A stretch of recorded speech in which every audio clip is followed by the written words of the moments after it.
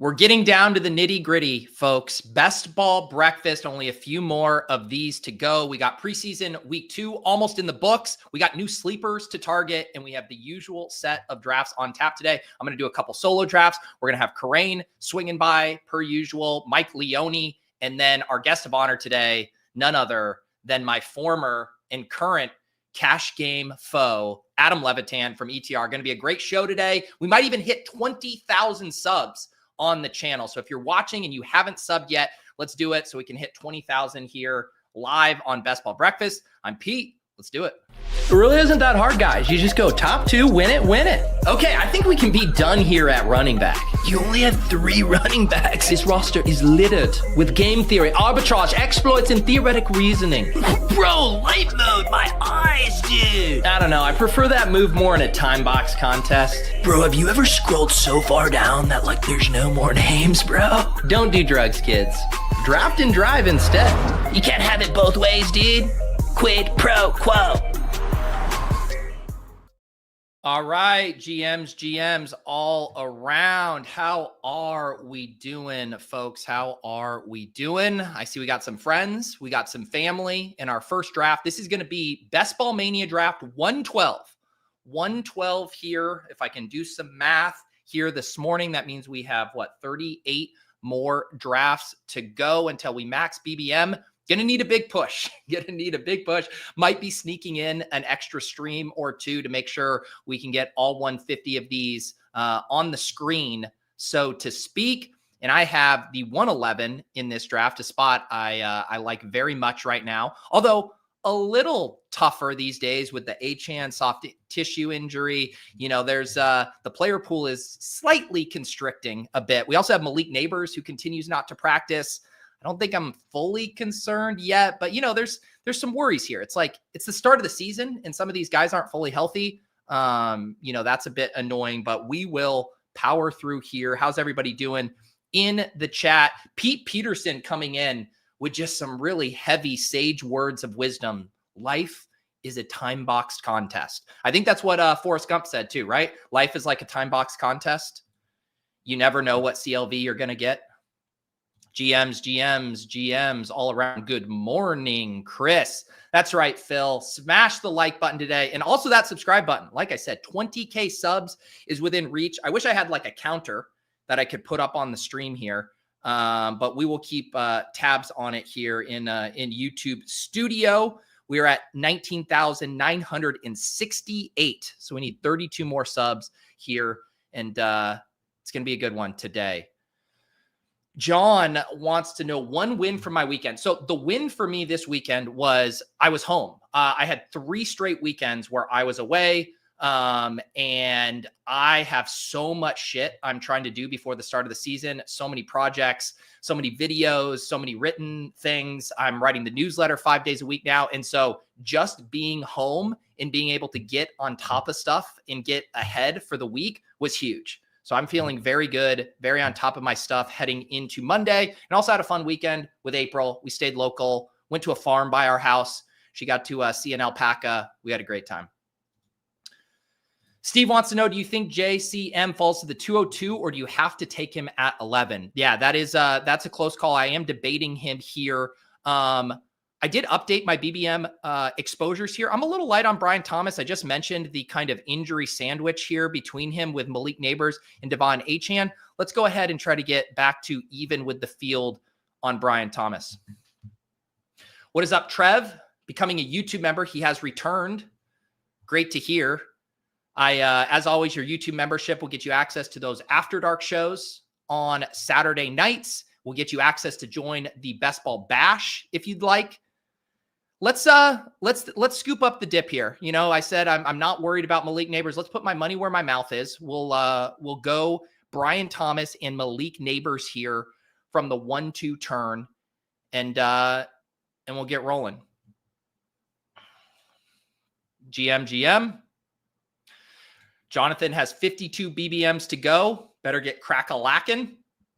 Good morning, audio listener here live. Welcome. We love you audio listeners, especially when you're able to join us here on the live channel. If you can't, I do upload all of these video and audio to Spotify. in a vacuum podcast feed. If you're ever over on Spotify and want to leave a review, that helps out.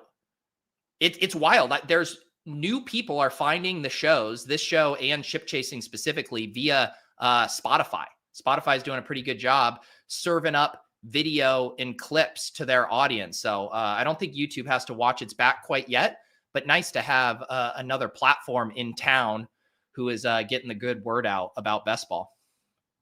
You guys are fired up about JCM. So if you are wondering where all of this JCM enthusiasm is coming from, if you were touching grass, smelling the roses over the weekend, there was a report last night that the Washington Commanders are shopping around Brian Robinson.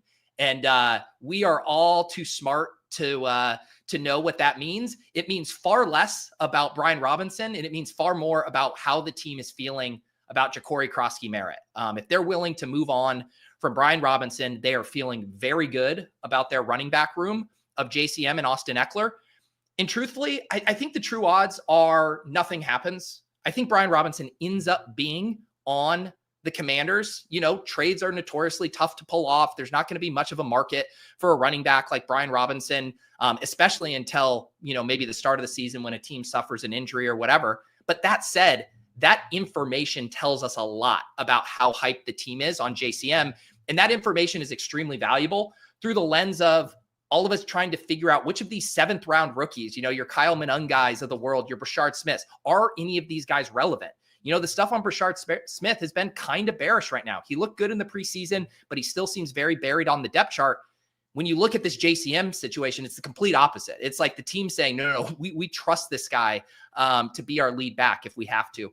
But I will also just say, I don't think it should get lost in the shuffle that this is also very good for Austin Eckler. I don't think JCM is going to overtake Eckler as the pass catching back. He is going to be the guy that probably doesn't move up enough while JCM is skyrocketing up board. So I understand the JCM enthusiasm. We all love rookies. We're all rookie chasers around here, but Austin Eckler is an incredible click right now as well. Brady says, did you end up maxing the eliminator? I have a heartbreaking story about this. I was saving 5 for fast drafts. And so I was in my 145 and then I saved 5 and it closed on me. So I'm only at 145 here. Let's see. All right. I think I want to mess around with a true 0 RB build today. I've been doing some of these from the back half. Let's lock up George Kittle here first. We're going to lock up George Kittle to get a tight end. One thing when I have been trying to do these 0 RB teams, which it is trickier to do in 2025, but getting the elite tight end and the elite quarterback really helps make those work. So let's see if we can pull off one of those for today, and we can see if it's viable. Jaden Daniels goes, which is a bummer. I would have liked to get Jaden. So we might move off of the elite quarterback thing. I could pull up Jalen Hurts here. Why don't we do it? I want to experiment with this. Let's pull up Jalen Hurts here. I do think JSN at 4-2 is a great pick, but we're going to start this draft with Jalen Hurts and George Kittle, Brian Thomas, and Malik Neighbors. Sieg says, I did my best ball breakfast service by liking the video like a true best ball bro. Thank you, sir. Thank you. GM, what is up? Matt, make sure you guys check out Matt on last week's Best Ball Bash, or the Bosh, as some people are calling it these days. Please don't steam Eckler. Don't worry. I could sing from the mountaintops about what a good pick Eckler is, and people would still not listen to me. This start got me barking at my screen. That's what I like to hear. That's what I like to hear. Brian Thomas, Malik Neighbors, George Kittle, and Jalen Hurts. Yeah, I was Jaden Daniels, man. The thought I was having this morning is, you know, last year, Jaden Daniels and Brock Bowers, they were the league-winning rookies at the onesie position. They're obviously way more expensive this year, but I still think not expensive enough. I think we will be drafting both of those guys around higher next year. I think Jaden Daniels will be a mid-second round pick, and I think Brock Bowers will be a mid-first round pick. I think there is still meat on the bone for those two to add to their game even more. And I don't know. It's just these feelings I'm going through right now. And I just want more Brock Bowers and I want more Jaden Daniels. And not getting Jaden Daniels here at pick 38. It really makes me sad right now. It makes me sad. All right. But do you know what doesn't make me sad? A nice, warm, cup of coffee here to start the day. This show is Best Ball Breakfast. I am wearing my Best Ball Breakfast tank. You can get these in the Overzet store if you would like. But let's get a coffee pour rolling.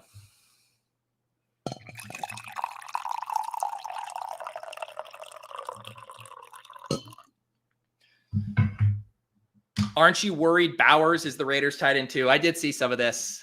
The snap counts, Michael Mayer rotating in with Brock Bowers. No, I am not worried. I am not worried. Did you see that catch Brock Bowers made?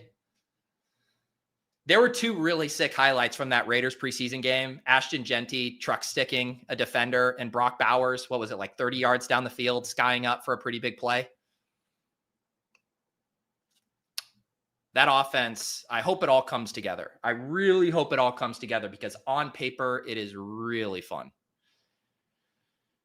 Get Peter to less than 1% Tyler Shuck, please. Yeah, please. I'm begging you. Yeah, Matt forced me to take Tyler Shuck on Wednesday. He was so excited about it too. Like a true masochist.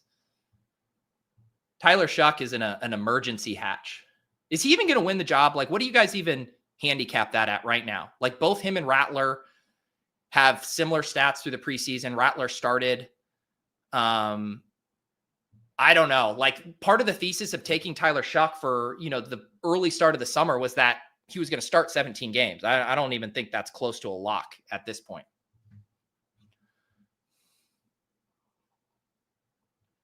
What's up, Mac Nova? Amazing to hear a live pour. I realize the start of my draft is obscured on the draft board here. Let me go over here to remind you guys as we're about to pick. At the 5-6 turn, Brian Thomas, Malik Neighbors, George Kittle, and Jalen Hurts.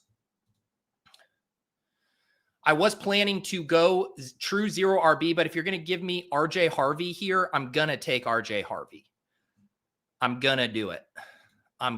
We can still have 0 RB sensibilities. RJ Harvey is like literally the lone exception at this 5-6 turn of a guy that I am content to break structure for. Egbuka and Deebo Samuel come off the rip. Egbuka certainly deserves to be living there. Let's see if we could set up a double stack with the 49ers. I'm a little light on Ricky Pearsall.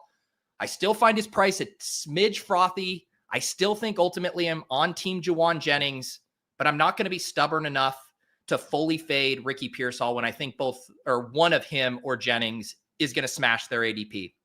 So we'll grab Ricky Pearsall here. We'll play to the crowd. The start, Brian Thomas, Malik Neighbors, George Kittle, Jalen Hurts, RJ Harvey, and the shot demon himself, Ricky Pearsall. Come on down.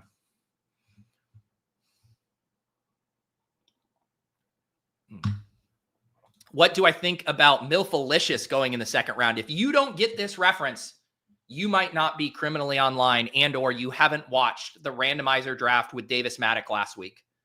A lot of people did watch that based on the view count. If you happen to miss it, the premise was this. Davis hosted, and I was the guest, but I was the guest playing Davis Maddock, and Davis, as the host, was me playing Davis. It was levels upon levels of Davis Maddock inception on that show. Got some rave reviews. There's a highlight clip on my Twitter if you don't have time to watch the full thing, but highly recommend checking out that video. As far as the rest of the randomizer schedule for the next 2 weeks, this is the plan.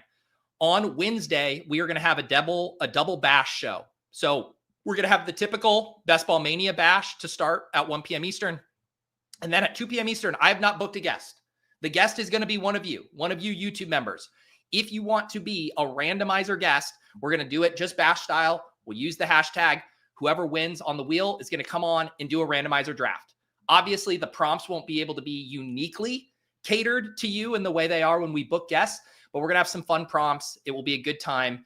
So if you would like to be on the randomizer, be ready at around 2 p.m. Eastern on Wednesday. And if you guys have any suggestions, your favorite prompts over the years, maybe more generic randomizer prompts, I'll get a tweet out later today and you guys can send those in, or you can drop them in the Discord in the randomizer channel. Would love to get some suggestions from you guys on what to include on the wheel. How worried are you about Stafford? Starting to get worried a little bit. I was told we're going to get an update today. That will be important. The updates last week weren't great. He was supposed to play on Monday, and then he was in a cryogenic amortal chamber instead. But we'll see. We'll see what these updates are. It would be nice if we got just some confirmation his arm moved, that he could make a throwing motion. We got Jimmy Garoppolo out here already throwing hospital balls to Devontae Adams. It's not a great situation.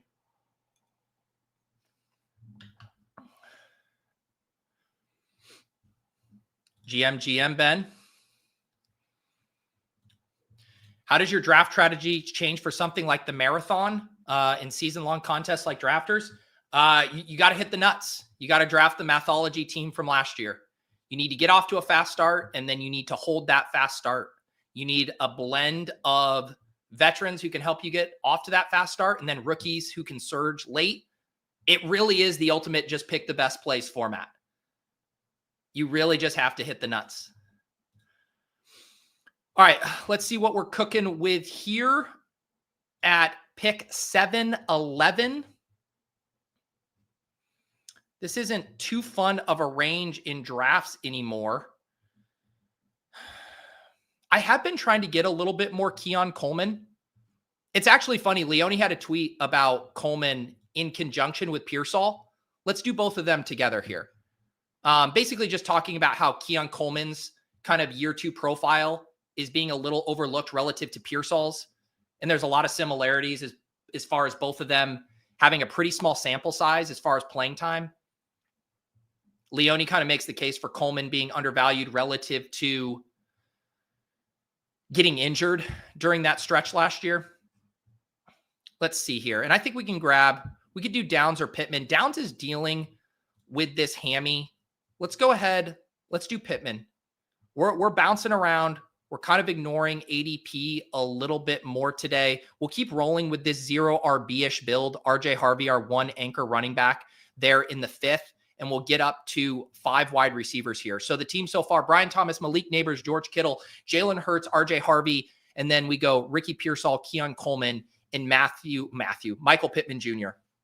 But I'm trying to do my best, both in this draft, in all of my current drafts, of not being anchored to stagnant ADP, not just doing what I've done all summer, really trying to use the new information to make better decisions, knowing that a lot of this ADP is anchored to things that happened earlier this summer.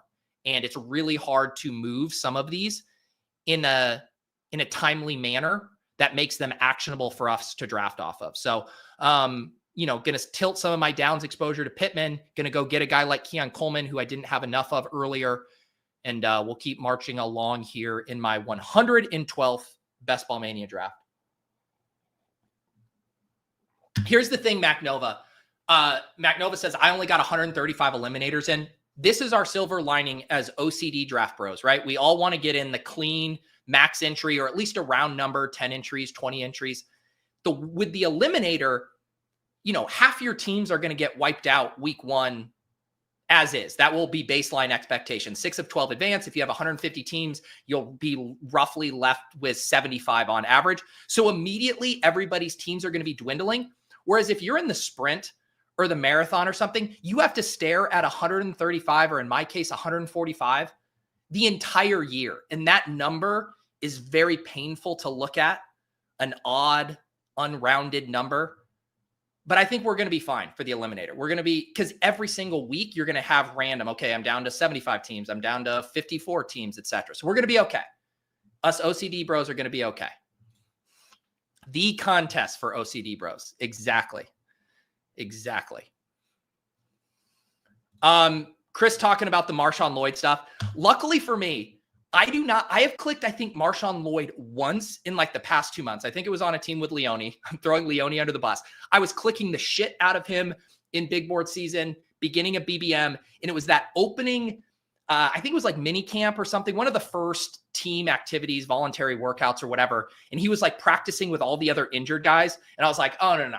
I'm not fucking doing this again. I'm waiting until I find out he is healthy in the clear RB2 on this team. And then it seemed like we were going to get that again. And I was ready to dive back in. I'm like, all right, I'm back in on Marshawn Lloyd. And then immediately gets injured. It's like the Kendra Miller shit all over again.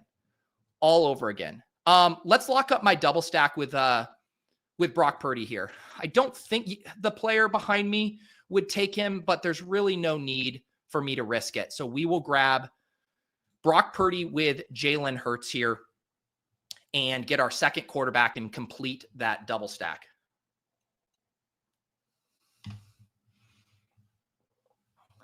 Let's see here. Kind of in the market for a running back. The Judkins stuff, Sidekick suggesting Judkins, which I don't love, but I don't hate.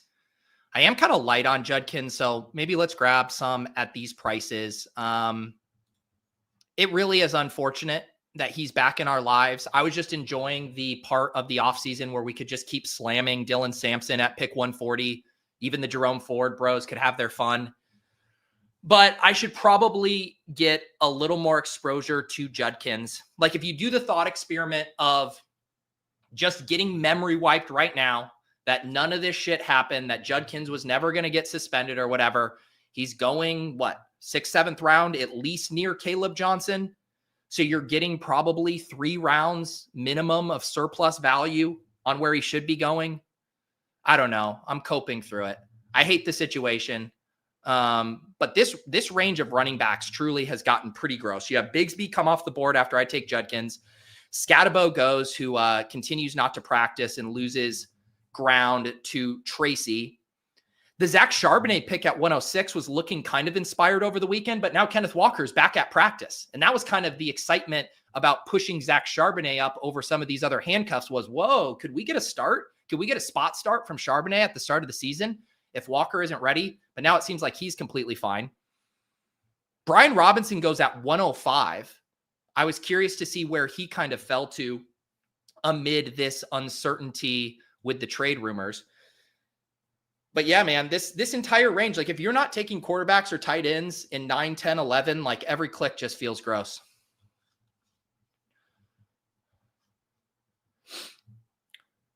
Are we getting a cash game Pete when discussing eliminator portfolio?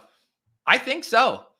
I will have Monday morning portfolio review. That'll be back as usual, Mondays in season. We're going to have so much to cover this year. Last year, I didn't have that many entries into the eliminator. So this year, it will be fun to check in on the eliminator portfolio every week. And yes, we can start to get some cash game content earlier than usual, thanks to the eliminator. Easy says, Reed Judkins, speculation he doesn't play until October, November. Think 120 or so, probably fine. Yeah, that's fair.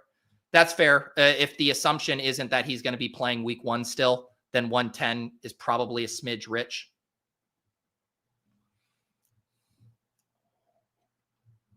Where are you taking Godwin? I've been struggling with him in that I think that like the Godwin stuff is closer to Ayuk. I was reading a report the other day on, I think it's the Pewter Report or whoever covers the Bucks, and they think he's going to open up on PUP. And I haven't like seen that discussed that much, but if he's opening up on PUP, it's way more similar to the Brandon Ayuk situation. Brandon Ayuk ends up going, where did Ayuk go in this draft? Why can't I find him? Wait, is Ayuk still on the board? Oh, Ayuk's still on the board. I was like, where is Brandon Ayuk? We're going to take Brandon Ayuk at pick 131. We have Brock Purdy. We have an early wide receiver team. So I think we can, take on that early season air ball and then lean into the correlation. But the point I was making on Godwin is like, I want to view Godwin and Ayuk relatively similar. And we're just getting a bigger discount on Ayuk relative to Godwin, which seems weird to me a little bit. So yes, this guy takes Kyle Pitts over Dallas Goedert. I was deciding, who should I push around the turn, Ayuk or Goddard? I thought I would have been screwed if you told me he was going to take a tight end, but we're going to take Dallas Goedert to get that stack with Jalen Hurts. So let me do a quick recap after that turn. We got a 2-2-6-2. We have Jalen Hurts and Brock Purdy. We have RJ Harvey and Quinshon Judkins. We have Brian Thomas, Malik Neighbors, Ricky Pearsall, Keon Coleman, Michael Pittman Jr., and Brandon Ayuk, and then George Kittle and Dallas Goedert. So we are going to just absolutely rip running backs the rest of the way. And I think we're going to like how this team turns out.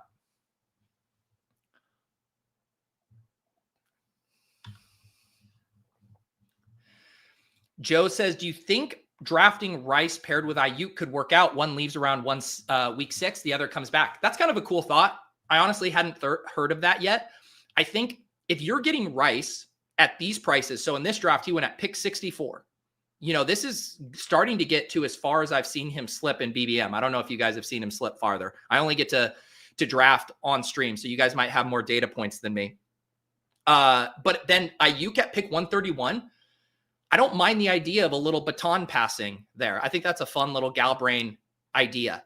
Can you get wide receiver 1 production from your 6th and 11th round pick paired together? I don't hate it.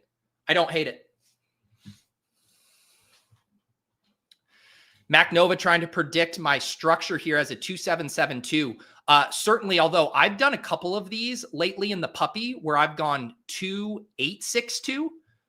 I think, the Ayuk selection, maybe I want to add a 7th, but I might rip it in with 8 wide receivers here. But yeah, 7 wide receivers could be in play.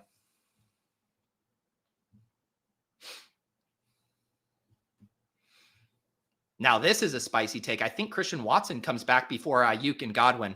Hand up, I have not read anything about the Christian Watson timeline. So anything you say to me, I will believe you as long as you tell me you are a trusted source who has been doing your research on Christian Watson.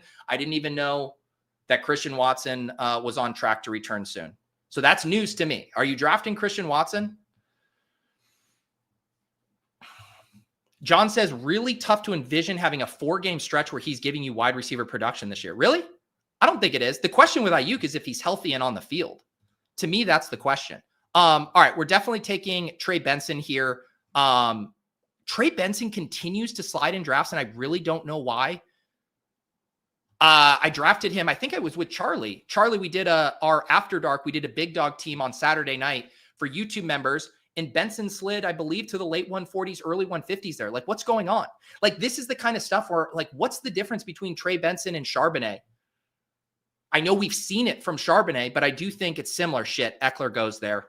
I was seeing if I could push him around. That was going to be my pick if Benson wasn't the major faller there. Let's get everything off except running back here. I think we can do Garendo. Yeah, I did Garendo at the last second there. And for people looking for the Jacory Croskey-Merritt watch, he went at 149 here. That's not too absurd. That's not too absurd at all. Round 13, Jacory. I've heard some stories of higher here. But we get 2 more running backs. We add on Benson and Garendo, so up to 4 here. RJ Harvey, Quinshon Judkins, Trey Benson, and Isaac Garendo. Jake says, why is everyone taking Kaleb Johnson right now? Yeah, so Jake is referencing he continues to play behind Kenneth Gainwell in the preseason. I should also make another shout out. I shouted this out last week. Dwayne McFarland has his massive preseason utilization report up on the site. And it's a mandatory read if you are drafting teams right now.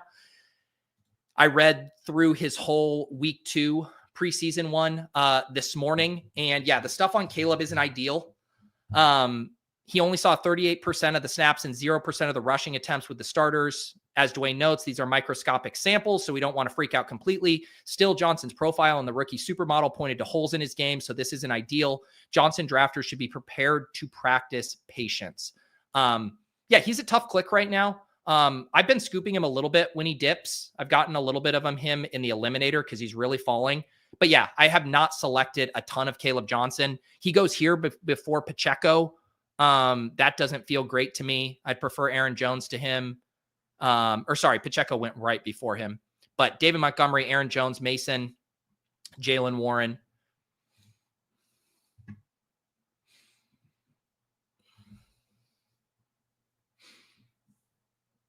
Thoughts on the Texans-Eagles trade? I assume we're talking about John Mechie here. I mean, Mechie had some fun moments. I mean, he's a cool story, you know, battling back to play. What was it, cancer or leukemia? Apologies for not remembering specifically there. He's had some moments. I mean, it's kind of nice to have maybe vaguely a dart throw beyond the big three on the Eagles. Like there's just nothing to draft on the Eagles. Are you trying to lead me to draft John Mechie on this team? Is that what you're doing here? Still a long shot to make the team. So yeah, I believe that. I also miss out on Shipley here. That's unfortunate. He goes at 175. Always love putting Shipley on my Eagles teams, but we will make do. And we will continue to crank green here to wrap this team up.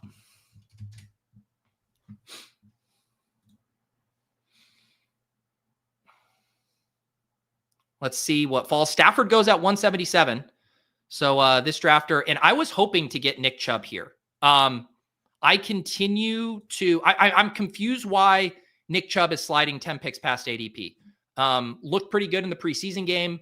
The Joe Mixon timeline remains incredibly ambiguous and bearish, I would say. Nick Chubb is going to be the lead back to start the season for them. I will happily scoop him up here. I've been trying to get more Keaton Mitchell too. You can see here I only have 1.8%. Let's go ahead and grab Keaton Mitchell here, and we'll see what comes back to us for our final 2 picks.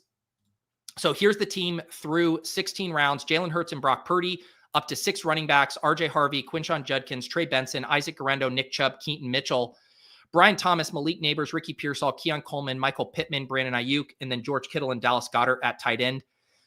Nice to get Chubb also on this team. Like, if I'm not getting any early season production from Judkins, from Benson, from Guerrero and Mitchell, nice to have Harvey pair with Chubb there as some guys who can give me points early, especially when all of the fun picks late right now are guys who shouldn't be expected to give us a lot of early season production. So Chubb, kind of a gift there for that team.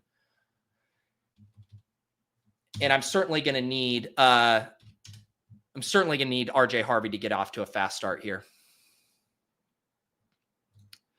Goatnapped, have you been taking any Chase Brown at current prices? I'm feeling like I've gotten 0 Chase Brown in the last couple of weeks. I've been trying to, mainly because I have a lot of Bucky Irving and Jonathan Taylor, and I've been trying to get more Chase Brown and Josh Jacobs here. But to your point, he goes 17 here. You know, he jumps Brock Bowers, he jumps AJ Brown. I would still prefer to be getting Chase Brown after those guys come off the board. And I did pack a lot of late 3rd round Chase Brown bags when the contest opened. But I'm with you. It's tough to get him right now. I don't even think the price is crazy. I think how things have broken for him this offseason, he deserves to be in that Bucky JT mix. But yeah, he seems to be the trendiest of those options right now. Keaton Mitchell is a weekly winner's ass pick. I'm trying to wrap my head around that. If he's a weekly winner's ass pick, he's definitely a Best Ball Mania ass pick too.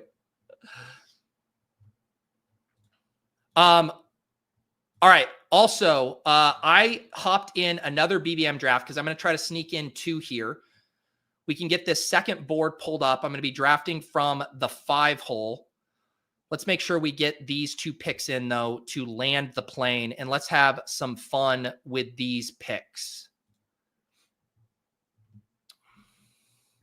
Here's the question. Should we go with a 7th wide receiver, or should we keep hammering running back and go 2 running backs here? There is a 7th wide receiver I would like to get.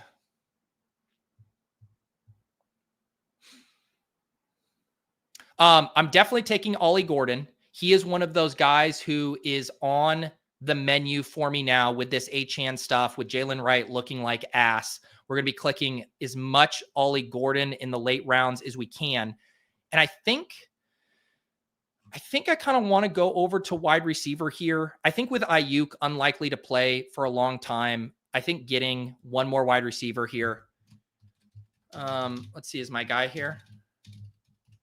Troy Franklin is gone. Okay. Is Tesla? Tesla is gone. Okay. Pivot. We're going to go back to running back. Let's do Taj Brooks. Another guy I feel like people are kind of bored with. And I just autoed Barkley at 1.5 in this other draft, but that is fine because that is who I would have taken anyways. All right. So I did it. I threatened a 2-8-6-2 build over here, and boy, did I deliver. Jalen Hurts and Brock Purdy RJ Harvey, Quinshon Judkins, Trey Benson, Isaac Guerrero, Nick Chubb, Keaton Mitchell, Ollie Gordon, and Taj Brooks. They say 0 RB is dead. How about an 8 running back, 0 RB team for the haters? Brian Thomas, Malik Neighbors, Ricky Pearsall, Keon Coleman, Michael Pittman, Brandon Ayuk, George Kittle, Dallas Goedert. I fucking love this team. I love this team. High end ceiling at both quarterback and tight end. Both of them correlated as well. Thomas, Neighbors, Pearsall, Coleman, Pittman, Ayuk. Pretty good blend there of upside and targets. You know, Pittman can be a guy to buoy us through some volatility, and then just absolute spray and pray at running back. Harvey, Judkins, Benson, Guerrero, Chubb, Keaton Mitchell, Ollie Gordon, and Taj Brooks. All right, let's get back over here for this draft. This is going to be my 113th Best Ball Mania draft. I mentioned that I'm going to have to pick up the pace a little bit to get these all in on stream. My tentative plan is this. The 2025 edition of Best Ball Bros is in the can. My work is done. It is in the editor's hands at this point. My hope is sometime later this week when that video is ready, we fire up a special Best Ball breakfast. We'll do, 3 or 4 drafts, and then it'll roll into the premiere of Best Ball Bros on the Deposit Kingdom channel. That's my tentative plan right now for later this week. Just haven't figured out exactly what day that is going to be. All right, we are on the clock. Chase Brown goes off the board, so we can't do Chase Brown. We are going to do, let's go Eagles here. It's going to be just an Eagles kind of morning on the channel. We start with Barkley. We'll grab AJ Brown, and we'll head over here and name this 111th team, or 112th team, I should say. Number 112, today's date, 8/18/2862, Philly SF in the books. All right, let me get this draft board up here for everybody.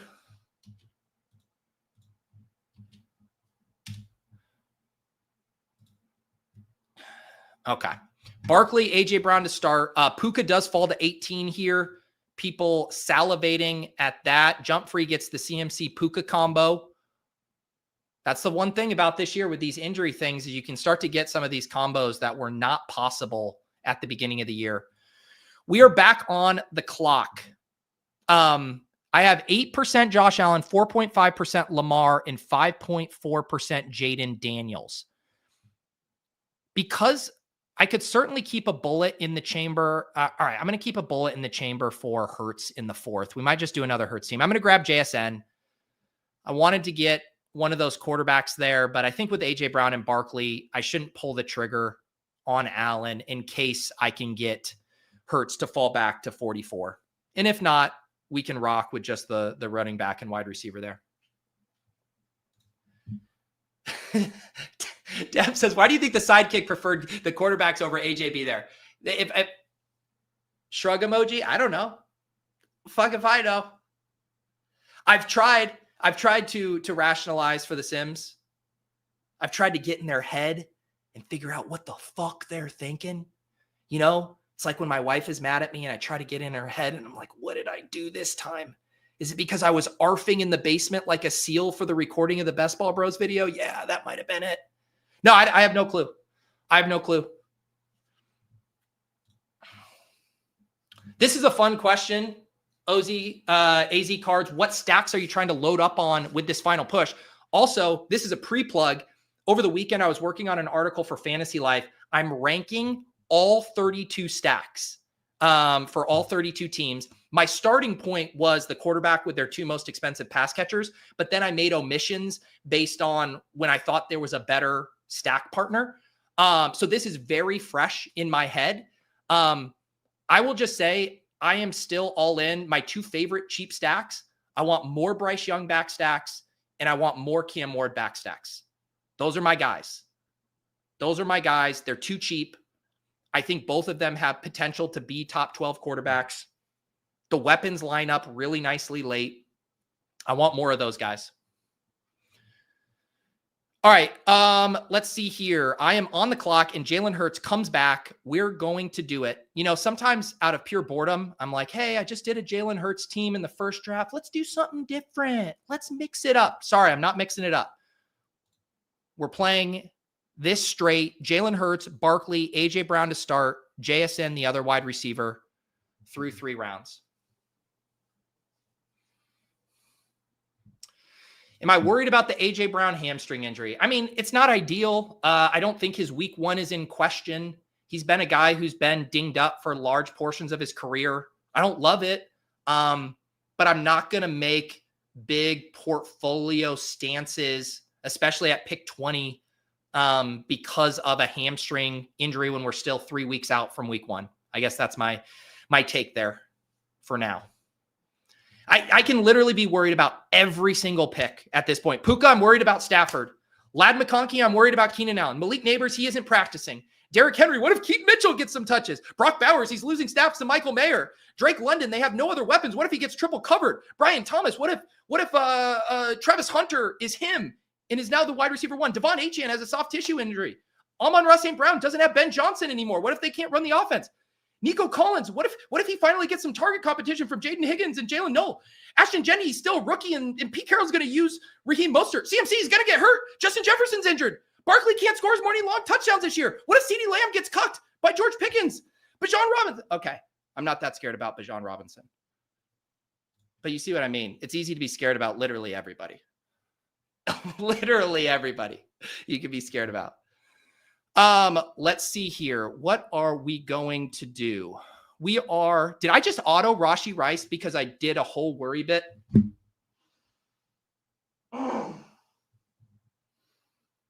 That is what we call irony. We do a whole bit about being worried, and then I draft the player I'm worried about the most. Rashee Rice. Someone asked me if I'm okay. No, I just drafted Rashee Rice. I was completely okay up until that point. I was sitting there looking, I'm like, do I want Travis Hunter or Zay Flowers? And I got timed out Rashee Rice doing a bit for you guys. I was cooking this morning. That first draft was clean. The start to this team was clean. I was cooking. I felt like I had finally hit mid-season form here in the offseason. Finally able to juggle all of the things on my plate. The coffee, the chat, the picks, questions about Sims, questions about who am I worried, and it all came crumbling down. It all came crumbling down. Unreal. Unreal. Yeah, I blame you, Joseph. I blame you. Just absolute F's in the chat. How are we going to get to 20K if I'm auto timing out on Rashee Rice? All right, we are at 19,973 subs. Can we get 27 more subs here? All right, do not time out this time, Peter. Jesus. Chris Olave sliding. Who am I light on here? Who do I want some more of? Let's grab actually, I want some more Jordan. If I'm not going to do the all suspension team. I almost went Jordan Addison there because I'm on rabid tilt right now. We'll go Tony Pollard. We'll get another running back. All right. More coffee. Time to focus. Time to lock in. Jesus.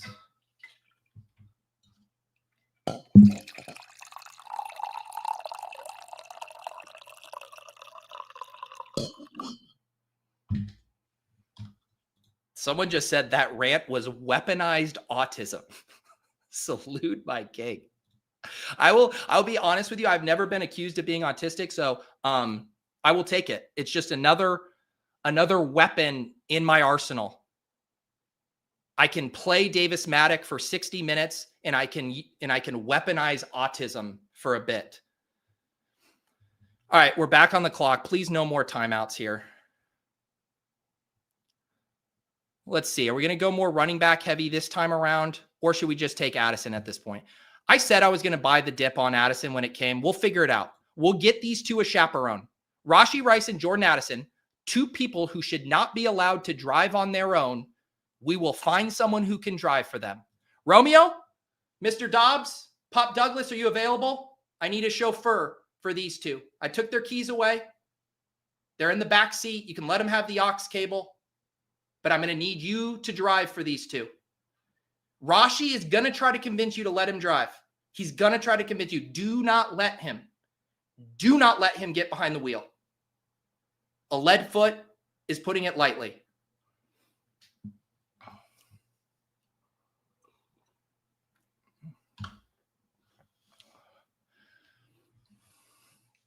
I'm not going to read this comment, but it is very funny. I will leave this. If you are listening to this on audio and you want to come and check out the stream at the 45-minute and 40-second mark, there's a very funny comment.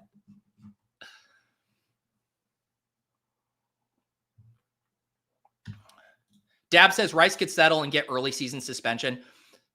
This isn't just Cope because I just drafted him. This applies to the Judkins stuff, all this stuff. It's like, I think if you had this blanket philosophy with suspensions to basically just ignore and fade them, obviously you want to still get the best price. If a player's falling, you don't want to take him at the most expensive price. I think you would come out ahead in the long term, just the way these things, one, drag out, and two, how lenient the NFL generally is. And I'm not saying that's exactly what's going to happen with Rashee Rice. I'm just saying in the macro, in the aggregate, like this stuff always ends up being more noisy and we tend to be more overreactive than what the outcomes actually warrant. That's my cope for drafting Rashee Rice this morning. Thanks for asking, Siegs. The family's doing great. You know, April had a little bit of a fever over the weekend, but she was back to a normal temperature this morning, and she's doing good. She's doing very good.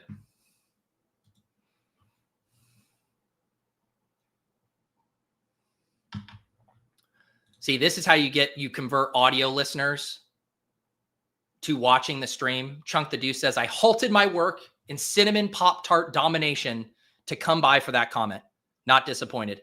Can't say I'm surprised that people who watch best ball streams start their day with a cinnamon Pop-Tart. The breakfast of champions. All right. I might just buy, this might just be the all buy the dip team. Are you going to let me? I'll take Jaden Reed here. I'll fucking do it. All right. I'll do it. I'm going to have to draft Pop Douglas, Romeo Dobbs, Adam Thielen, Wan'Dale Robinson, and De'Ami Brown to make this team work. But God, we're going to try. They say week 17 is all that matters. Still got to get there, bro.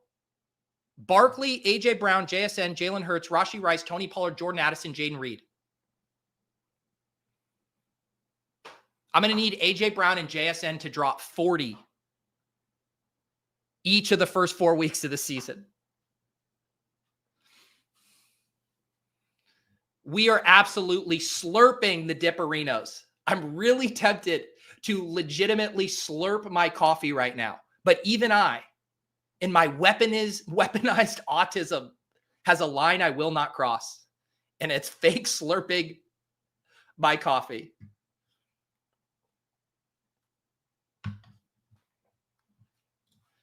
All I got to do is sneak this team into the finals. That's right, JJFC. That is right. All right, Chunk is saying he had a banana to start. That's good. That's good. I just want to make sure you're getting in some of that. All right. We are back on the clock here. I do think Kelsey, look, if Rashee is missing the start of the season, then Kelsey better catch all those balls. That's all I'll say. Or if he's missing the middle portion of the season, then Kelsey better catch those there. But Kelsey at pick 101, I'll do it. I'll do it.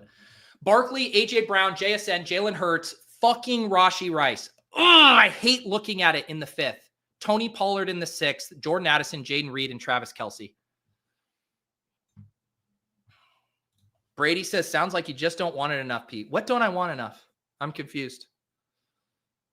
Slurping? That's true. If it's slurping, yeah, I don't want the slurping enough.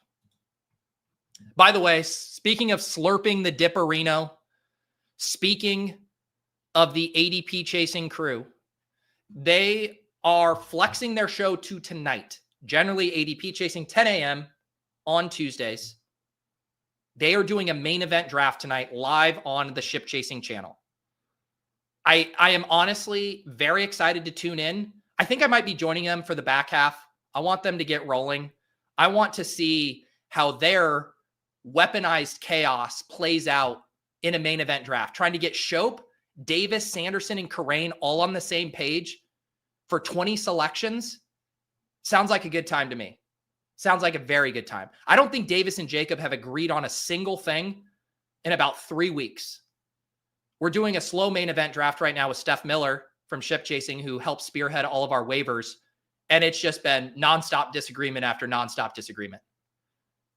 It should be a very good show tonight. And if you missed it, we drafted one with Ron Stewart last Thursday. We actually have 3 high-stakes main event drafts this week. Tonight, ADP chasing. Thursday night, Pat and I drafting with Sean Siegel. Friday night, Pat and I drafting with Ben Gretsch.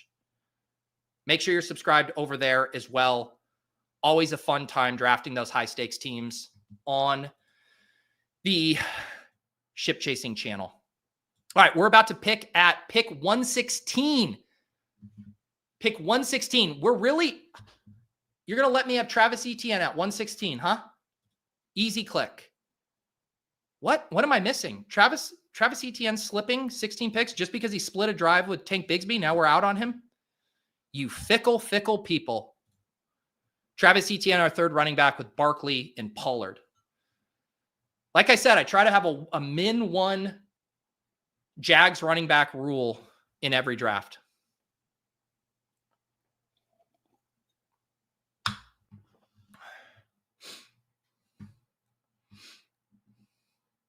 Shope is going to be traumatized. I am a little worried. Here's the thing. This is because the way the co-manager stuff works is you can only add 2 additional co-managers to their system. So the 2 drafters at the helm, I gave Davis access and I gave Mike Shope access. So those are going to be the 2 pressing the buttons tonight. So no matter what Jacob says, Shope or Sanderson can get to them first.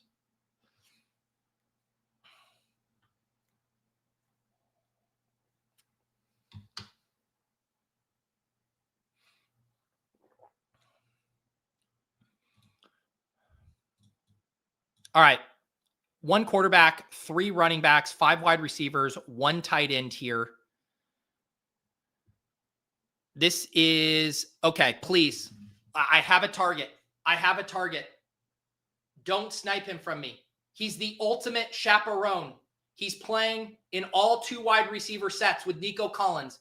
His name is the Slot Demon. If there was ever a team for me to not take Jaden Higgins and Jalen Knoll, and to take a man who will be out on the field week 1, which is more than I can say for Jordan Addison and probably Jaden Reed. Slot Demon, come on down.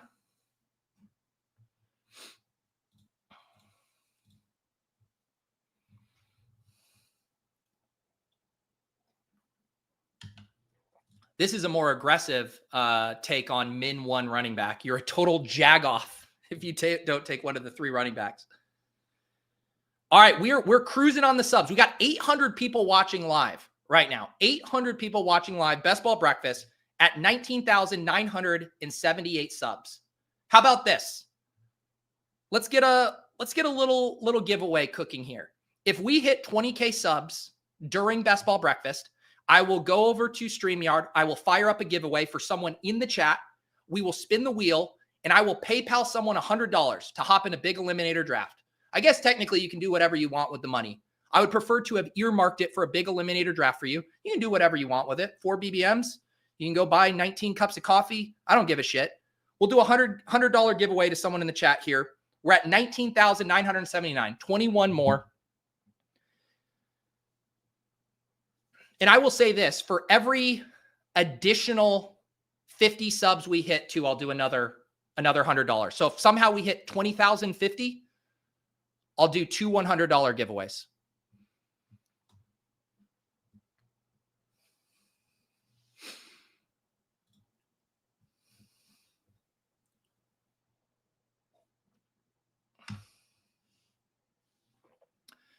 I should also mention, if you guys are in the Discord, I will tip you off when I join these drafts, or I will try to. We're actually running well on that this morning. Both drafts had plenty of spots when I hopped in. Let's do a little refresher here for the team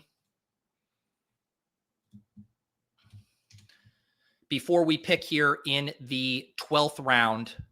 We have Jalen Hurts, Barkley, Pollard, and Etienne at running back, 6 wide receivers, A.J. Brown, JSN, Rashee Rice, Jordan Addison, Jaden Reed, Slot Demon. I cannot pay the swear jar today. I will lose my goddamn mind. Travis Kelce. All right. There are a lot of fun running backs on the board right now. I feel like last draft, all of these guys were gone, and there's a bunch of them here. The Braylon Allen stuff is bullish. I love clicking. Oh, Braylon Allen goes. This is going to be Jaden Blue. This is going to be Jaden Blue for me. I'm going to keep clicking him, get him just ahead of ADP as my 4th running back on this team. Shh, shh. Mac Nova says, where did JCM go? Shh, shh. He hasn't gone yet. Shh. Shut the fuck up, Mac Nova. Shut the fuck up. JCM hasn't gone yet. I'm trying to push him around to pick 149. Shut the fuck up, dude. Play it cool. Play it fucking cool.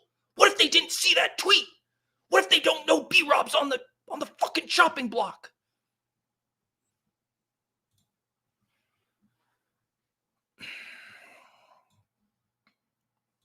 Biggest takeaway from week 2. Great question. Biggest takeaway from week 2. I don't know if I have a biggest takeaway. I will say Quentin Johnston got hurt, and both Trey Harris and Keandre Lambert-Smith looked pretty good. I think Trey Harris is definitely back on the menu if QJ is not okay.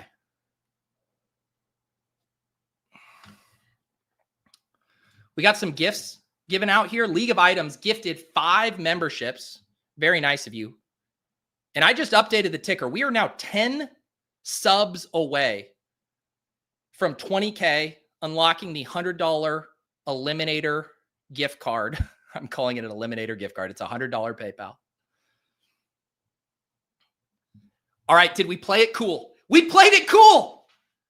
All right. If the people want JCM at these prices, we can do it.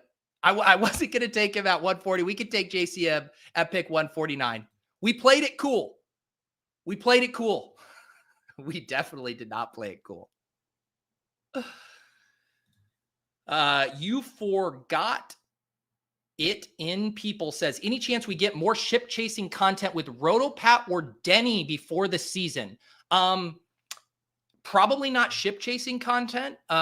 We will definitely invite them on the Shipcast this season. I will also mention we are going to have the Truth Serum video will be coming out within the next week or so. Need to get Best Ball Bros video out first, then Truth Serum. If you guys missed that last year, I asked a ton of my favorite personalities in the fantasy and best ball space for a Truth Serum take, which is not just a hot take. The definition, my definition of a Truth Serum take is something that you wouldn't otherwise have the courage to say or willingness to admit on a show in any other circumstances. So you need this liquid courage to help you say this take that you believe deep down that you're scared to share. So that video is going to come out. And Denny is in that. I think I'm pretty sure I asked Rotopat too. I don't know if he submitted one, but yes, that will be some Denny and Pat content for you. I was supposed to do a draft with them over on the NBC Roto World channel. I don't know if that's going to pan out or not, but I appreciate the super chat there. Wicked Roller just subbed. Welcome. We are 6 away. 6 away. Chris says Denny's burner paid $5 to get Pete to have him back on. All right. I need to lock in again here. What's my QB2 situation going to be? This is probably, we could just lock up Darnold. I mean, I do have Darnold with JSN. Maybe we don't need to panic on this right now. Let's see. I missed out on Shipley last time with Hurts, and I missed out on Goddard. Let's grab Shipley here. What happened with the Goddard thing? I'm now trying to remember. So Goddard went at 131. I guess I could have taken Goddard over Slot Demon. So we're at a 1661. I need to get back to focusing on the onesies here. Why did I just take Shipley too? I have Barkley. This is a shit draft. Trying to do too many plugs, too many giveaways. No, bro. Hear me out. Hear me out, dude. What if Barkley crushes again, advances you to week 16, but then he gets hurt, dude? And so all these Barkley teams advance to the week 17 finals, and you're the only one who has Shipley. Did you ever think about that, brah? God fucking damn it. Get Kerrane on this team, on this stream. What am I doing? Will Shipley as my RB6 on a team with Barkley. This team sucks. At least it has JCM, right? I heard that you cannot say a team sucks if it has JCM on it. Sam Darnold. I've never been so excited to lock up a stack. Sam Darnold with JSN. Finally back on track. Sam Darnold will fix this team. If Eckler was there at 164, I could have just done the JCM Eckler double tap. Real talk, I think that's pretty fun right now. If you can get Eckler and JCM in 13 and 14, I think that's pretty good. Sam Darnold will fix that mess. Ping pong RBs. Exactly. Lost 3 subs. Yeah, we're down. We're 2 away. We had hit it, but then we lost 3 subs because of the Shipley no. And now we're 2 picks away. Once we hit 20K, I will do a giveaway, at which point I will forget to make another pick. Oh, Ty. Oh, Ty. What is the B-Rob news? I will show you.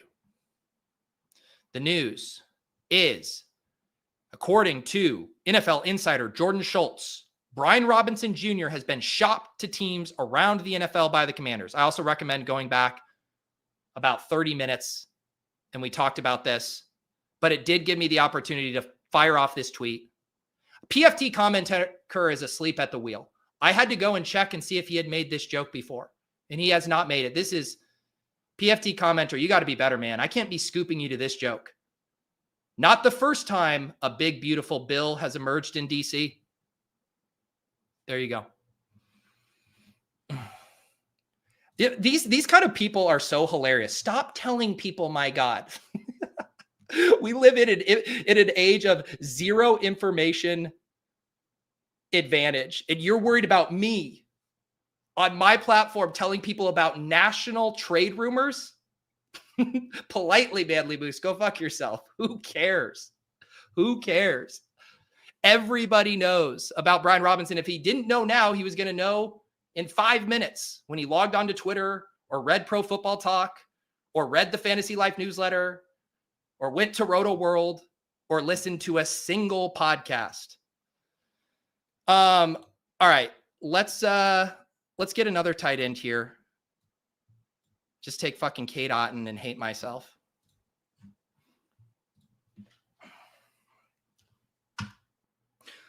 What other fantasy secrets can I share? Matthew Stafford hasn't practiced in months. Shh! Don't tell anyone. I'm trying to draft Jimmy Garoppolo at the end of my drafts. Don't tell anyone. Shh. Terry McLaurin is holding in. Shh. Don't tell anyone. I want to keep drafting Jalen Lane as my 18th round sleeper. Shh. Chris Godwin might open on PUP. Shh. Don't tell anyone. I want to keep drafting Emeka Egbuka. I'm worried people know Emeka Egbuka is going to be a good pick. Shh. 2 more picks here. I think we're going to go with a 7th wide receiver. I promised some chaperones here, but I'm going to need a tight end as well. Did I miss out on Horton? Yeah, Horton went. That would have been fun. Shh. Jordan Addison got suspended. Don't tell anyone. Let's see here. I've been trying to get a little more Tesla. He's one of those guys, continues to have a really strong preseason. I like getting these guys who haven't been drafted for 100% of the contest. Maybe when Leone comes on later, we could pull up some of the established the run ownership projections. All right, we did it, folks. We did it. 20,000 subs on the channel. Thank you guys very much. We did it. And to celebrate, Michael Shope, my guy, giving out 10 YouTube memberships. Appreciate you, Mike. Check out Mike tonight on the ADP Chasing main event stream. 20K subs. Very cool, guys. Have been doing this channel for a long, long time. I do not grow at a fast clip relative to our other favorite YouTubers out there. But we just keep doing what we love. Drafting best ball teams. Doing bits. Drafting with our friends. Talking shop with our friends. Thank you, guys. Thank you. You're the best. All of you guys who tune in all throughout the summer to watch these streams. Very, very cool. It's an arbitrary vanity metric that means nothing ultimately, and yet it is still cool. Celebrate those milestones. So thank you very much, everybody. Let me get my my guy Pat on screen here. Pat, we just hit 20K subs on the channel. Hell yeah. Congrats, man. That's awesome. Thank you. Thank you. And I have coupled it with just an absolute atrocious draft. This is one of my So celebratory here. These were the big things. I auto-timed out on Rashee Rice in the mid-fifth because I was like doing a bit. Okay. And then I've been so flustered later in the draft. I took Shipley on my Hurts Barkley team, forgetting that I had Barkley. Okay. So, it could be worse, but it's not great. I took White yesterday on a Bucky team where he fell way past ADP, and I felt like, RB6. I don't have to worry about RBs anymore. It's not the worst thing in the world. It isn't. We'll survive. It's just the first draft I nailed, and I was riding high, and then it all came crashing down. We're about to make our final pick here. Appreciate all of the congrats in the channel. I'm going to do that giveaway real quick, and then we will draft here with Pat. It feels fitting, Pat. I need a third tight end. This guy, Harold Fannin, what do you think about him these days? Well, I was hoping to see him over the weekend, get a sense if he was good or not, but they rested him with the starters. So that was disappointing for me. Just wanted to watch the guy play, get a sense of whether or not he can actually run. Because, I hear he runs kind of weird. Yeah, it's pretty incredible. Do you think that's why they had to rest him? Is just because his little feet were getting tired? They rested his feet because they were getting a little tired from being duck-footed. Yeah. All right, guys. Before we hop in this draft with Pat, as promised, I'm going to do a $100 giveaway for hitting this 20K subs. Hashtag 20K in the chat. We'll get you entered into this. We'll do this giveaway in about 5 or so minutes. So it is time boxed for those of you who have submitted. And like I said, I'll do the stretch goal. If we get for every 50 we do, I will do another $100 giveaway. Thank you, B-Zigs, here for your super chat. I appreciate it. But Pat, how are we doing? Week 2 preseason almost done. You feeling good? Yeah, I mean, yesterday I was drafting a bunch. I kind of like drafting as stuff is changing, because then I feel like sometimes people really react and maybe overreact, and then sometimes it's almost like you're in a draft from 2 days before. No one knows what's happened today. So it's kind of fun. You're like, maybe you don't always have an information advantage, but it feels like sometimes you do. So I did a few BBMs last night. I still have 475 slows going. So, plenty of picks to make. But yeah, it's been good. The JCM one is probably the biggest, That's right? So fun. Yeah. It's so fun. I had a really fun team. Yeah. That I took. I had a really fun. It's a Bowers McBride bully tight end BBM, and I actually got the receivers to fall to me to where I was like, this team's legit. And at like 177, I had the choice between Judkins and JCM. At what pick? It was like 177 because this is before this is the day before the Judkins charges getting dropped, and I was like, I can't ruin this team. Let me just take JCM. I don't want Judkins to not play all year. And I've been taking a lot of Judkins, but on this team I didn't. And then the next day, the Judkins news came through. So anyway, incredible. Having JCM on that team is warming my heart now. Yes. And I mean, what do we have? Like 3 shares of him in our main event drafts so far too, I want to say. I think so. I mean, Steph got us on him in our co-managed draft with her. So yeah, we're looking pretty good on the JCM. That was one I was like, he's going to be hard to get going forward. That's for sure. Oh yeah. Yeah, he is. All right, Pat, I want to make this pick. I want to quickly recap this other team for everybody too, to put a bow on that, but we're going to be picking at 1-9 here. Pat, I'll let you do your thing. Nico, Neighbors, Amon-Ra. I'm good with any of these. Okay. Do your thing. I'll be right back. All right. Let's do Amon-Ra here. We'll continue to see if we can get deals on Neighbors. Here's the team though, to put a bow on it.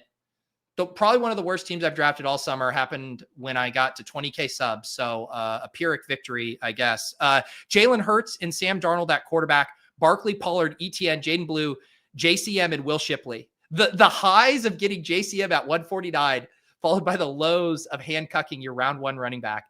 AJ Brown, JSN, Rashee Rice, timed out, Jordan Addison, Jaden Reed, Slot Demon, almost said it, Isaac Tesla, Travis Kelce, Kate Otten, and Harold Fannin. What a fever dream of a team. Keep those giveaway entries coming in the chat. Hashtag 20K, 241 entries. Winner will get $100 PayPal from me. You just leave your contact information in the comments after the show, and I will. It sounds like you kind of landed the plane on that team because with Rice, you have. Who did you have a receiver to cover Rice? It felt like you had Jordan Addison is who I immediately followed it up with. Yeah, I was just trying to get you to say Kirk. Pat, I haven't gotten the sidekick and the leg up ranks in yet. I'll do that in a second. Achane, are you slipping him? Henry here? Who do you like? Oh wow. Okay. Yeah, Achane's fine. Let's do that. Okay. Or Henry. Right. Henry, I haven't taken much Henry. I'm down. Oh, I didn't get it in at the last second. Okay. So we got Achane at 16. I guess it's just like, where did you guys, I assume you pushed Achane down a little bit in the ranks? Yeah, maybe. Let's see. Yeah. Okay. Yeah. You have him. You guys put him behind Chase Brown, but yeah. So yeah, you guys dropped him there a good bit. Yeah. Sorry. No, it's good. It's all good. I don't. It's like it's a push and pull, right? Like, yes, it's not ideal, but you're also now getting combos of him that were paired with him that were really hard to get throughout the contest. Right. Yeah, we should have taken Henry. I mean, well, just to get your Henry exposure up there a little bit. Yeah. All right. It's Mike McDaniel, so he goes between days and weeks. Like, what is, Thanks, Mike. Yeah, it's not great. I mean, the chat we were talking about the Neighbors thing, like that kind of came out the other day. It's kind of been underreported that like he hasn't practiced at all lately, which is a little concerning. It's just tough to know how much you should be adjusting versus scooping up the or dare I say slurping up the dipparino here. Yeah, I think the Neighbors one feels both less concerning and maybe more concerning, where it's like it seems like they're managing this toe that he's dealt with for a few years, and it seems like he's probably fine, but if he's not fine, then he like has a chronic toe issue that might like cost him a lot of games, Yeah. So that's the thing about all this stuff. It's like, no one's actually worried about the initial thing. It's like the re-aggravation, the potential for it to linger, all season. Yep. All right. So we start Amon-Ra, Achane. Any other adjustments you guys have been making because of preseason week 2? The There was almost a revolt in the LegUp chat over the weekend because I said we should bake in basically like a little bit more floor for Bowers. And I had people rising up. And yeah, I lost control of the organization for a minute. There's a full-blown mutiny. And like I'm pretty sure it's still gonna be the highest on Bowers by like a pretty big margin. Where do you have him?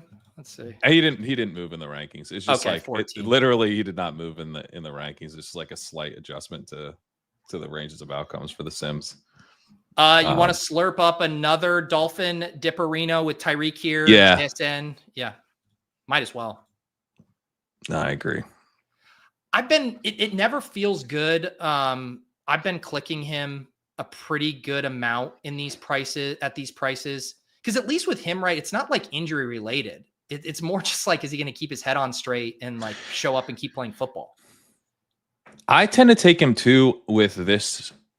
Well, especially if I have one running back, but sometimes if I do like running back tight end, and then I'm like, all right, let me take Tyreek because this is kind of how I win, where I have elites at every position through 3 rounds. I realize that, he's risky, but he was insanely effective 2 years ago. So if he gets back anywhere close to that, he's going to easily beat, a lot of the receivers that go just ahead of him and probably produce like a first round guy. Yep. Tyler also passing along some stuff here from the Coach Speak Index on Devon Achane's injury. It's a soft tissue lower body injury that's not severe, semi-preventative, but kind of tricky for timelines. McDaniel has an 85% reliability rating on Injury Coach Speak. So semi-preventative is a good phrase to hear. What is soft tissue lower body? Like, it's hard to be like, oh, this guy's like pretty reliable. Are we in the call? Well, we're going to get Tet, but I assume you're That's okay great. with that. No, I'm good with that. Yeah. Like, oh, what a reliable guy when he tells you soft tissue lower body. That could mean so many things. Is it a hammy? Is it groin? Calf? It is flaccid. Yes. There's a few ways to take that. All right, we start. Why not say hammy if it's a hammy? Yeah, I don't know. Fuck, You're right. I did the panic thing and I lost it. Tet swear jar. Man. And what you guys don't realize is that I knew we were on the clock the whole time and just was waiting for it to tick down so that Pete would panic. Just in case that was at the top of the queue. All right, let's do this damn giveaway. One of you is going to get $100 from me, and we can do another one if we hit 20,050. We're at 2017 right now. Who is it going to be? Justin. Dare I try it? Dupengeyser? Don't Dupengeyser me, bro. Justin, congratulations. I do recognize your handle, so nice to see a familiar face. Take this down. After the show, leave your contact information in the comments, or you can shoot it to me in a Twitter DM or a Discord DM, and I will PayPal you 100 fat ones right to your account to do as you please on underdog.com. Pat, Achane, Amon-Ra, Tyreek Hill, Tetaroya, McMillan. I guess, would you have considered one of the elite quarterbacks there? Say Daniels would have been the other guy in the conversation for early fourth. Yeah, Daniels is a good pick there. I did it, Pete. Remember I told you I was going to get the dream of Daniels with McLaurin at the 4-5. I pulled it off last night. I got it last night in a BBM. So now I don't even need to draft Daniels anymore. So Daniels fell all the way to 412 in a BBM. He fell to 412 in a BBM. And then I did like the thing where I reach for all of my favorite players. So I'm like, this is it. Maximize it. Yeah. And I took JCM at like 1201. So it's like, I'm not going to not have JCM on this team. It was very fun. It was actually the most happy thing you could do is just get this mega ADP value slide and this unique thing. Just completely offset it by reaching for all of your favorite players. For all of your favorite players. It was like, I reached for Luther Burden at like 96. I was like, there's no way I'm not having my guys. We're on the clock. This is a choose your own adventure. Who do you like here? Chuba's probably pretty good, especially if Achane misses any time or, isn't right to start the year. Paired with Tetaroya there as well. Yeah, paired with Tetaroya. T-Mac, you could say. T-Mac works as well. It's true. Yeah, 920 viewers right now entering peak draft season. Like I said, thank you to all of you guys watching live. 20,019 subs. Absolutely awesome. We're going to try to squeeze in 2 drafts here with Pat, try to squeeze in a couple drafts with Leone, and then Levitan will be batting cleanup here for us today. The team so far, Amon-Ra St. Brown, Devon Achane, Tyreek Hill, Tetaroya McMillan, and Chuba Hubbard. So we get 2 teammate pairings here, Achane and Hill, T-Mac and Chuba, about to pick here at the start of the 6th round with 2 running backs, 3 wide receivers. Egbuka already off the board at 56. Any other guys? This 6th round range here, Golden is fun, or we could get another running back faller and Connor. Connor's great. All right, let's do it. We'll get Connor there. Where's your break-even point for Egbuka? He goes at 5'8" here. I'm not doing that. I have a decent amount of Egbuka, not as much as I wish I had now, because it's like hard to see how I'm taking, but I'm at 13% on Egbuka. And it's like mostly like late 7th round, 8th round, at least late 7th round anyway. So I don't know. I mean, chasing him up into the 5-6 turn or the early 6th is one thing, but the late 5th feels pretty aggressive to me. Like Devontae Smith versus Egbuka, like that's a pretty big tier break there. And I don't take much DK Metcalf, but I would take him over Egbuka. Yeah. It's this is, I think, about close to the resistance here, because it is hard to envision it. I think I could see people kind of flipping coins with him and Hunter, but Devontae, Zay Flowers, Waddle, Ridley. But who knows, man, if he just catches a touchdown every preseason game. And, if we do, the other thing, Pat, is we still even haven't gotten the official Godwin on PUP confirmation, which a lot of people think that could push him up even more. That's crazy, but you're so right. Like of course he'll go up when Godwin's on PUP. I mean, he was a really good pick before. I just wrote up Pearsall this morning. I just got an article out on Pearsall and Juwan Jennings, and I was like, I mean, I'd rather have Egbuka, than Pearsall where he goes. And I'm not taking a ton of Egbuka there, but I'd still rather just go with Egbuka or Golden. After kind of looking under the hood on the Pearsall bet a little bit more, and so from that perspective, sure, like why not take him in the early 6th? There's other receivers that I like less in that same range, but if he comes up into that 5th, like Harvey's there, you can get these running backs that allow you to have some flexibility later. I think that's a better way to go. You're just paying full price at that point, I'd say, for Egbuka. Yep. But I get, like Imwald says here, the Egbuka stake feels bad because couldn't he just be pretty irrelevant by the money weeks? See, I'm not actually worried about that part of it, where it's like, if he gets off to a fast start, like you can't put the toothpaste back in the tube. If he's the awesome. 1st round pick. Yeah. If he's awesome, they're not like going to derail that, No. But we still need him to be awesome in real life NFL games. We still need this offense to hum, which I think are good bets, but there is uncertainty with any rookie. Okay, we're about to pick at 7-9. We got 3 running backs, 3 wide receivers here. We're kind of into that gross range at wide receiver. Aaron Jones, if we want to grab another running back here, what do you think?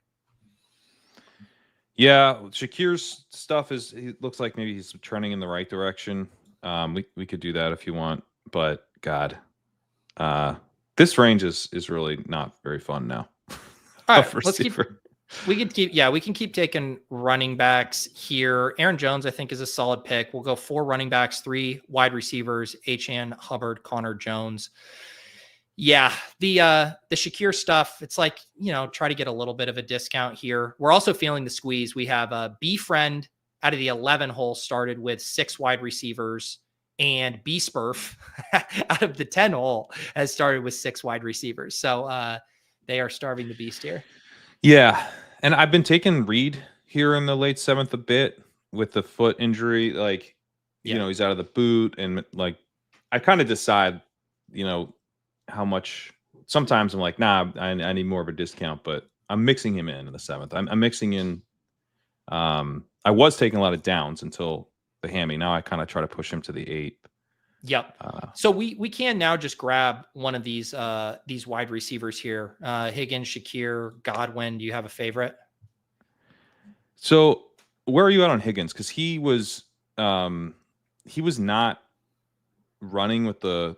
It looks like from the preseason stuff, it's like, is he a starter or is he in a rotation with Hutchinson? Well, so, when you say we do have Higgins on the team, so now please say nice things about him. So all summer they're like, this dude's a starter. He's like a clear starter for us. He's repping with the ones a bunch, but then the preseason usage has had him at X, which is where Nico Collins is. Mm-hmm. So it's just like, it's confusing in terms of what their plan is. It probably doesn't mean that much. Like, he was their 2nd round pick. He's looked good. They seem to really like him. But I had it in my thinking on him was like, he's like locked into a role week 1, and now he just needs to like be good and we win. It's like a pretty fun, easy bet. Now I'm wondering if he's like a bit more like most rookies, where he's going to have to be good just to earn significant full-time playing time. And he's not like my favorite prospect, so it makes me a little bit more nervous if he hasn't actually locked up like 85% of routes out of the gate, which was to me a big part of the appeal. One thing that has me a little more excited, just macro, is like comparing what's going on with the Packers and the Texans right now in their running games, where it's like, I feel like the Packers, you get the injury to Reed, Love's a little banged up, he should be fine, but it's like they're setting up to give Josh Jacobs the ball 25 plus times again, like to start the season. Whereas the run game for the Texans could be truly awful in a really way good.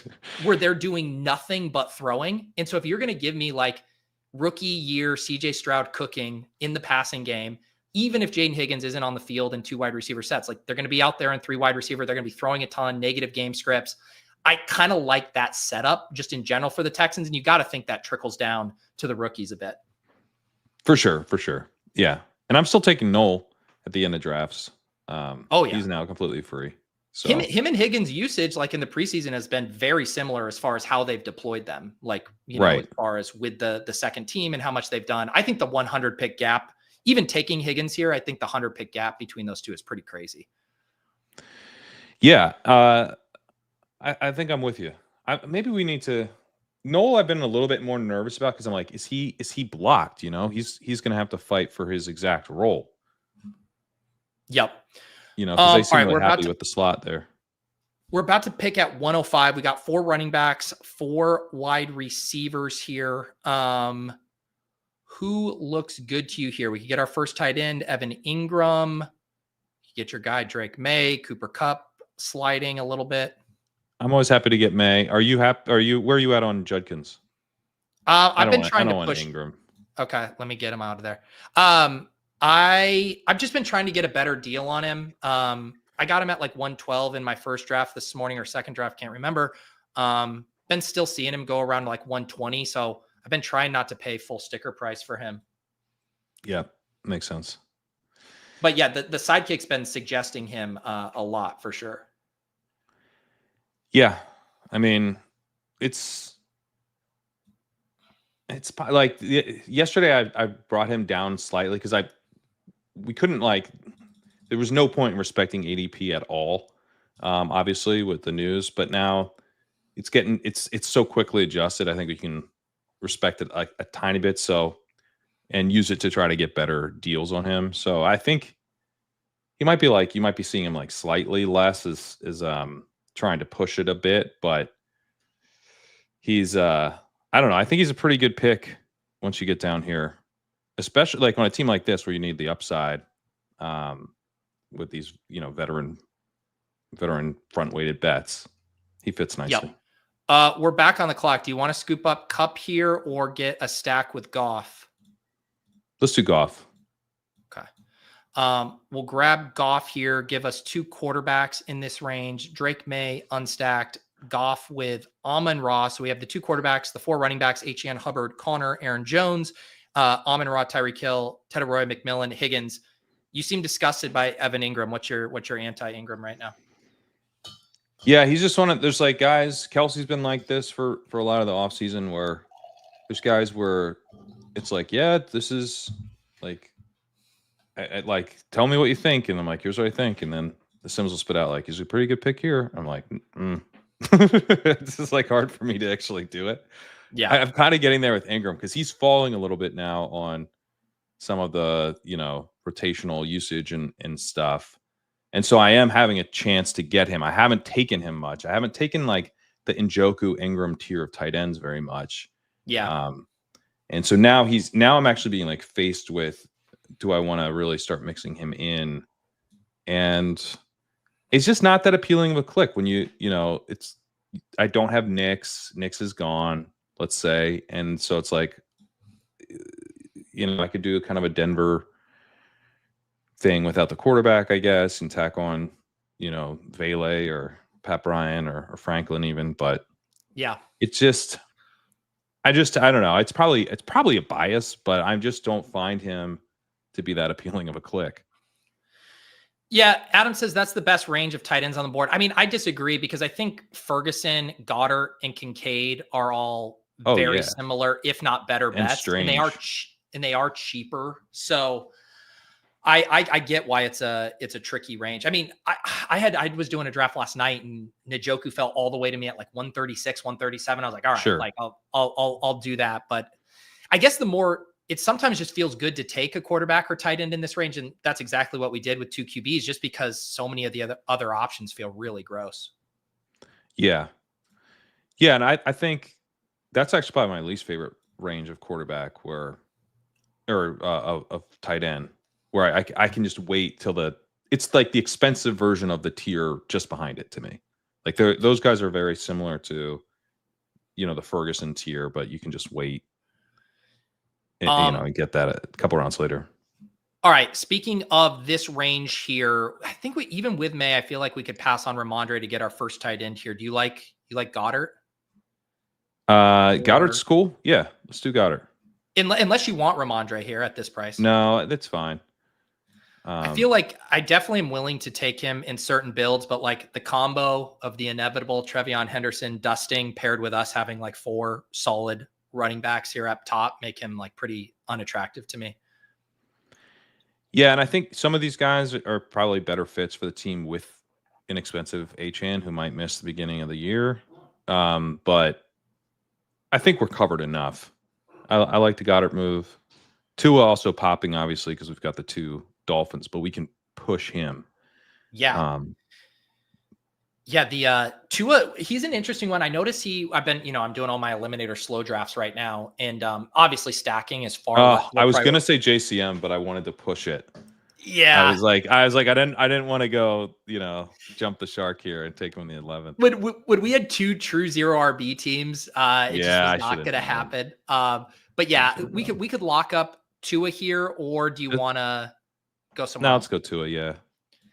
I was just going to say the Sims seem to suggest Tua a lot in the eliminator, even kind of ahead of ADP, even when you don't have Dolphins. I assume there's a mix of his late buy really helping out in that format too, the week 12, and just kind of being attractive in that way. Yeah, and like Tua, when I go back and I was writing up Brock Purdy for this article, and it's like here, Brock Purdy had slight down year, but he's still like really good. He's like quarterback 8 in EPA per game. He's quarterback 6 in success rate. I'm looking at the chart, and it's like, he's not in this top group of passers that's like Josh Allen and Lamar and Tua. I'm like, Tua, and then you go back, you're looking at like the way Tua scores. It's like, oh yeah, Tua scores like a lot of fantasy points. you know, a couple of years ago, he's like crushing.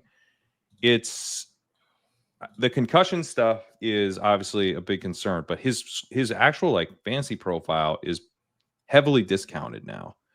Yeah. So that's a part of it, is that like we have him in there as like, hey, this guy's like a risky bet, but he scores pretty well when he's on the field. And, you know, this is what we're getting. The Sims are like, this dude's really undervalued, is basically what it is. We've looked at it a bunch of times. We're like, really? Tua's undervalued? Really? You sure?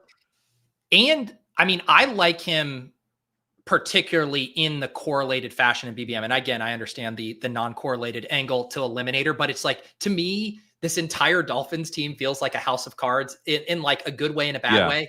Like it's either all going to come tumbling down, or like Tua, Reek, and Achane, who we just all took on this team, are going to smash because they're all undervalued if things click. So I like getting those bets paired together. Shout out SVY here, gifting 5 memberships. Appreciate you, my dude, part of Deposit Kingdom royalty. We're flirting with 1,000 people watching live here on the channel.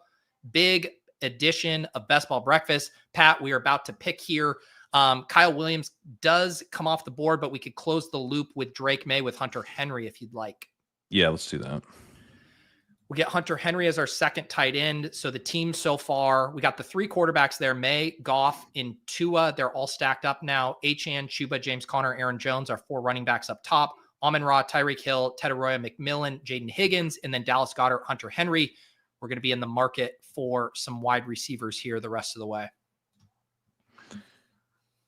Yeah, so in the chat, someone's saying the Sims don't know he's dog shit and that the Dolphins are going to be looking for a new coach. That is what I think.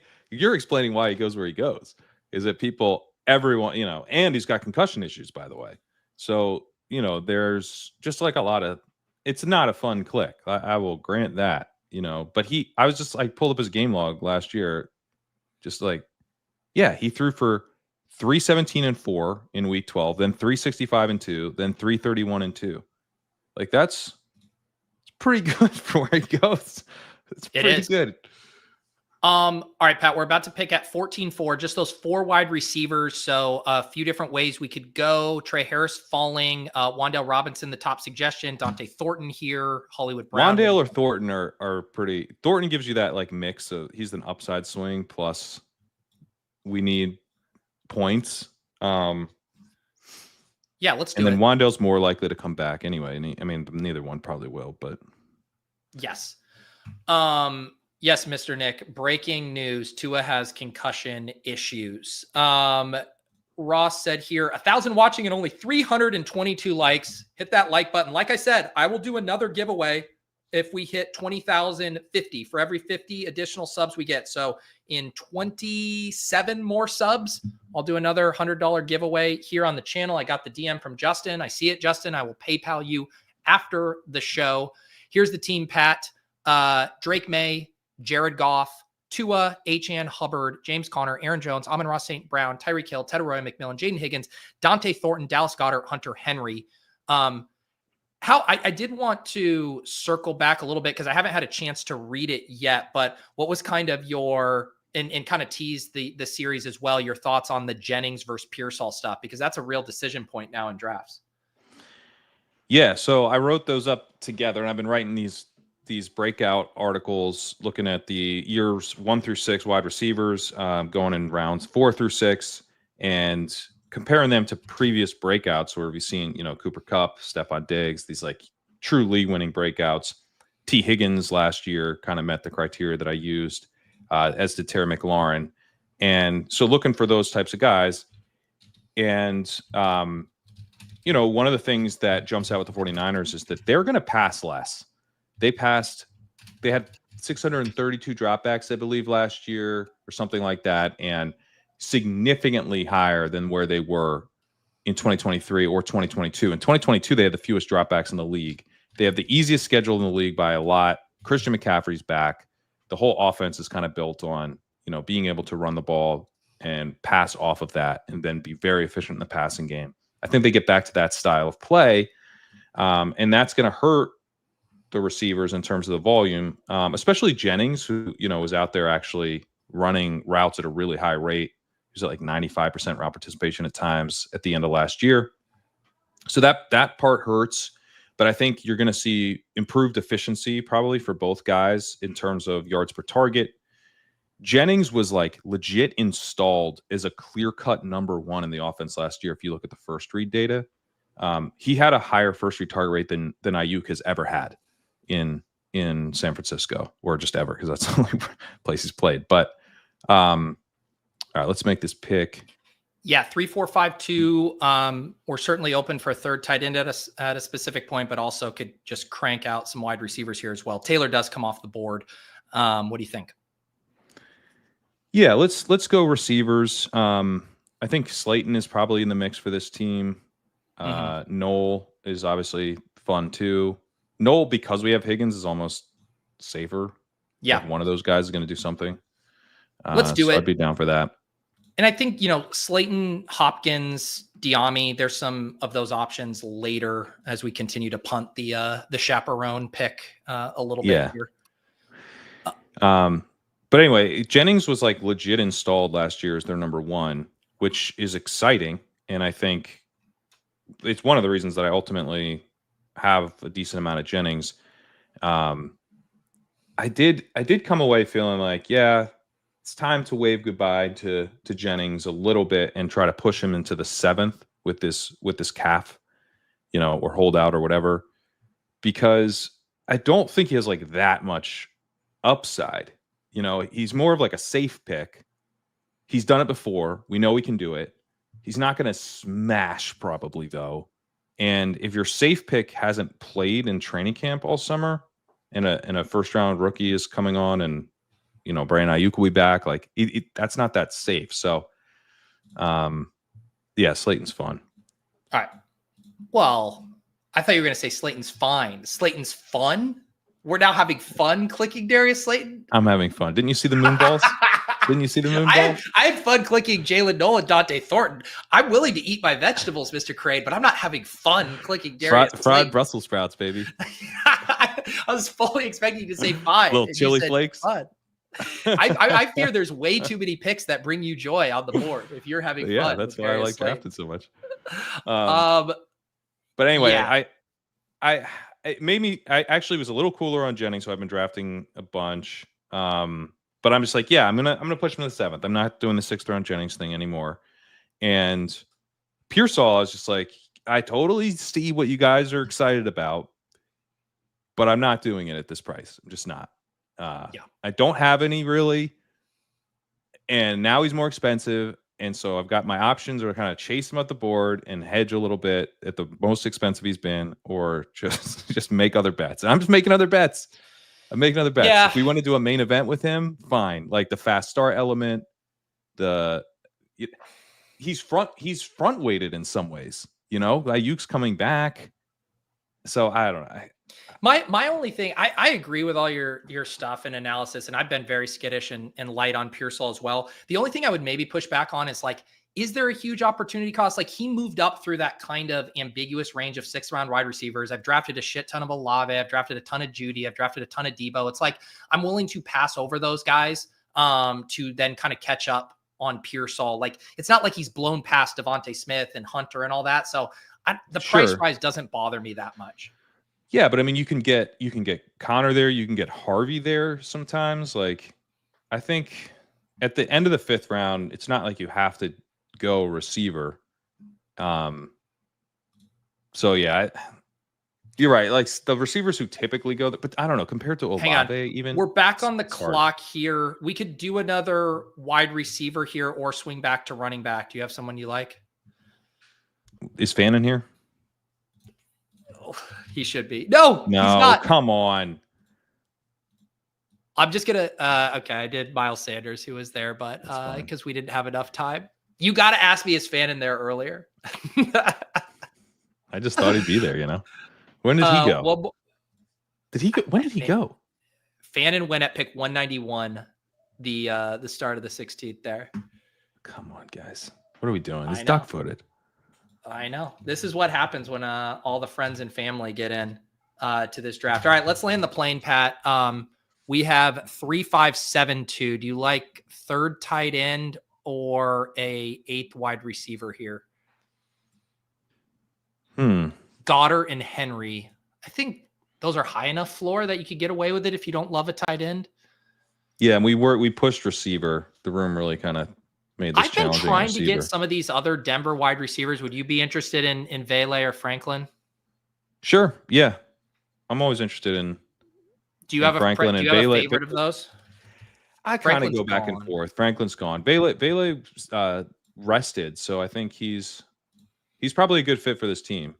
That's what I was thinking. Just because we were a little light on production, catching up. We have a bunch of rookies here, so we go with the rookies: Tetaroya, Higgins, Thornton, Jalen Noel, and then we come back, grab Slayton and Vele to give us a little bit of baseline production. Okay. Here's the Pat. I hopped us in a second draft here so we could squeeze this in. Leone will be coming by in about a half hour. Let's get the final thoughts on this team, though. A 3-5-8-2. Drake May, Jared Goff, Tua, Achane, Chuba, James Conner, Aaron Jones, and then a shrug Miles Sanders pick. Amon-Ra St. Brown, Tyreek Hill, Tetaroya, McMillan, Jaden Higgins, Dante Thornton, Jalen Noel, Darius Slayton, Devon Vele, and then Dallas Goedert, Hunter Henry. What do you think? So I know I know we took him at basically his normal price, but I think we want Achane to miss like 4 weeks. I think we want Achane on PUP for this team because that's where this team actually has like some serious upside where, you want Achane to be a low advance rate player. And then this you do, because look at this running back room. It's a bunch of old vets who just you're like, you don't even need Achane, but you're going to need him later. You're going to need him in the playoffs. And so you I think we're built to survive Achane missing a big chunk of the early season. And not a lot of the Achane teams will be. So I honestly think that's our biggest path. I wish we had a little bit more running back, back weighted juice. That'd be more fun. I like quarterbacks though. You want to go CMC here at 1-7? Yeah, let's do it. All right. CMC's so locked into that spot. It's funny. He was controversial for a minute, and then he's couldn't be more consensus. Everybody's and I included, Well, he's the perfect, bridge to the second tier of the first round with all the wide receivers. And occasionally you'll see Jefferson fall one more, but it really is top 6 CMC, and then your choice of wide receivers here. All right. Let's get this team named here. I believe we're up to, this is my 115th draft here. We're doing what BBM number are you at, Pat?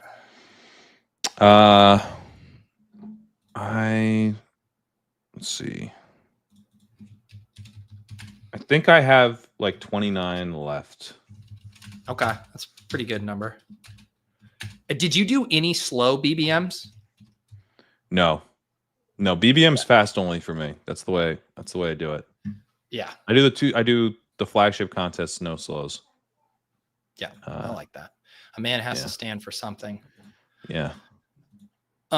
Okay, here, let's clean up the tabs. I was going to see if we had a chance at redemption for Henry. But are we not going to take Brock Bowers here? We're taking Bowers. Now it's weird that he's at the top of the sidekick here. I'm gonna have to talk to the team. They were trying to lower him. No, I was clearly, I wanted to boot him from the ranks after Michael Mayer played a couple snaps. So yes. Let's see. This was the thing here. So Brock Bowers had 50% route participation, 13% target share with the starters. He shared time with Michael Mayer. Michael Mayer played 50% of the pass plays.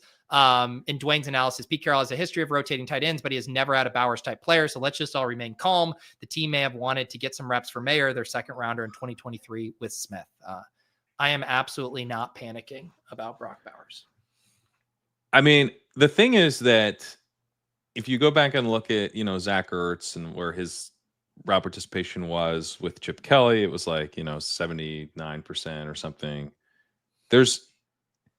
To me, it created a small possibility that he doesn't have the level of route participation that we want. Because he was at 84% last year, and like McBride was at like 91, and that's what you're assuming. He was like, yeah, but it's Bowers. He just had the year he had.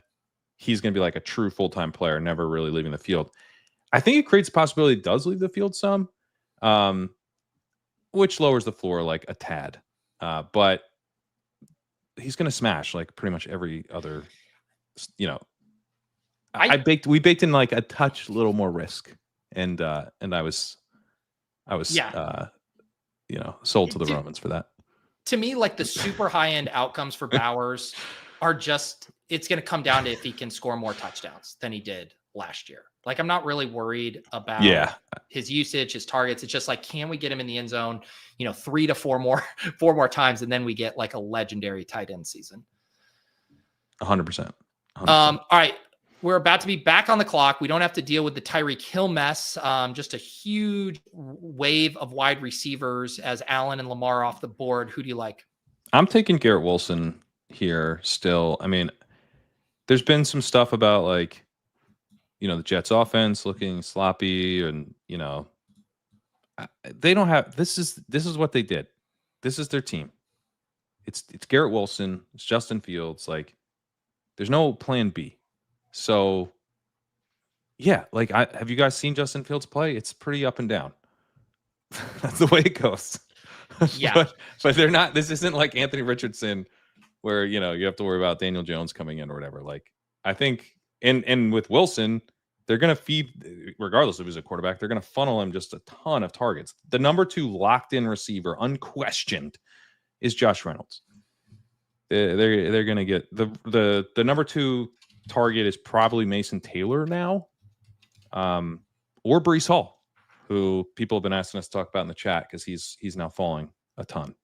I was gonna say we could talk about Breece Hall when he's off the board. Yeah, Garrett Wilson. The only thing I've still been taking him a little bit. I have been balancing earlier. Let's say in like July, I was just like auto clicking Wilson. I have been now like interchanging him with JSN, who's a guy I've been getting more and more excited about. But I'm with you. I'm still very excited about Wilson.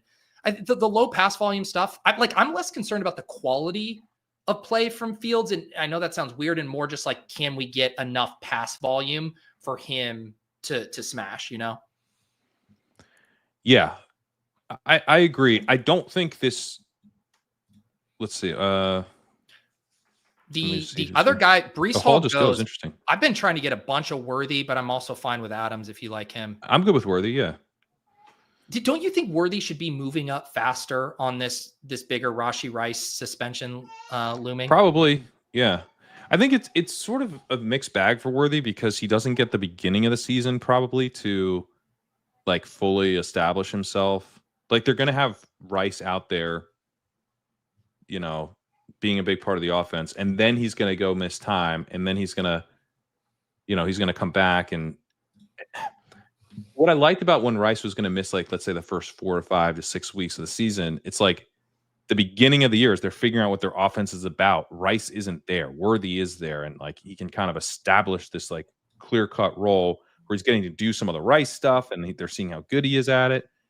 Now it's like it feels more like they're going to be kind of playing left-handed while Rice is gone, but they know for a fact that, you know, the way the offense can operate with Rice and Worthy together this year.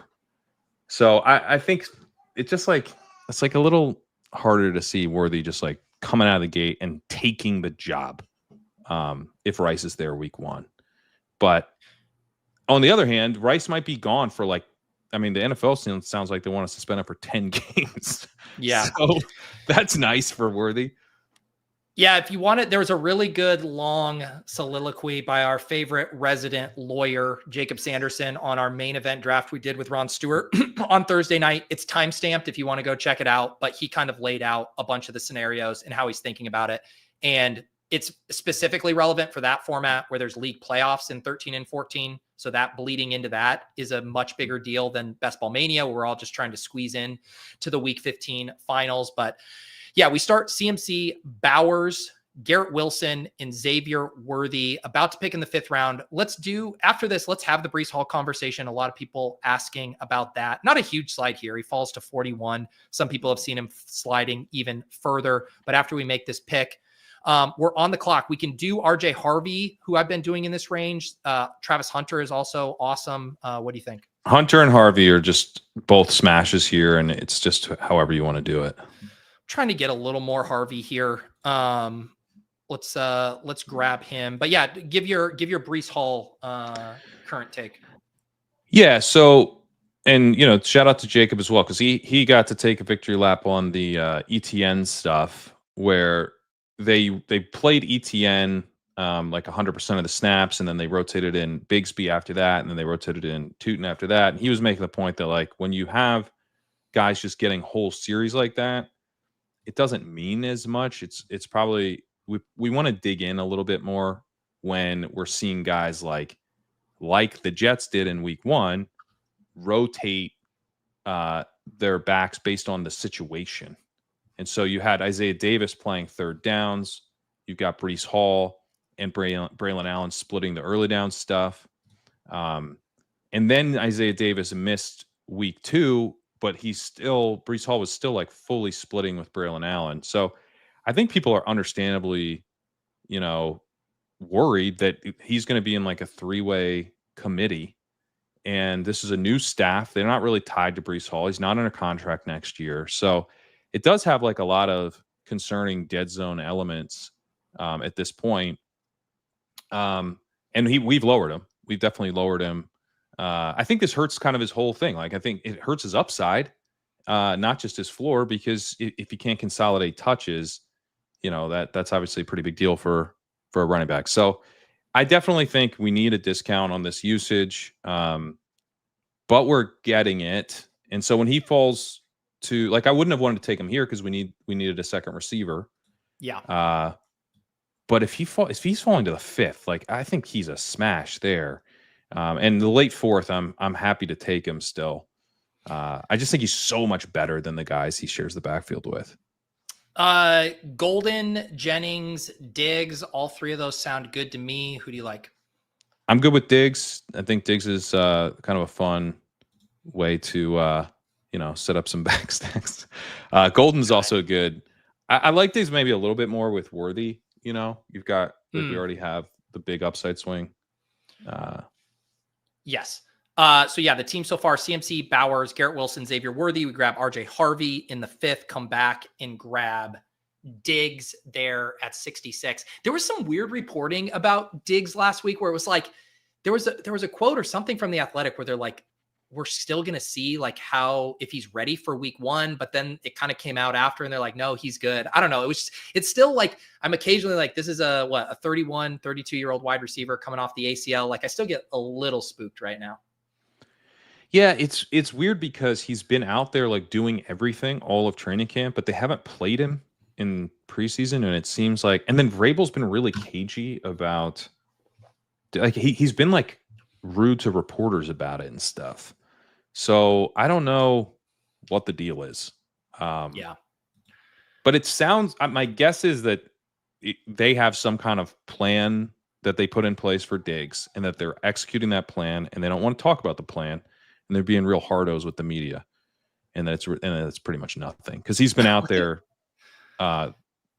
He really hasn't like missed much training camp time at all. Like there's been days where he didn't do like 11:11s in the morning, but then he was back out there in the afternoon and stuff like that. Like it's not like he's just missing days of practice. That really hasn't happened all summer.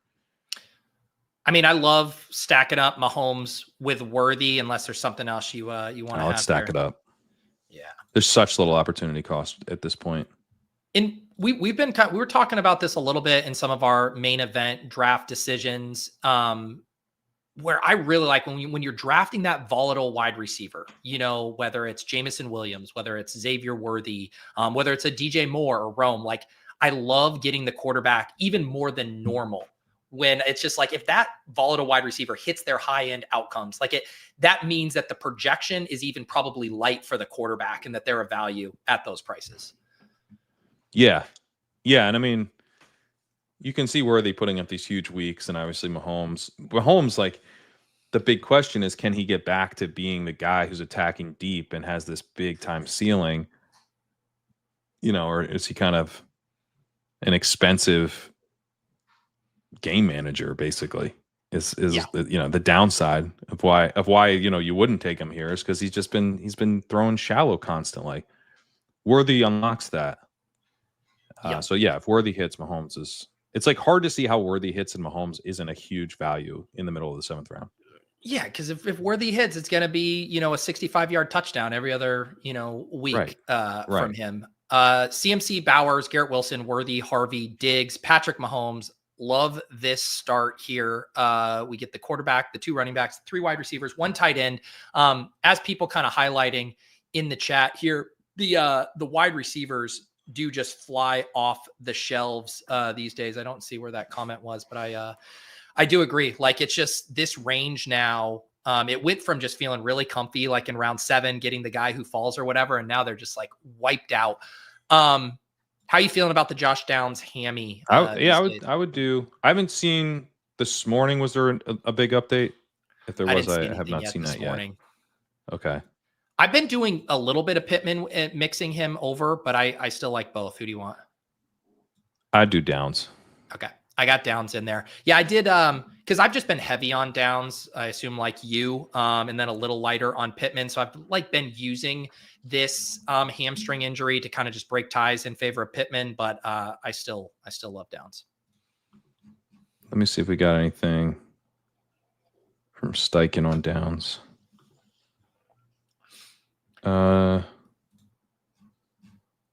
Also, while you look this up, I missed this one. Thank you, GS, here for gifting 5 memberships. Appreciate all you guys. We are close to doing another giveaway here. If we get 21 more subs, we will do another $100 giveaway when we hit 20,050 per my initial promise. All right. Here's the team so far: CMC, Bowers, Garrett Wilson, Xavier Worthy, RJ Harvey, Diggs, Patrick Mahomes, and Josh Downs here.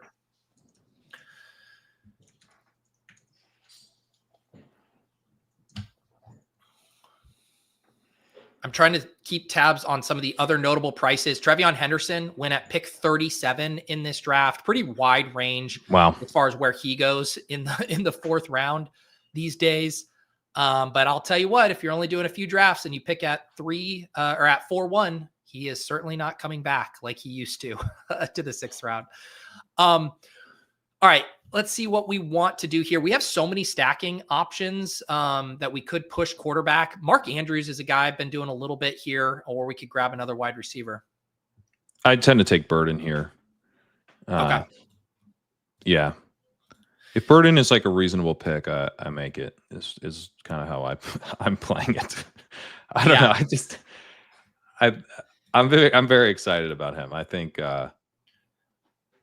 he's like an old the old school, from like 3-4 years ago, where it's like the rookie. Yeah, he's not gonna play that much in the beginning of the season, but man, he's gonna start playing quickly. I don't know. Did you see the crackback block?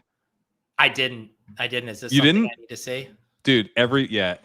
Every ball knower on Twitter was going nuts over this block.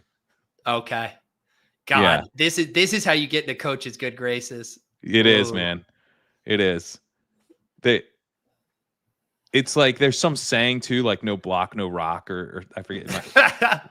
But like, yeah, dude, lowers the shoulder, inviting the contact there. Okay. Yeah.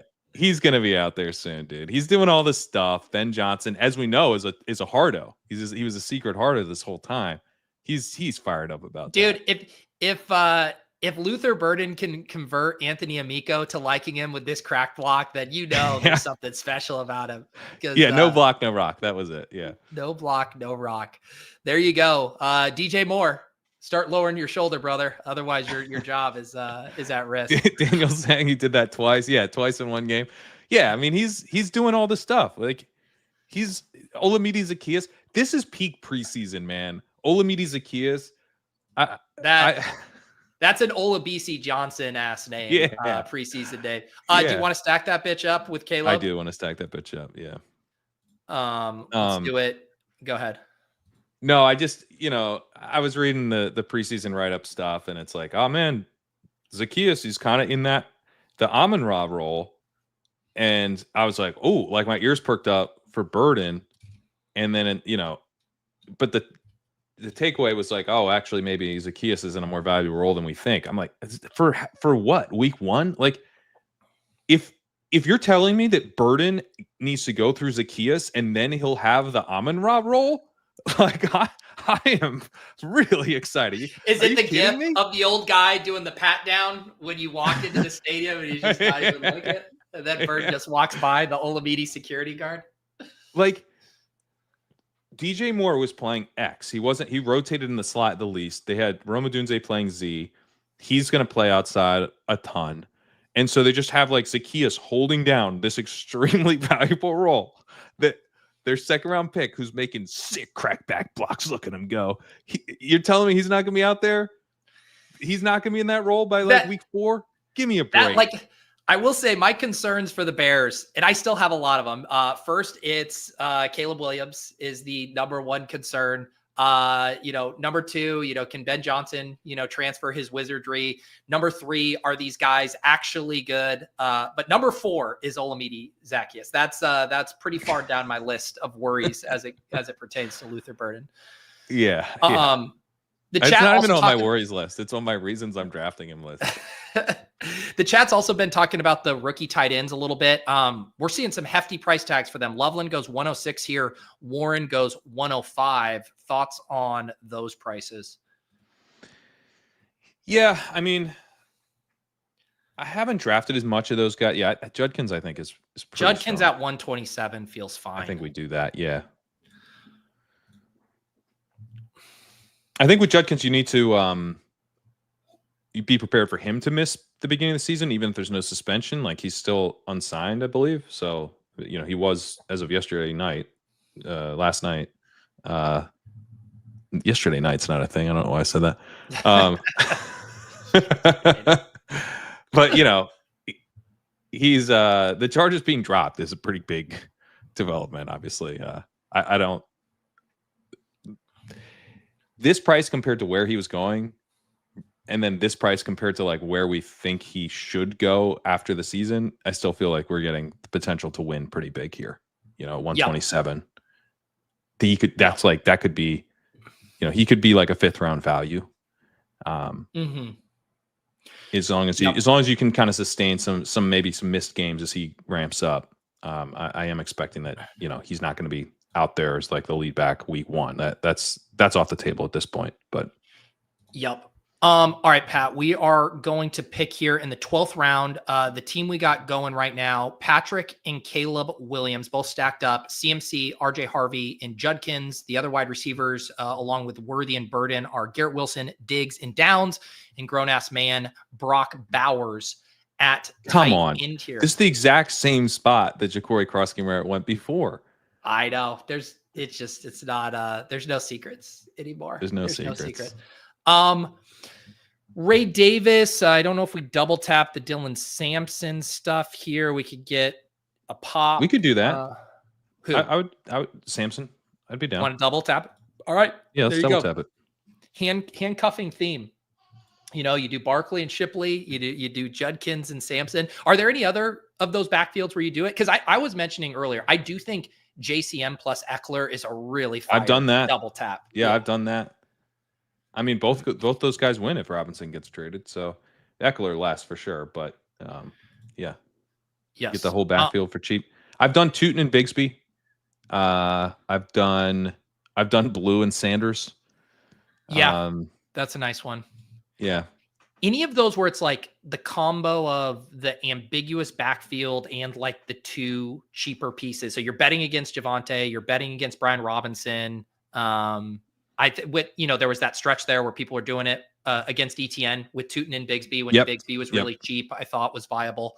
Real quick here, I do want to mention UNDERDOG has, we have the typical deposit matches going. If you're a new depositor with promo code Pete, you can get up to $1,000 deposit match. But they have a new one here, which is just play $5, get $50. So if you're not able to maximize the full deposit match, you can use promo code Pete, put $5 in there, and you'll get and play it, and you'll get $50 in bonus funds. So if for some reason you have made it to Hot Best Ball Summer and haven't signed up on Underdog, use promo code Pete, take advantage of either that deposit match or this new customer promo, play $5, get $50 in bonus funds. Pat, we are back on the clock, 2-4-5-1. Both the Patriots wide receivers are here.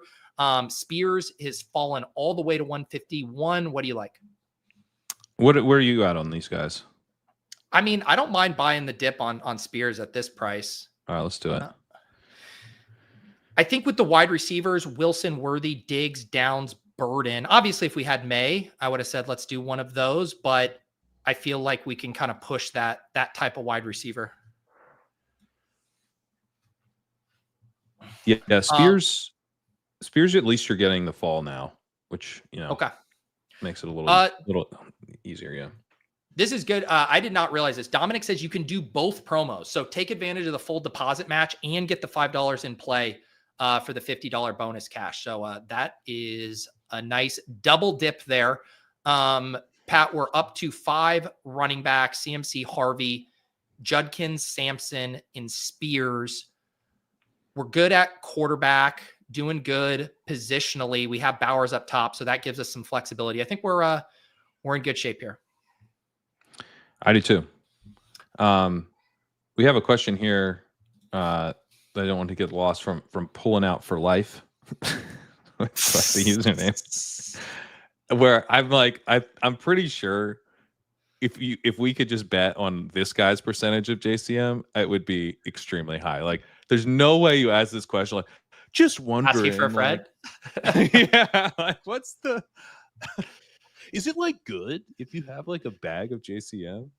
I was going to go check because I hadn't looked what the ETR owners. Yeah. So to this comment, and Pat actually did, I think you talked about this like 2 weeks ago when someone asked you to sell them on Jacory Croskey-Merritt. The estimated ownership is 36%. And compare that. Who's another guy going in that range, right? Let's LG, we're not on the right? clock, are we? We are. Good call. Now we can still get Douglas. You want to get him? Let's do Douglas. Yeah. All right. So compare it to, say, a guy like Eckler, who's now going in the same range. He has a 99.5% ownership, even though they have the same ADP. But because Jacory Croskey-Merritt wasn't getting drafted in every draft for most of the summer, he has literally a third. Or like compare him to Giddens. Yeah. What's Giddens? Giddens is at 85.8. Yeah. So that's like, even if you think of him as kind of that level of bet, you know, to me, that's when I was like, hey, like the second he like popped into kind of that range, I'm like, let me take a guy who's not been drafted, you know, let me just slam that dude. So yeah, it's pretty valuable. And it's specifically valuable because you're going to play against all these other teams that drafted early in the playoff pods, and they're going to have access to combos that you don't have access to right now. A bunch of they're going to have, you know, 8th round Egbuka and stuff. And so you can kind of, one way to get an edge on them is to show up with a guy that they like literally didn't know was draftable. There's a limit to it. I think if he rises up like way high, then at that point, that's not really why you're doing it. You're just doing it because he's a really good pick because they traded Brian Robinson.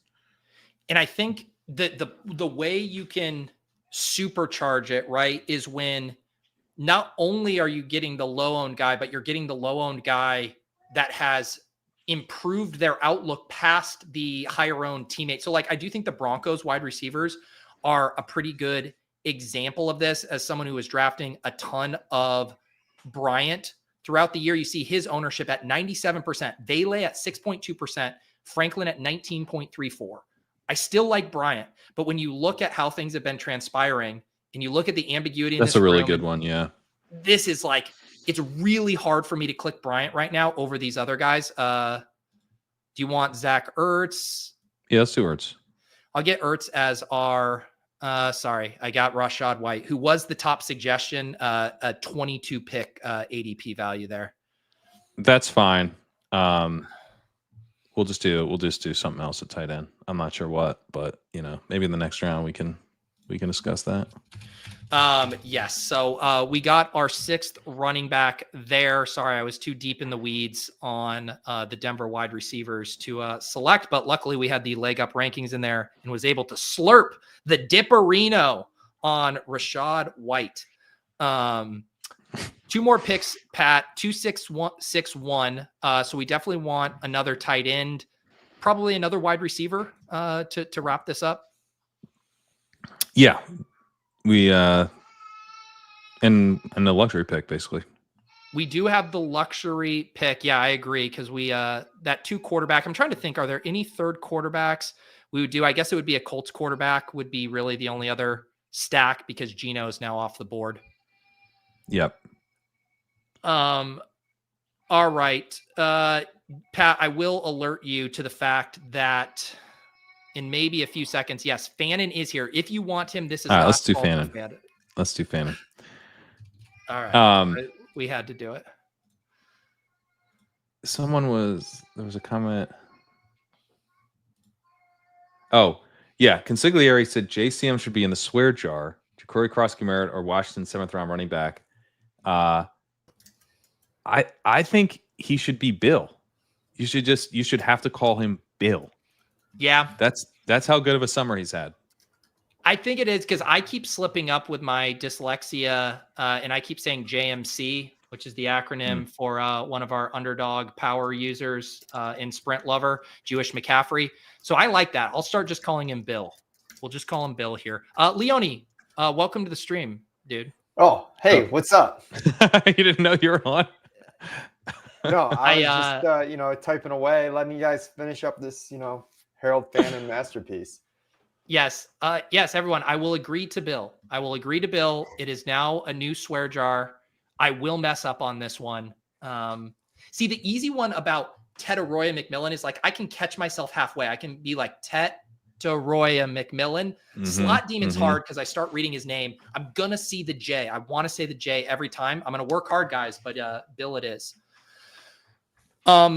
2 more picks here, Pat. We got the 2662. Leone, we were just pulling up some of the ETR projected ownership. There was a question in the chat about these. Are these projected final ownership or projected ownership right now? Projected right now, not Gotcha. projected final. There you go. Pat, like we said, we're probably looking at a wide receiver and then whatever we want to do with that last pick. Any names that are interesting to you here? I do still take Besh. I think Besh is a 2nd round pick that is the clear wide receiver 4 on the team now still. I like Did I talk you into Franklin? Yeah, I'll do Franklin. I love Franklin. I just saw his ownership percentage. I'm trying to we did Vele last draft when Franklin was off the board. Yeah, Franklin has had a really strong camp, but Peyton is just such I just don't trust him at all. I don't trust anything Sean Payton says at this point. And he's been like, because he's just like, oh, Franklin? Are you kidding me? This guy's like the coolest, best wide receiver I've ever seen in my life. Like, great. So you're going to play him? And like, nah, definitely not. Like, why? I mean, the whole Marvin Mims thing last year, every week it was like, we got to get Marvin Mims more snaps. I knew you were in charge. Dude, what was it? It was the Marvin Mims things for 2 years in a row. It was his rookie year. Every week he was asked that same question. He's like, no, this is the week, dude. And then it's like little Jordan Humphrey, doubles up his route participation. Yeah. I don't know. I caught the whole DFS thing where we're like, is it worth being ahead on a guy when it happens if you project it to happen for 8 straight weeks and it doesn't happen and then maybe it happens the 9th time? Yes. Never wrong, just early. One more pick here, Pat, 2672. Like we said, I think you can kind of go whatever position you want. Do you have somebody that stands out here? Johnson is an 18th round pick. Seems fine. I don't know. Yeah. I know he got concussed, but I'll put him in the queue. Giddens, the Giddens other I love. name here. I'd be happy to get Giddens if you want to do that. Sure. Let's do Giddens. We'll go with the 2-7-7-2 build, but with CMC there. I think it works, though. Here's the final squad. Mahomes and Caleb Williams, Christian McCaffrey, RJ Harvey, Quinshon Judkins, Dylan Sampson, Tajay Spears, Rashad White, and DJ Giddens, Garrett Wilson, Xavier Worthy, Stephon Diggs, Josh Downs, Luther Burden, Pop Douglas, Troy Franklin, Brock Bowers, and Harold Fannin there. How do you feel about this one, Pat? This is fun. I like this one better, mostly because it has Fannin. The other one didn't. But the other one had Drake May, so they're both good teams. But yeah, this team's pretty fun. We got the two Patriots receivers, Burden, Downs. So there's some nice like pop to the team, literally. I love the Mahomes Worthy stack. We got the Caleb Williams Burden stack. So yeah, this is a very fun team. Beautiful. Pat, I hopped Leone and I in a draft that's going to start here in about a minute. Can you let the people know what you guys got going on at Legendary Upside this week? Well, first, is there a swear jar for no intros? Because it's a 0 intro day. Oh, it is a swear jar. Okay, let me play your intro now. Scuba Kerrane, Patty Millions, Peacock Pat Kerrane on the 1s and 2s. Are you kidding me? Kadarius Toney? 98 yards to the fucking house against Carolina in week 10. Let me just play Leone's right now while I'm at Paul it. Peslesny. You're a psychopath. Travis Kelce, alpha play. Jamar, alpha play Chase. Give me rookies or give me death. Intro and outro. I drop off during the Leone's intro typically, so I haven't the way. I've seen the give me rookies or give me death, but I don't that like beat right after you deliver it. I don't think I'm really absorbed yet. I'm also I'm running jealous out of of all quarters. Pat's nicknames. I mean, we got Peacock Pat, Patty Millions. I mean, The other thing I was going to mention, I'm running out of things for the swear jar, or quarters, I should say. So now I'm just to like a ton of loose change. So hopefully this suffices everybody. There you go. Swear jar. Doesn't it suffices? It suffices? yeah, it suffices. Just- but Pete's having a tough one. So We're having a tough time. Just let me mispronounce a word for goddamn. What do you got going at LegUp before you boot you All off? right. Of course, we have the sidekick. You guys saw us drafting with legendaryupside.com/sidekick. You can get a $20 bonus ticket to DK's flagship if you sign up for that. And I've been rolling out my breakout wide receiver series. We talked about that earlier. The Pearsall Jennings one was out this morning. Still have Jerry Jeudy in the hopper. I think 4 or 5 more guys still to come, but I'm about halfway through that. I've written up like 6 or 7 wide receivers now. And are you guys? Leone, who do you want? Neighbors, Ahmed Ra, Puka. Oh, Neighbors. Right? Okay. Neighbors. Okay. All right. All right.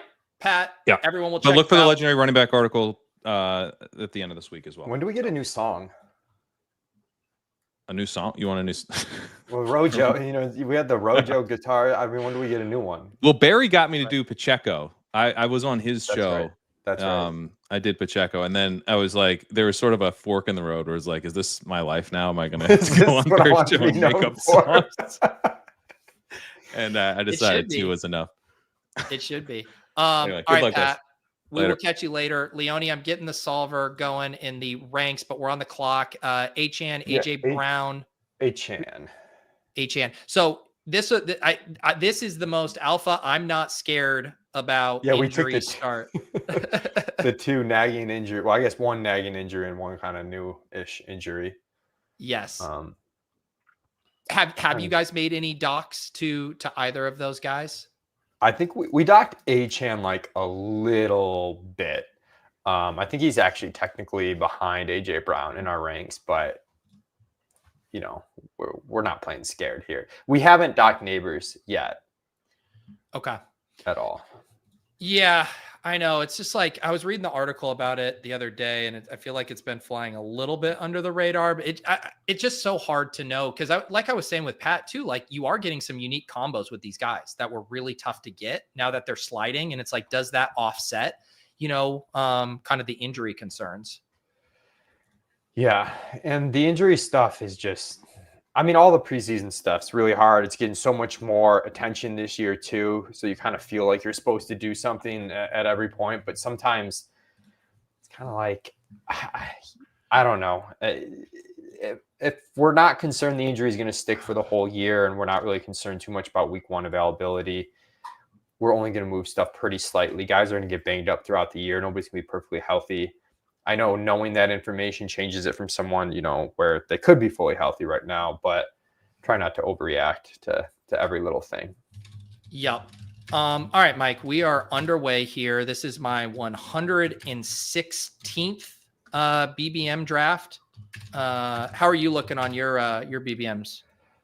I decided to just go full on slow draft hell about a week ago and just did 70 at once to finish off because my schedule was just kind of chaotic. And I'm like, I just want to make sure I max BBM, and then any other fast drafts I'll do will be other formats. So I will get to 150 because I am in 150 leagues. Most of them are starting to get like the end of the single digit rounds right now. I'm praying to any entity out there that will answer that I can finish these before the clock speeds up. Yeah. The only thing I did the similar move, but for the eliminator, and the only thing I'm mad at myself about, I wish I would have done them over the course of the summer. So like, I don't have 75 all, time box in the exact same window. I'm not loving. Yeah. I mean, I'm still like, you talked about like these combos early that are changing with people panicking on injuries. Like I can't get that. You also have some convictions later on.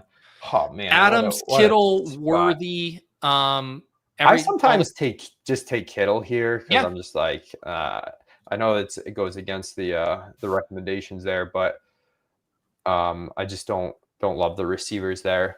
But yeah, I mean, like one take I was starting to come around to is that like I kind of want to be like a little bit heavier CMC in that first round, but like I can't do that now for BBM. Like I'm past the first round and everything. Yeah, I was doing. I think I just didn't start early enough. I don't mind doing like start 20, wait a week, start 20. You can still get them all in slow drafts that way and without the time box component. But I'm a little bit regretful because I know the fasts can get pretty nutty end of August. Yeah, for sure. All right, we start here with Neighbors HM. We grab Kittle. We're back on the clock here. Let's see. Terry, McLaurin, Jameson Williams, George. Yeah, I Pickens, go or McLaurin Jaden here and just take the. The other thing is McLaurin sometimes like, would you want to entertain? Yeah, Daniels? you can do Jaden. You can do Jaden. I've been trying to get a little more of him. I also was telling the chat, and I kind of did this my first build. These teams where you get the elite quarterback and elite tight end, I just kind of like how they're shaking out with the current board right now.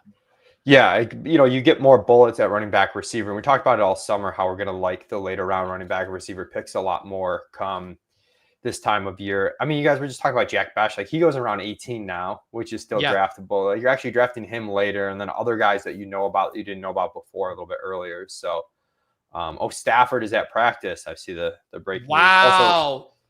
Out of the amortal chamber. You love to hear it. I was laughing at Pepper Tony's comment about the level of hell I'm going to enter. Thielen versus Dobbs for the 50th time. All right, Maker, because you sent a $5 super chat, I will indulge this question. And you say you're indulging in serious virgin behavior, but Leone, in my home league, tight end premium, 1 point versus 0.5, so double up for tight ends. Am I going Bowers and McBride if my league mates are dumb? Can you start that in a double tight end premium league? Yeah.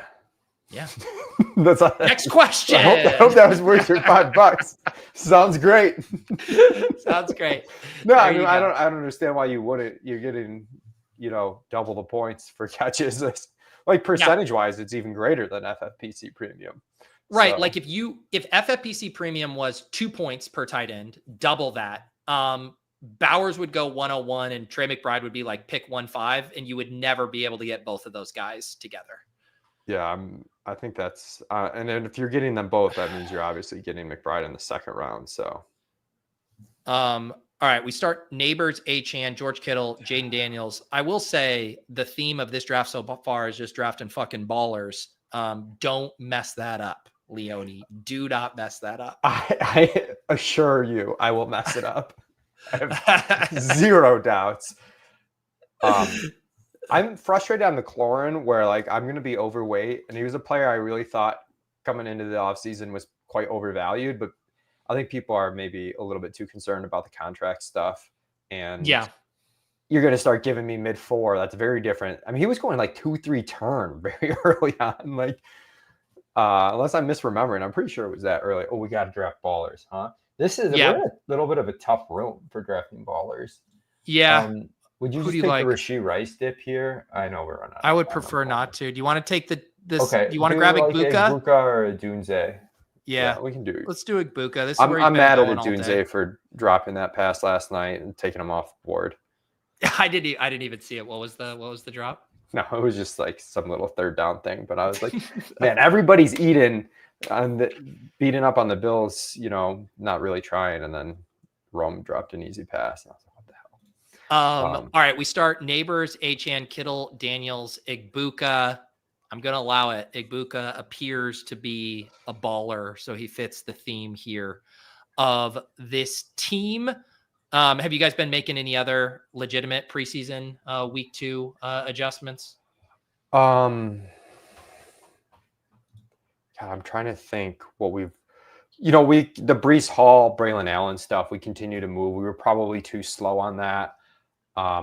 I still think the market's maybe a little too high on, I guess it's okay on Braylon. It just sort of depends where the ADP momentum goes from here on Breece and Braylon. I know Silva's like mega worried about Breece. I'm only like a little bit worried. I still think 4 or 5 turn, he's a pretty strong pick. Yeah.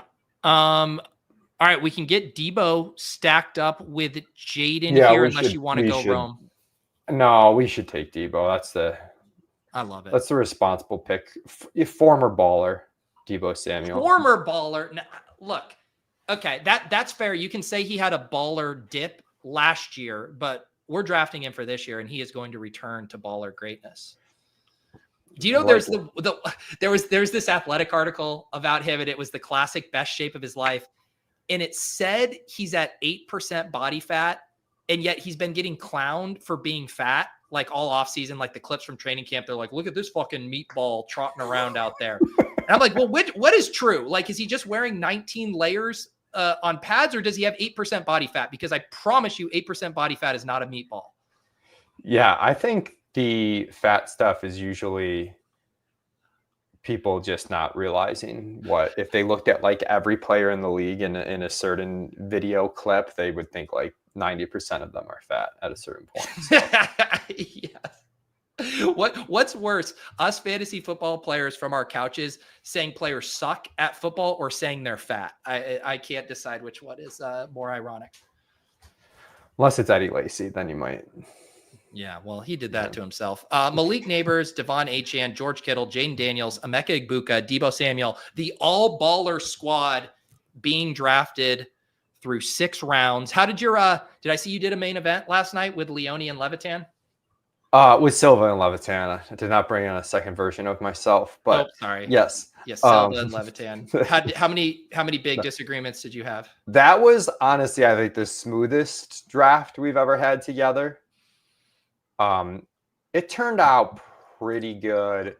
I feel like all my main events are taking a very similar shape because it's like you just know where the wide receiver values are going to be, and then it's kind of nitpicking who your preferred option is. I do like going the mega late quarterback. We got Goff super late stacked with Amon-Ra, and then A-Rich is kind of like our upside QB. Nice. I saw Jacob do one where he got Fields and A-Rich.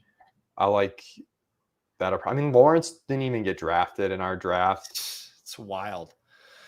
So I did see Silva's tweet. He did the people forget that it's tight end premium post, which I certainly appreciated from Silva there. All right, 1 quarterback, 1 running back, 3 wide receivers, 1 tight end. We are starting to enter the tricky part of the draft board here. At pick 81 by ADP, you're looking at Kaleb Johnson, Mahomes, Shakir, Mason, Hawkinson. Receivers, Downs, Shakir, Higgins, Godwin, Coleman. All right, let's take the following rookie in Kaleb. I know that ADP is coming down, but who? Kaleb Johnson. Kaleb who? Oh, okay. I was like, I was like, he's been so blind to me in some of these drafts. Give me the not concerned about Kenny Gainwell playing ahead of him take there. Yeah, he probably goes a little bit. He definitely goes a little bit too early because I think the early season role could be shaky for him. But I mean, they don't have anyone that's going to get these short yardage base carries. I mean, Jaylen Warren, I just think he can only handle so much in that role. Kenny Gainwell is certainly not built for that role. So I still think there's some pretty strong second half upside for Kaleb if the offense is decent. And, you know, I'm a sucker for ADP value, even when it's fake ADP value. I know he's been dropping. Look at that self-awareness. Even my fake ADP value is good here. Shakir Downs here. We need to hit receiver. I have so much of both of these guys. I think Shakir is probably the better pick, but okay. I was going to even float Coleman if he was here, but he went one pick after us because I wanted you to do your not Shakir. Okay. I wanted you to do your Pearsall versus Coleman taken in video and audio form that you had on Twitter. Oh man, I almost regretted sending that tweet because I feel like a lot of people misunderstood it, and shocking that people misunderstood. So I think on Twitter. But I do think that there's maybe a little bit of an overconfidence that Ricky Pearsall is good and an overconfidence that Keon Coleman is not good, and I would pit them against each other because they have similar draft capital. They're year 2 players. They're both in offenses that aren't going to like throw a ton. And if you look at the rookie seasons, obviously you have the context of Pearsall getting shot before the season and that obviously derailing things and slowing things down. But he still did have a stretch even after he had a few week ramp up period where he ran 60+% of the routes and didn't gain a yard over 3 weeks. And then Keon Coleman, he also had like a mid-season injury there with a broken wrist when he was sort of starting to break out, really struggled working back from that injury. Still ended up with better yards per route run, younger player, a little bit more upside. And I just feel like if you look at the offenses too, San Francisco had to throw a lot more last year than they wanted to. They're probably going to get some game script regression and run a lot more this year. The Bills are kind of the opposite. So in terms of total pass volume, I don't think there's a huge discrepancy between these offenses either. Obviously, I'd much rather have Ricky Pearsall. I think I've been too low on Pearsall. Everything's kind of broken his way. The Ayuk knee injury looks worse than we thought before. The Jennings contract and calf continue to linger. But yeah, it was just kind of like, hey, one of these guys is probably a half round overvalued and one's probably like half round undervalued. There still should be like a couple round gap, just not a 3 to 4 round gap between these two players. Yep. And like I said, Coleman does go here at pick 82, which is inching closer, from where he was, or to Pearsall relative to where he was all summer, which was kind of in the 110 range for a while. We're about to pick here at 105. Brian Robinson's kind of an interesting buy the dip, sell the news on a Jaden Daniels team. There's also Shaheed. Can't imagine taking Mixon. Who do you like? Yeah, I honestly prefer like Dobbins to Brian Robinson. Yeah. Let's do it. I think Dobbins is like a good yang to the Caleb Johnson ying there, especially if Achan's a little banged up as well. Yeah, the Brian Robinson one I'm definitely more concerned about. Not a great pass catcher. Who knows if they do get rid of him, who knows exactly where he ends up. There's a couple spots that would be good for him, but there's also some spots that would be quite poor. And I'm sort of buying the JCM steam. A lot of times we get some fluff on these like late round rookies every year, but this steam definitely feels more legitimate than others. Can you clear something up for me? The chat is trying to roast me for saying I went against your pick. I'm almost positive you said Downs or Shakir with that pick. No, I definitely was trying to tell you to take Shakir. I thought, but that's okay. Did you not say Downs or Shakir? I said that, and then I was like, I think we should take Shakir. I think he makes okay, with 1 second left, I just want to be clear that he said Downs or Shakir first, which I put him in the queue. When you put him in the queue, yeah. And then I made a couple comments about Shakir, and it wasn't moving, and then I decided we were just moving on. I just don't want to be accused of ignoring my guests' wishes here under a time crunch when I'm trying to get all of their preferences in at the last second.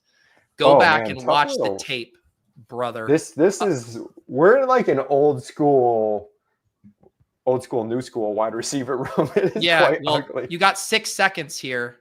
Oh, 6 seconds, perfect. Let's just go running back.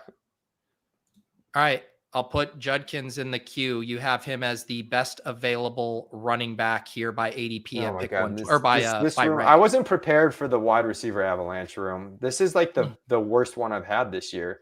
Am I just off, or are these receivers going early? I feel like the old. I'm going to block everyone in the chat and rescind these giveaways. If you guys try to gaslight me into ignoring that Leone said Downs or Shakir, I swear to God, do not try to gaslight me, people. Anyways, I'm back. What pick did Kirk go at? What was that overall? Please call him Slot Demon around here. He went literally one pick before us out at 111. Okay, so not like crazy early, like a round early, but we're just gonna have to start taking receivers no matter what.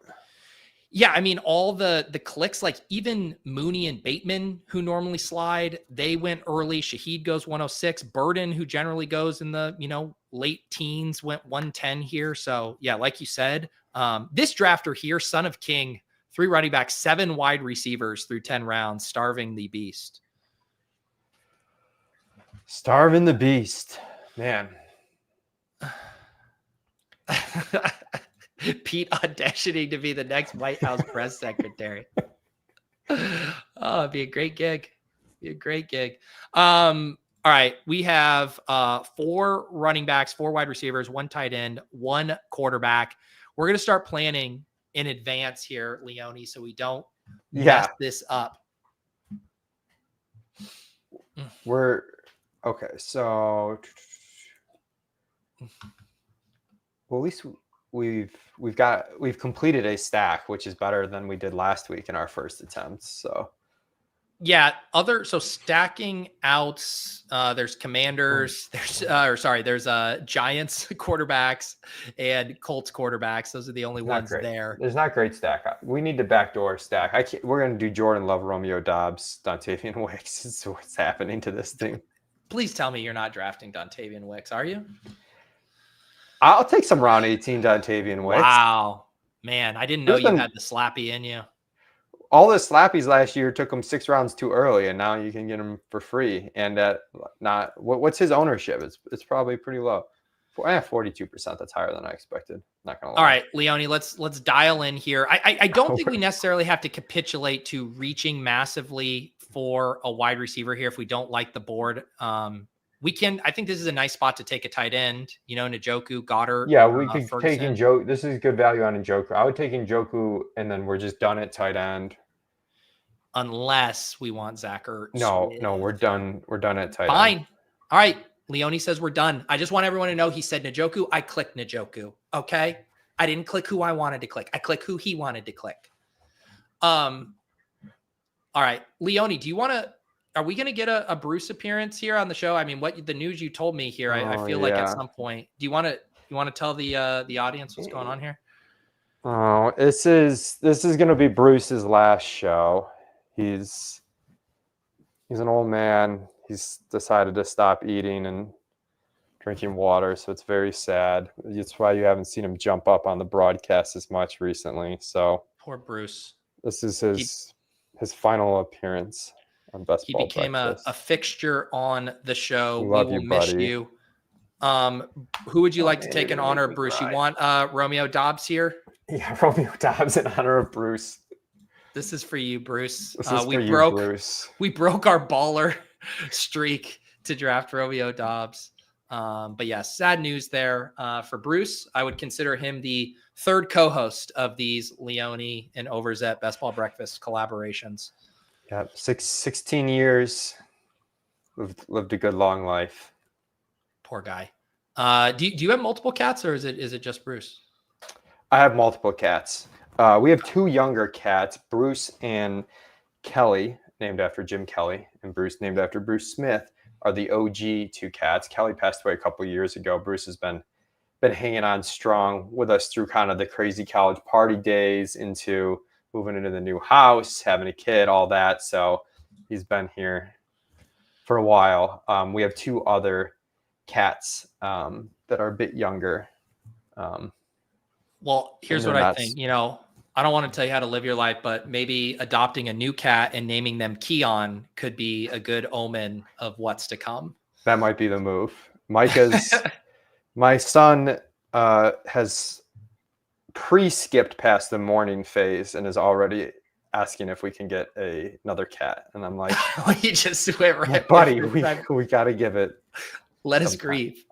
Let us grieve. Hard to transition off of losing a loved pet, but someone in the chat tipped me off to this. Underdog's been releasing a lot of contests this week. Yesterday, we got the Great Dane, or today we get the Great Dane 2, the big eliminator. A rake-free Pomeranian as of 22 minutes ago is live. So I will just say this real quickly to anyone who's ever trying to find the best possible contest to play.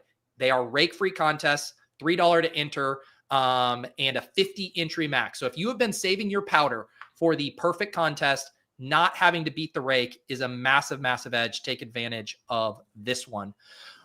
Leone, let me give a recap to the team here. 1 quarterback, 4 running backs, 5 wide receivers, 2 tight ends, Jaden Daniels, Achane, Kaleb Johnson, J.K. Dobbins, and Quinshon Judkins, Malik Napers, Emeka Egbuka, Deebo Samuel, Josh Downs, who was reportedly supposed to be Khalil Shakur, and Romeo Dobbs in honor of Bruce, and then George Kittle and David Njoku at tight end here. And people want to know about Jacory. Sorry, Bill, Ooh. Bill, here you go. Just pay it up. I knew it was going to happen. Bill goes at pick 146 here. Is that too frothy for you, Leone, or are you chasing that up? I think this is about where he should go. Okay. I don't think I'd chase him up much higher than that, but I think it's about where he should go. Again, maybe I'm drinking the Kool-Aid a little bit too much, but it's been a pretty consistent drum beat. I have some concerns over. Okay, let's Okay, we're on the clock. I was gonna say Eckler on this Daniels team there for us.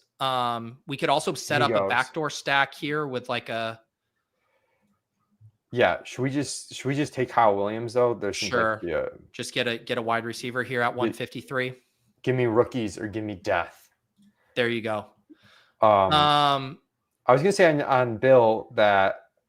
Thank you. I'm a little bit worried about the upside case, but I also don't want to like nitpick it and be overly narrow when the price is cheap. Yeah. I don't know if the HBTs, if so to speak, will be there if you start chasing up the board into like round 10 or something. It is kind of like an interesting risk reward thing. Like obviously if Brian Robinson was traded today, these prices are going to look awesome. Like you're going to get even insane CLV on 146. If it doesn't happen and this continues to kind of, lag, eventually people will be like, maybe I don't want to chase him up. And you would get a classic, I think, dip from Bill over the next 2 weeks or so if that doesn't happen. But I don't know. Once that rumor's out there and people already wanted to be in on Bill, I don't know what's going to slow it down at this point. Yeah, agreed. We probably need a veteran running back in this room. Well, what do you think about Algier? Yeah. Or do you prefer like a Rashad White type?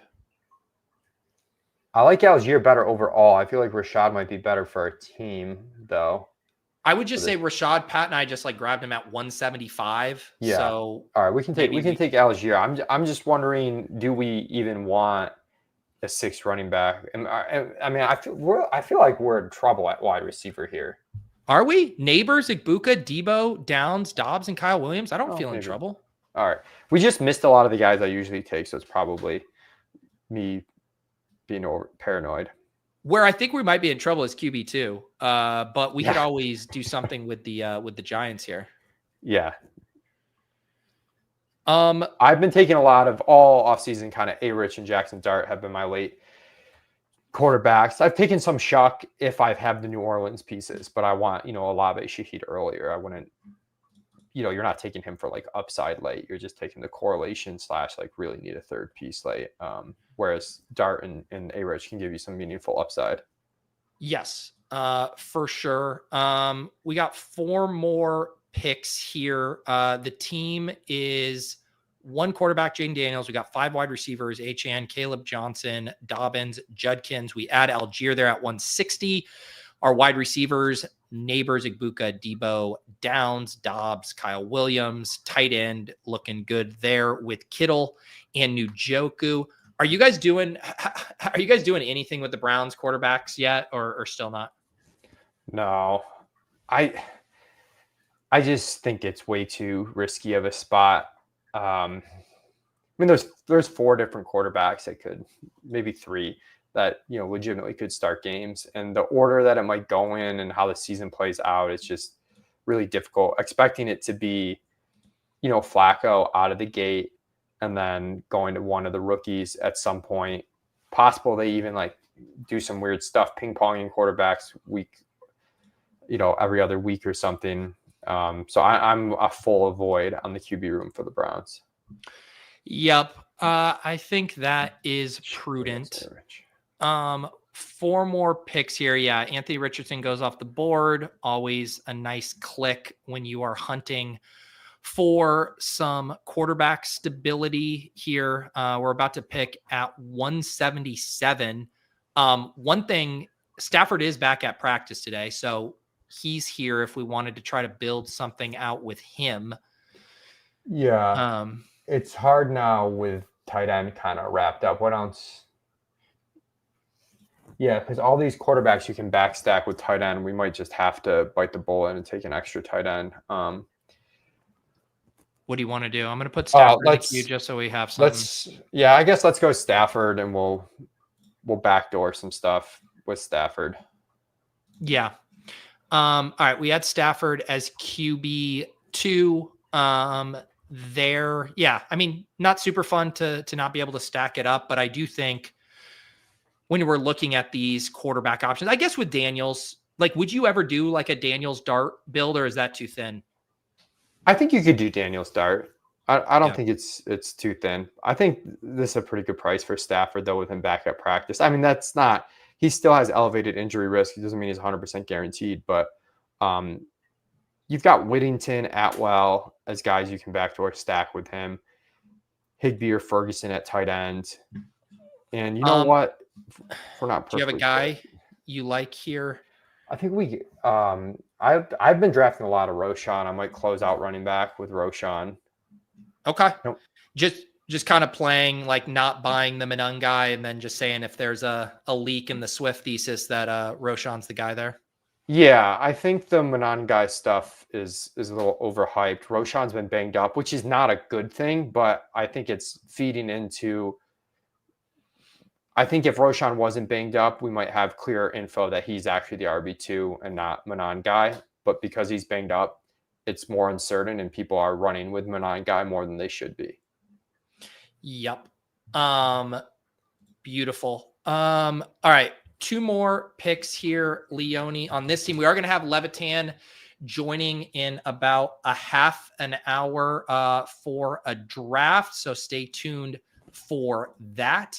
And Leone, we will try to land this plane here. 2662 cooking. I do think we're in good shape, positionally at this point, to the point where like if we wanted to do dart still as a third quarterback, I don't think that would be like insane with this build. I don't think it'd be insane. I think I'd rather just go Atwell Whittington and just lock in wide receiver spot for Rams. Yeah. And I'm definitely more open to like that handcuff type thing when it's this late, right? Like, I don't want to make bets early where only one of them is likely to pay off, but in a situation where we're a little bit desperate for some correlation, I don't mind saying like, we're going to get the wide receiver 3 spot figured out here for Rams. Atwell is the guy who might see the field a little bit more often early, and you can just run into a touchdown, a big play. Whittington is the dude who actually has some legitimate upside if something happens to Puka or Devontae Adams. We'll see if the room lets us take both, but yeah, I haven't seen those guys be any bit trendy these days. No. So we should be okay, but I can never trust these snipers. We've got Whittington around 10% too in the estimated current ownership, and that's probably not one that's going to change a whole ton. Yep. Should we hop in the other? I did. Oh, okay, cool. Nice. Yeah, and I know you're on it. No. I appreciate the reminder just in case. And I was giving Levitan an updated timeline so we don't keep him waiting too much. 2 more picks here in this next draft. Leone, we're going to be picking at the 111. As always, if you want to get tipped off when I hop in these, if you are a YouTube member at the Best Ball Value Hounds tier and you go into the Deposit Kingdom Discord, which I have a link down below, you can go in there, you sync your YouTube and Discord account, and it'll give you access to the Best Ball Breakfast channel. And then there are alerts that I put in there so you can try to get in these stream drafts. Let me get Tutu in the queue here. I assume you want to get him first. Yeah, I think he's more likely to get taken. Yeah. Also, I saw someone take A.D. Mitchell late. You can kind of do the same thing with A-Rich, right? Like A-Rich, Pierce, A.D. Mitchell. Yeah. Similar thing late. I did want to do LAR. Yeah, someone was asking in the chat a couple times, and I wanted to make sure I hit the question. And I don't know if you guys want to reveal your special sauce, but they were asking like, what numbers do you guys use to come up with these ownership projections for the estimated ownership? Yeah. Basically, based on previous year's data, we know what the ADP is in the room at the time of. We know the ADP reflects like rolling 48 hours, so we can kind of roughly figure out and match an ADP to an ownership over like a specific 1 to 2 day period. In this draft, new draft, Leone at 110. You want Amon-Ra? All right, let's do it. And then grab Whittington here to close this one out. Yep. All right. So we kind of know historically, if the ADP says this in the draft room, that means over the previous 2 days, their ownership was probably X amount. So we just basically track the ADP, every day, and then do you want to buy the dip on Puka in this one at 2-2? Yeah, definitely. Okay. Sorry, I didn't mean. I just wanted to make sure we were clear same there. Page. I like that. So yeah, at that point, it just kind of, if you save the ADP each day, you roughly know what the ownership percentage is attached to each ADP, and you know how many drafts have occurred over that time period. It's not intense math to kind of go from there and come up with an estimate of, at this current point in time, what's the ownership. We looked at it last year, and I think we were like plus or minus 5% on most players. So it's not 100% fine-tuned. Not all ADPs created the same. Like 215.2 might be different than a 215.2 in terms of how it was achieved, but we're not usually like way off on anybody. We're pretty directionally accurate. Yeah, and I just looked there, a couple of the Rams guys we drafted, Tutu at 48%. There was a portion where at the beginning of the year, he was kind of getting drafted, but now that we have all these new kind of fun clicks, I think that ownership is probably coming down. And then Whittington's the super low owned guy, sub 10% projection. And I will mention, if you guys have the ETR best ball sub and you get the rankings, it's a column within these rankings, these estimated ownership. Pretty nice to kind of tab over and check some of those right now. Let me just recap quickly here this other team before we're back on the clock. In the other one, Leone, you can give me your thoughts on how this one turned out. My 116th team, Jaden Daniels and Matthew Stafford, Achane, Kaleb Johnson, J.K. Dobbins, Judkins, Algier, and Roshan Johnson, Malik Neighbors, Emeka Egbuka, Debo, Josh Downs, Romeo Dobbs, Kyle Williams, and then a double Rams tap with Tutu and Jordan Whittington, and then George Kittle and Njoku. What do you think? Yeah, it was a tough draft. It was a little rocky there. I think in hindsight, maybe wouldn't have bought into Kaleb Johnson dip and might have gone receiver there. And I think that might have been a little more freeing for some of the other picks later. But I think we did land the plane eventually by taking Stafford, post Stafford news, and getting that stack. I know there's probably some people out there who are like, what's the point in drafting Stafford if you don't have Puka or Devontae Adams? I think that's like, you don't want to build a lot of teams like that, but if you get in trouble, I still think it's worth taking the correlation and some value. Obviously, we're hoping with the elite quarterback that Jaden's going to carry the torch for us the vast majority of the time. All right, we're on the clock by 80. I usually go like Harrison in this spot. By the slight ADP dip here. Just by the slight ADP dip. There is some merit, I guess, to saying, hey, if we're drafting as if Stafford's healthy, do we just like do the stack and we're going to end up with like, we're on the week 8 dilemma. Yeah, here, watch huh? the week 8 buys here. Wilson, though, falls all the way back to 4-2. Adams, of course. James Cook, Jaden Tetaroya. I might take Wilson here and just. Yeah. If I'm drafting one single team, I'm probably not doing this, but am I drafting a portfolio of teams? I'm probably taking these ADP dips and getting some combinations that likely don't exist out there. What about a portfolio of teams that is further nested under an additional portfolio of teams under my account that we've drafted joint together? Is that a time you would consider doing this start? That not only considered, but executed. Exactly here. So we get the true 0 RB start. Amon-Ra, Puka, Harrison, Garrett Wilson. I will say, just like in general too, you do get pushed to some true 0 RB starts from this back half of the board, because it used to be Harvey and Henderson were reliably there at the 5-6 turn, and those kind of felt.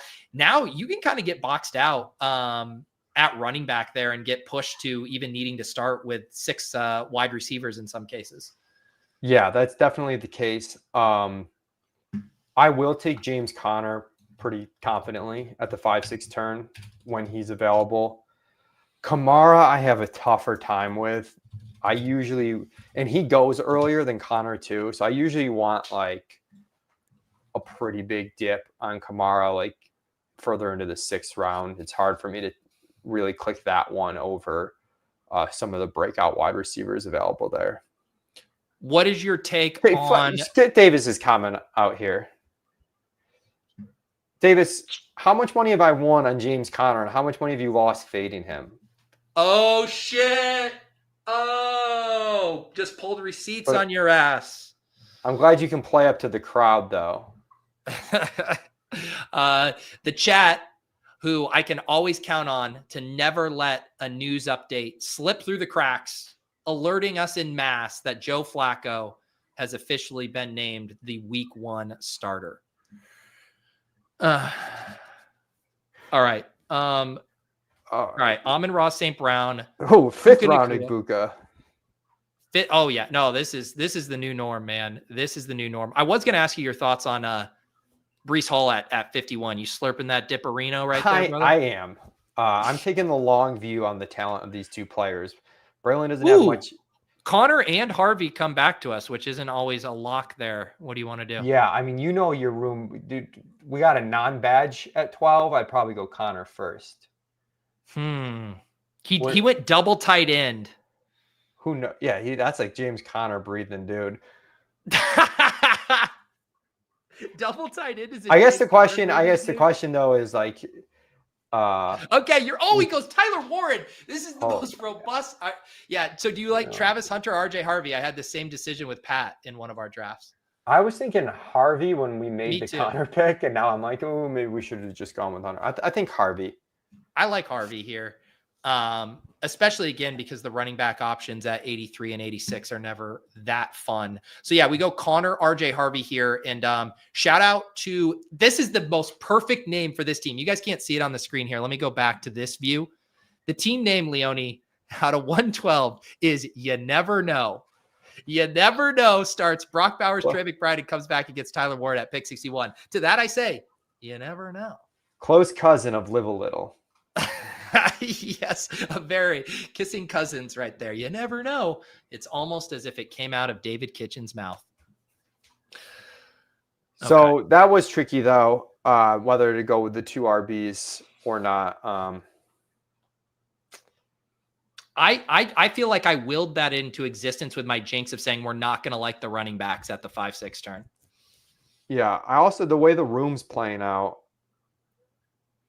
I'm maybe a little bit too optimistic what we'll get at wide receiver coming back as they like all go, although not surprised.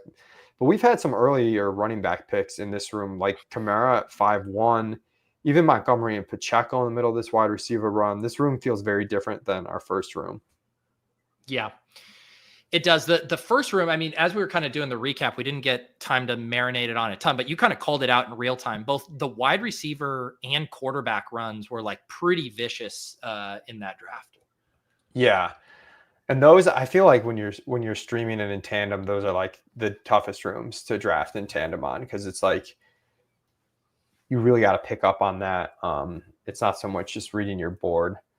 The Breece Hall thing, I'm starting a solo pod on the Establish the Edge podcast. Yeah. I did the first edition last week. I'm going to talk a little bit about Breece Hall, Braylon Allen this week. Getting a little bit micro this week after I said it would be a macro podcast. But I'm going to talk about that and the Pierce Hall, Keon Coleman thing, as well as Gibbs 101 stuff on this week's podcast. It's so funny because I see all the reactions like on Twitter, and then I go and read the actual usage in like Dwayne's recap on Fantasy Life, and I'm like, it doesn't seem that bad. Like it feels like it's always blown out of proportion here. We are back on the clock. We could do Kyler with the Connor and Marvin Harrison, or we could just grab. I'm gonna grab Hawkinson. Okay, yeah, let's do it. We don't have tight end, right? No, we don't. Yeah, okay. No tight ends yet. And I will say, if you ever wanted to push tight end, are you more or less likely to do it when the drafter behind you already has 3 through 7 routes? That's right. I mean, there's a certain point, man. Maybe I am just pushing Keon Coleman up the boards, though. Let's do Shakir this time. Are you sure? You sure you don't want to do Kyler? Dude, I'm sure. I'm gonna be a masochist. I'm gonna say Shakir because we've got Fields, Goff, McCarthy, Stafford. I'm going to say push it. Don't let anyone. Technically, I didn't press the button. Technically, I let it time out. So I didn't have to say I actually clicked Shakir, but I gave Leone his wish. I mean, after last draft, I was owed Shakir. I will say this. There was a reason why I wanted to have the conversation after you said Shakir and Downs. And it is Shakir for a while was my most drafted wide receiver in BBM. And we all are trying to find the guy who did this on these Mondays. And then he gets the high ankle sprain, and I'm having to sit here staring at 18% Khalil Shakir, the most unballer selection of all time. And then you have the audacity to make me try to draft him over and over again, even after that. How do you get off, Michael Leone? I'm afraid to respond to that question. But what you're saying is you're not worried about Khalil Shakir. No, I think he's going to play week 1. Okay. That's all I need. I mean, there's sometimes these guys aren't as effective for a couple weeks, but well, what you need to realize, Leone, is I'm at the point of the season where I need to start optimizing my selections for when I post my Best Ball Mania exposures on Twitter, my 150, and I swear to God, the kind of rage bait I could induce with Khalil Shakir, that's my most drafted wide receiver, would be all time. Here's the team so far for my audio listeners. We started 4 wide receivers: Amon-Ra St. Brown, Puka Nacua, Marvin Harrison, Garrett Wilson. We come back and grab James Conner and RJ Harvey. And then at the 7-8 turn, we get our tight end, TJ Hawkinson. And yes, Khalil Shakir, who went after Keon Coleman after You Never Know took him. You Never Know, are you in the chat? Can you reveal yourself if you are? Are you in the chat, sir? Or she? You never know. Leone, how do you feel about this team so far? I mean, I feel I like this is more in my comfort zone than the last draft. 1, the room is softer than the room last draft.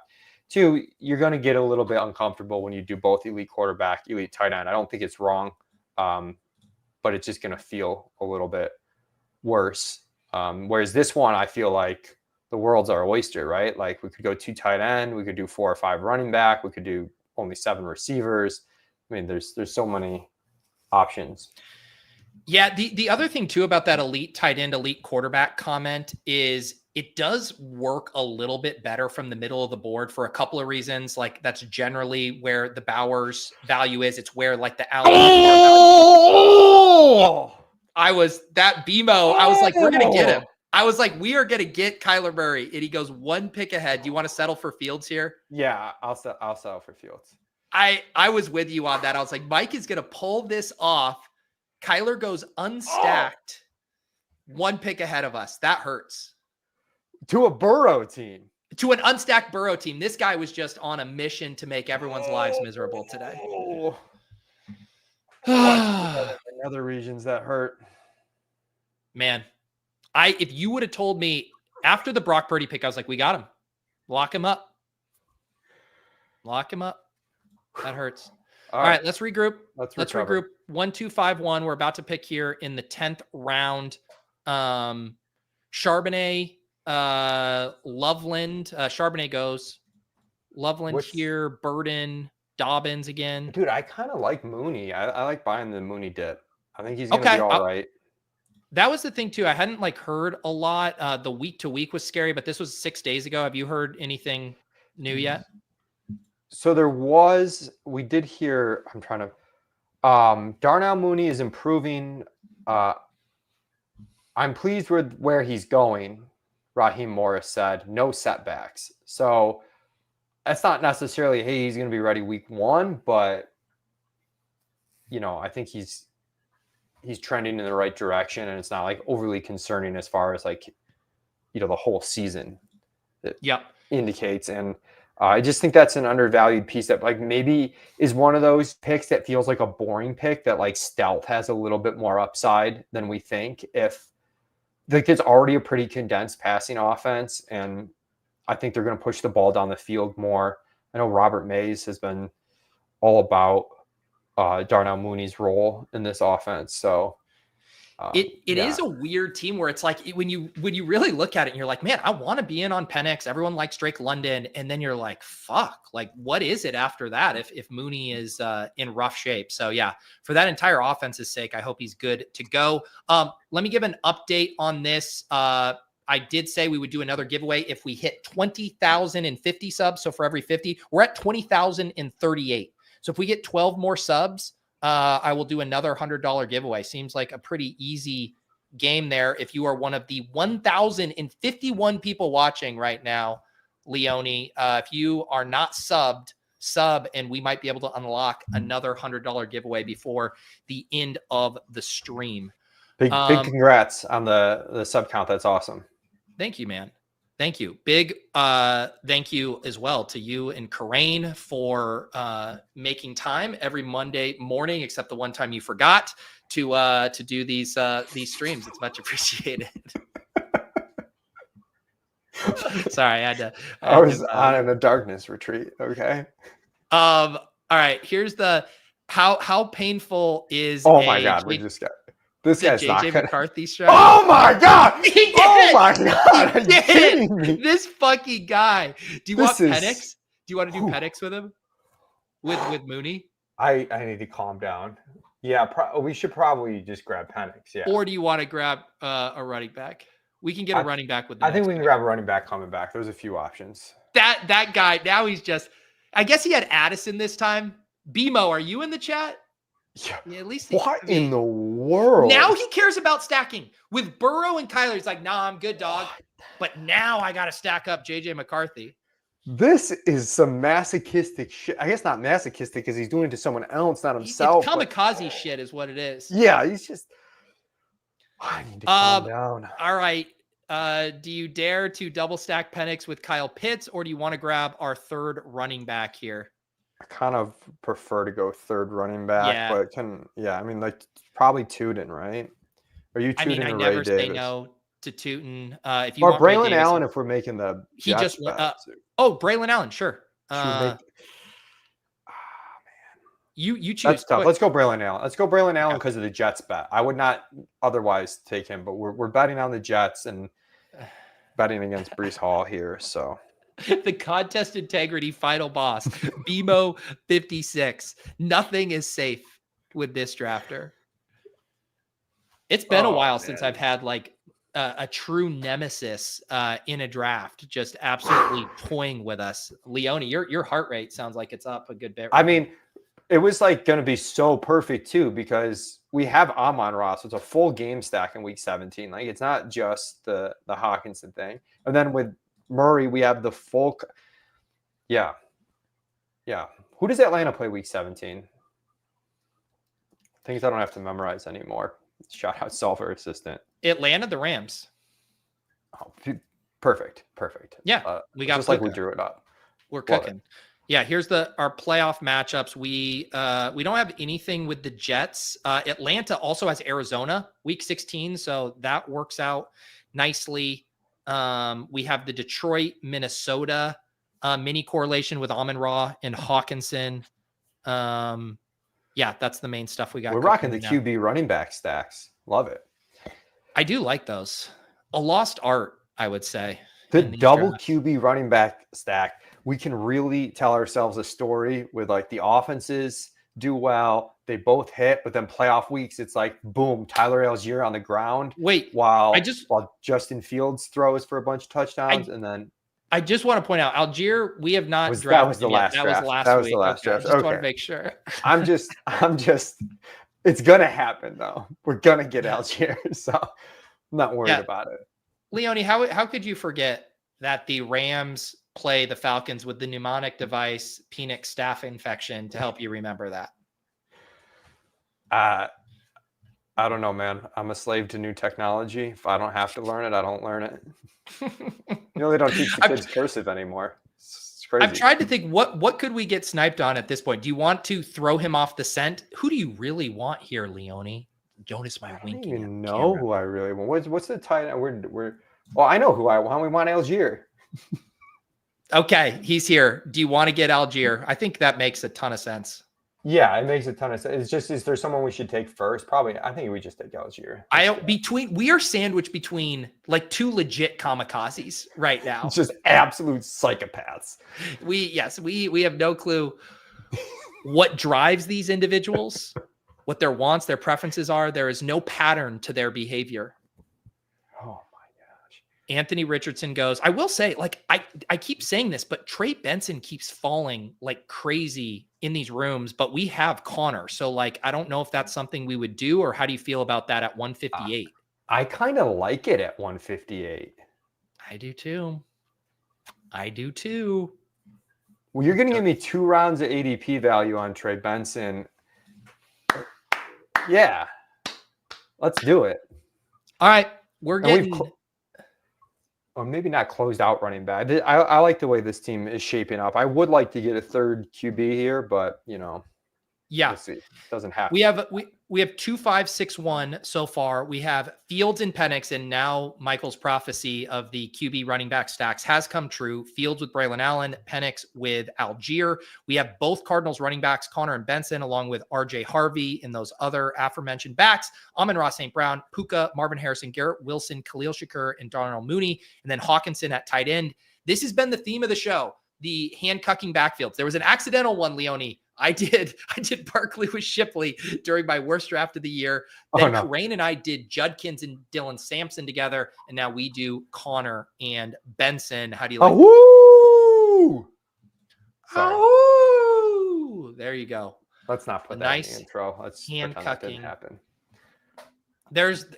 Actually, I was just about to say there's going to be no updating of the intro. We normally get one final intro update because the new Best Ball Bro video is going to come out, I believe, sometime later this week, Leone, and then we can update the intro with some new clips. I'm excited for that.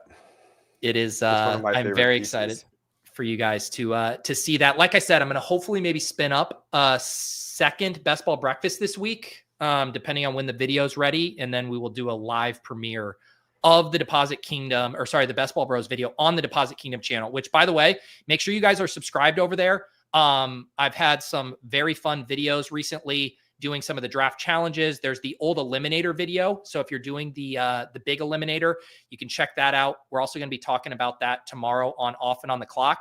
And then last week I did a video where I tested all 5 BBM winning strategies from the past and then seeing how they work in this current landscape. And I'm going to have multiple other videos. We're going to have the Truth Serum video. We're going to have Best Ball Bros video. I'm going to do a couple other draft videos with guests, all kinds of good stuff. That's a separate channel. So make sure you're subscribed to the Deposit Kingdom channel as well. Those are all pre-recorded, highly produced videos, all kinds of good stuff over there coming down the pipeline. We should do a Calcutta with a bunch of options. That's like what is going to be in the Best Ball Bro video. that would be fun. Do you want to get Stafford as the third QB with Puka here? Yeah, I kind of do. I think that's right. And I don't trust you never know behind us. So we get to 3, 5, 6, 1. I will turn off. Can't possibly take Isaiah Likely from us, Kenny. No, they can't possibly. Do you actually want Isaiah Likely here? I kind of do. Yeah. Yeah. Would you go I mean, three tight ends with a Hawk likely build? I think we can go 3 tight ends. Yeah. Okay. Let's grab the likely dip here. 182. So he falls a full round. I don't mind that. I guess it's mostly injury stuff, but I kind of feel like, it's maybe a better bet than it was last year. Right. And then maybe, I guess Andrews bounced back. So maybe that's not totally true. There was some thought last year that Andrews could just be dust, but his usage was pretty strong last year. And I think they might have to throw a little bit more this year as well. Yep. Man, these drafters, man, on either side of us. I mean, this BMO, he's really needling you because he just took 2 of your favorite types of wide receivers, Wan'Dale Robinson and Adam Thielen. And our other guy, Pat Bryant at 157, Io Manor at 180, Taj Brooks at 181. These people need to be studied. That's a 3 tight end person. Yes. With a pretty big reach in there too. Warren went way early, right? Mm-hmm. Do you think in our lifetime, Leone, someone will donate their brain to Best Ball Medical Research?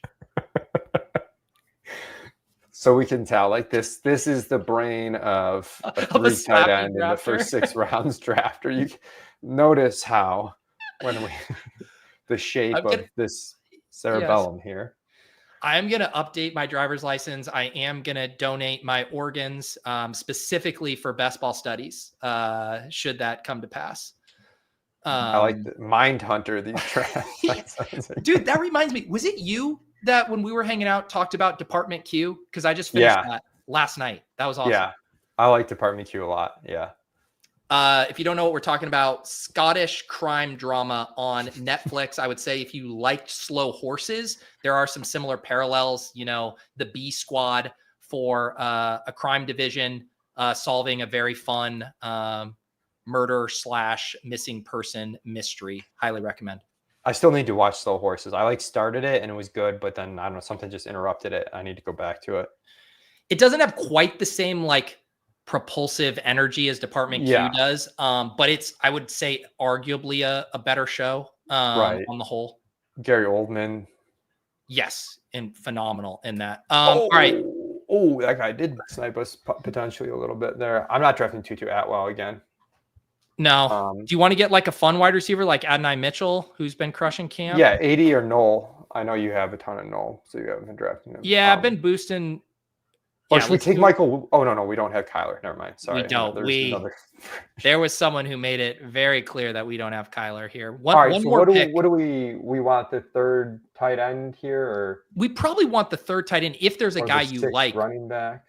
With Hawkinson. Let's make the Harold Fannin and just annoy Kerrane with a better Harold Fannin team.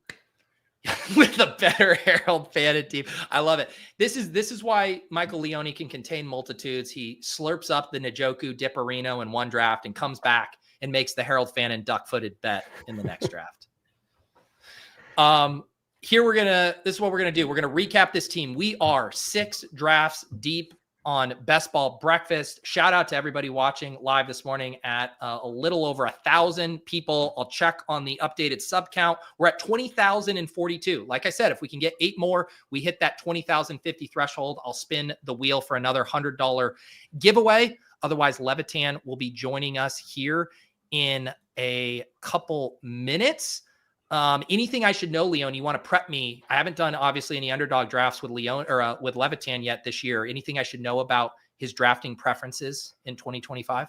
Ask him how much Marshawn Lloyd he's drafted 2 consecutive seasons. Oh my God. That seems like a way to piss him off. Yeah, if you want to get contentious right off the bat. I don't know. Levitan sometimes a little stealth. It's I'm not totally sure his preferences. Okay. I'm trying to think.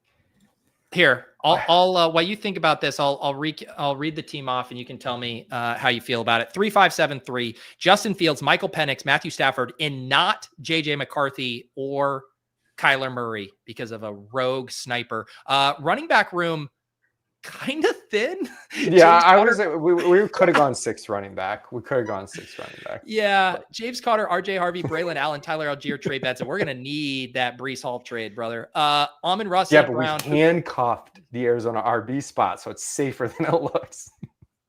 Amon-Ra St. Brown, Puka, Marvin Harrison, Garrett Wilson, Shakir Mooney, AD Mitchell. Yeah, we should have done a running back instead of AD Mitchell. Whatever, what is done is done. TJ Hawkinson, Isaiah Likely, Harold Fannin.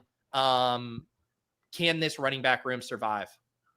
Yeah, this running back room is super survivable.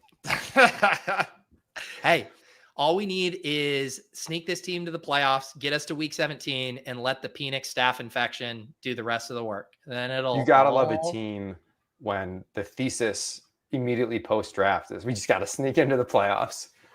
Yes. Here he is. Levitan, welcome to the stream. Just wrapped up drafting with your colleague Michael Leone. How are you doing? Doing well, buddy. How are you? Great to see you. Great to see you too. Don't sound so excited to be here. It's a joyous day on the channel, save for Mike announcing that his cat is being put down later today. No. This was Bruce's last stream. So No. Oh man. I'm sorry to hear that. That's awful news. Yeah. Thank you. So we're gonna the need you to sentiment. bring the energy up, Levitan, because it's been a real funeral around here. Well, I mean, we're on hour 4 of fucking $25 drafts. I mean, how much energy can we? How much energy can we have? Mr. Big Dick coming in here steak shaming right off the rip. Sorry, I'm not drafting big dogs every 30 minutes. Wow. Goodness. Leone, any words of wisdom you want to pass to Levitan before you take off here? Watch out for those 3 tight end drafters in the first 6 rounds. You never know what they'll do. All right. There you go. Mike, anything else you want to plug? You mentioned you got the new solo pod going on the Establish the Edge podcast feed. Anything else people should check out? Yeah, just the Establish the Run rankings. You know, we're constantly updating them, tweaking for any of the preseason usage, beat reporter quotes, all of that. You can ask Levitan, but we're constantly talking in Slack, trying to get these ranks in the best shape possible and be 100% up to date at all times. There you go. There you go. All right, Leone.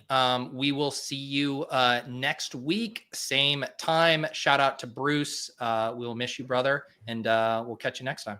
Thanks. Bye, guys. Sam, you just lead me right into a funeral here. Jesus Christ. What are you trying to do? What are you trying to do to me? I said, man, there's only one man who can save this show, and it's Adam Levitan. How you been? How's your summer going? I feel like you're turning into a grumpy old man. You're sick of all these training camp stories that have been hashed out over and over again, shaking your fist at the young kids. Yeah, I'm doing great, man. Actually, it's been a great summer. I've been drafting a ton. Yeah, I think on the I feel like when we first started doing this stuff, it was like, oh my God, you can actually track who's playing with the starters in preseason, and that can help us figure out what early season roles are going to be. And now people are like, stop the presses, stop. Breece Hall is never going to play football again for the New York Jets. It's like, oh, Brock Bowers, he's going to see no more target. It's like, I think people have gone too far with it. And that's been, it makes it, I think, a little bit less fun to talk about, but there's an edge the other way with people overreacting to stuff at times. So yeah, it's always, that's the thing about these peer-to-peer games. Like, it's always changing. Whereas, you have your model for betting sports. Great. And now you're going to go compare your model to the edges. Great. And like nothing ever really changes. There's so many dynamics in peer-to-peer stuff that I find it, so much better. Yeah, and it's funny too, right? Because it's ironic, like you guys with the preseason stuff, like the information edge, like is the edge, like grinding and reacting to every piece of micro news, but that's predicting something that's going to happen in 2 hours and not something that's going to take place over the course of the season. And it is like so much of the reporting in any of this stuff all has like week 1 brain. It's like, yeah, we understand this is how things are going to start out. I mean, was there a reference? I don't know if it was on your guys' pod where maybe even Silva was talking about the Tracy Scatabo thing and talking to Jordan Ron. And they're like, yeah, it's going to be Tracy at the start. It's like, we all know that, right. But it's also like, we're trying to optimize for the end of the season here too. So what people don't realize about beat writers is like, they're not thinking the way that we are. They're like, oh yeah, Scadabo's not practicing, and the coaches are saying he's got to be out there at practice. Oh, Scadabo's dead. You know what I mean? And like Ronan gets it. Ronan plays fantasy. I've known Ronan for like 20 plus years. He gets it. When he says stuff like that, he's not thinking like, oh yeah, in the fantasy playoffs, maybe Scadabo's the guy that you need. There's certainly room for that to happen. That's just like they're not thinking about. So yeah, I think it's hard to try to follow the beat writer stuff and understand if you're kind of like newish to it. All right, we're about to pick out 111 in a $25 draft. As you pointed out, this is Best Ball Mania, $2 million up top. We got the ETR Solver draft assistant here. Are you worried about neighbors? Puka now with Stafford back, Brian Thomas, the big dog. Who do you like? So there's so many wide receivers that come back. I don't hate taking Derrick Henry here and then taking whichever wide receiver that we like coming back. I get like very little Derrick Henry on DraftKings, but I get a lot of Derrick Henry on in the back here on Underdog. Beautiful. Yeah, we'll grab the big dog here. Neighbors Puka go, and then you get the option of Brian Thomas, AJ Brown, Drake London. Who do you like? Yeah, it's Brian Thomas. For me, I've actually been getting a lot of Thomas, Travis Hunter doubles lately. And you know, sometimes I do like you can skip Travis Hunter and do backdoors with Brenton Strange or De'Ami Brown also there. So yeah, I think the Jacksonville stuff has like a lot of flexibility. You can obviously also take ETN or Tootin as part of Lauren's stuff too. The other funny thing I was thinking about when you were talking about like the beat reporter dynamic, I know you have floated the idea before that you want to hire a team of 32 beat writers as part of that program. If you were funding it, would you mandate that they also understand and play in these top heavy best ball tournaments that are weighted back? That way they could filter their recommendations through the lens of week 17 is all that matters. Oh man. You know, I actually think it's a good idea, and it would work if they would actually be allowed to report. So a lot of the reporters that I've talked to, I'm like, hey man, I want to pay you to go to Jaguars practice and tell me exactly who's running with the first team. I don't care about anything else. I don't care who's making big plays. I don't care what the coaches say. I don't care about any of this. I don't want to see highlights. All I want to know, every day you go to practice, you tell me who's with the first team. I think that would work. However, coaches, a lot of beat reporters have told me coaches are very adamant. If you start reporting that stuff, your credential could be taken away, et cetera, et cetera. So yeah, the execution may not be there, but I still think it's a great idea. That is like another good reminder with all this stuff. It's like these reporters, while they want to, be entirely forthcoming and transparent, like they're juggling their relationship with the team, with their sources, with all of this stuff. And if they burn one bridge with like one comment that they shouldn't make, then all of their info is going to dry up. So I think, we sometimes just assume that like everything can be had, and they got to play that meta game a bit. Is Frankie Dash trying to call me autistic, but spelling it acoustic? Because listen, buddy, if you can't spell autistic, I don't think you can throw stones from glass houses. Levitan is very acoustic. I've seen him with that guitar of yours, and you make beautiful music. Absolutely beautiful. Also, everyone in the chat is losing their mind about Genty going 103 overall in this draft. Yes, that is unusual. But hey, Adam, he did truck stick that one guy in the preseason week 2 game. Yeah. Well, for these really large field stuff, isn't there some argument for like combo stuff is that why people do this? Like I've seen even sharp people do things where like late round 1 guys, they take early round 1 for the combo stuff. But all right, we are back. The chat is saying that acoustic is a way to meme it. So there you go. We are the ones who are owned apparently here, Leone. I don't know why we're memeing and changing words when cancel culture has been destroyed and you're allowed to say whatever you want now. JSN, Mike Evans, Xavier Worthy are the solver suggestions. James Cook, Kittle also here. Yeah, I would probably grab the value hound on JSN, don't you think? Yeah, I was talking with, I think it was Pat earlier, where it's like I was clicking a lot of Garrett Wilson in the middle of the rounds, and now I'm kind of trying to get more on JSN. I feel like his preseason stuff has been awesome. I'm pretty excited about him. Kittle, McMillan, go. We could get a second running back with Cook. Worthy's also here. Evans, of course. What do you think? So like on DraftKings, it would be either Worthy or Evans for sure. For me on Underdog, I'm fine with mixing in some James Cook here.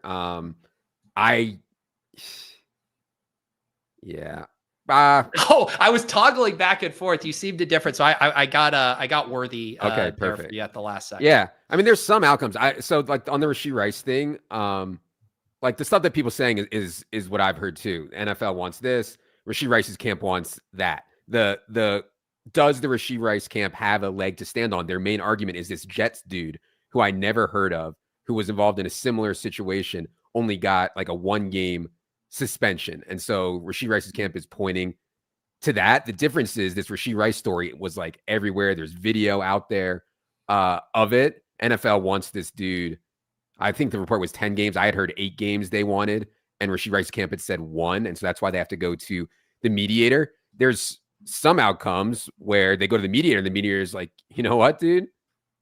10, I don't think that's the likeliest outcome, but I do think 8 is still in play. And then I also don't know exactly how long it takes the arbitrator to rule. So that's the other thing that's the other thing that I'm trying to figure out, because if he takes his time or her time 1 or 2 or 3 weeks, and then he also gets 8 games, then Worthy is looking at a smash here at, what do we get him, 40 or 41 or something like that. Yeah, that is just the tricky thing about the Rice stuff too, because at first it was like, oh, this will be so clean. You get Rashi in the beginning of the season, he sits out for 4 games and then is back. It's like, we'll all deal with that. And now it's like, holy shit. Like if you get the delayed suspension and then it's 7 or 8 games and you just miss the entire fantasy playoffs, it's like nearly an undraftable pick in this kind of format. Yeah. I wanted to just wrap up. Do you think people doing that Genty at 3 stuff are consciously doing it to randomize their combinations at the beginning of drafts? In I would never do this in like a smaller field or anything, but I'm talking about like the biggest lottos, like BBM. I do think in their heads they're doing it, but like, so this example, and apologies, Zachy, here for putting you on blast. They go Genty Lad. You can do Genty Lad from the 1-2 turn, like, as well too. So like, I don't know what you're accomplishing here. Omarion Hampton was a part of the 3-4 turn for a lot of the summer. You could add all 3 of these guys on the opposite side of the board. I don't know what you're accomplishing with that, unless you really are micro analyzing your combos and are like, I want more Genty Lad and I don't have it. That's really the only reason I could see for it. That seems like a weird combo to go out of your way for, though, to me. Right. Yeah. I don't really do that very much, but I have seen some people I think are sharp do it. So I don't mind it, like that concept when the tiers are super flat, but I also want to actually be accomplishing a unique combo. So like, I want to be thinking of, so Trey McBride has been like a fixture at the 2-3 turn all summer. Like, give me some 1-2 turn Amon-Ra Pukas, with McBride, where like, I actually think that's relatively unique. Coming back here, speak of the devil, Rice sliding here. Kamara, I would not take Rice. Yeah. Okay. Yeah. Especially with the Worthy bet for us here. Nothing with quarterback, nothing with tight end. You like Connor, Harvey, any of these wide receivers? I think if Connor sustains health, he's going to beat his ADP in this format. Like, I'm really confident that. Will he sustain health at 30? I don't know. But yeah, it would be him or Harvey for me, probably. Yeah. We've been, I think the last draft, Leone and I did both Connor and Harvey were able to get him. Harvey does go here. So we're probably going to be looking at a wide receiver. Obviously, the Egbukas of the world are long gone. Do you like Olave, Rome, Judy, Jacoby, Jenny? Yeah, I have like 26% Olave right now. Egbuka is here. I know you guys are lower on him. He's been going in the 5th round all day, but are there anyone else you like? Yeah, I'm fine taking Egbuka. I think we have a solid enough early production anyways, even if Egbuka is off to a slower start than we want, which I don't think he should be with the Godwin stuff, but yeah, that's totally fine. I know it's not a rankings value. I've just been watching him go in round 5 all day, and I'm like, oh, holy shit, he's here. Oh, I think that's totally fine. I mean, like, people don't want to hear it. Like, those wide receivers in that range for us are so close. If we moved 0.5% of target share from Godwin to Egbuka, and we've already moved a bunch, Egbuka would be ranked right there with the rest of these guys. I actually just published Market Monday, and Olave is falling again. Olave is down to like 78 on DK. What did he go here? 64.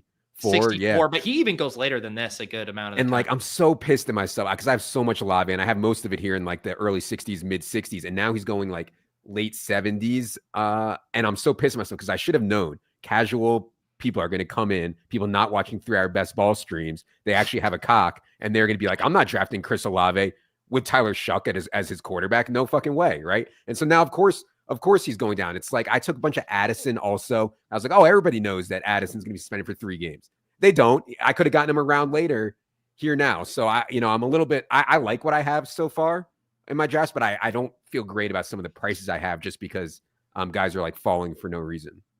Yeah, I'm the same way with Jennings is my other one. And it's like, that was kind of like hard to predict that he's going to have this calf / holdout, but I'm like staring at the CLV of all the times I took him at the 5-6 turn. But yeah, the theme there, and we have learned this, it is never baked in. Like, I swear to God, Rice's suspension could be announced 4 games. It would be lighter than we all would have imagined. He would literally drop in drafts today. Right. Like, full stop. So yeah, the Addison one I was actually patient on. So I have been able to kind of catch up there, but it's so hard to nail every single one of those. For sure. Yeah. And like some of the stuff that goes on now in rooms, some of the stuff that goes on now in rooms is just, so wild. Like I end up with guys that I don't even really like that much because they're going like 30 picks past ADP in some of these like Millie Maker type settings. All right, so we start Derrick Henry, then go Brian Thomas Jr., JSN, Xavier Worthy, come back and grab James Conner, get Emeka Egbuka. This is like the high T 0 RB blend build. Like the BTJ, JSN, Worthy, Egbuka is like pure piss boy slap. And then Henry, James Conner, just the high T there. I like the blend for us. Yes, we're mixing old and young. That's right. 2 running backs, 4 wide receivers, about to pick here at 83 by ADP. Kaleb, who's been dropping a lot. Laporta here could be interesting. Downs, Hawkinson, Jalen Warren. Yeah, that sucks. Mahomes just went. I would have said Mahomes, but yeah, I'm fine with Laporta here.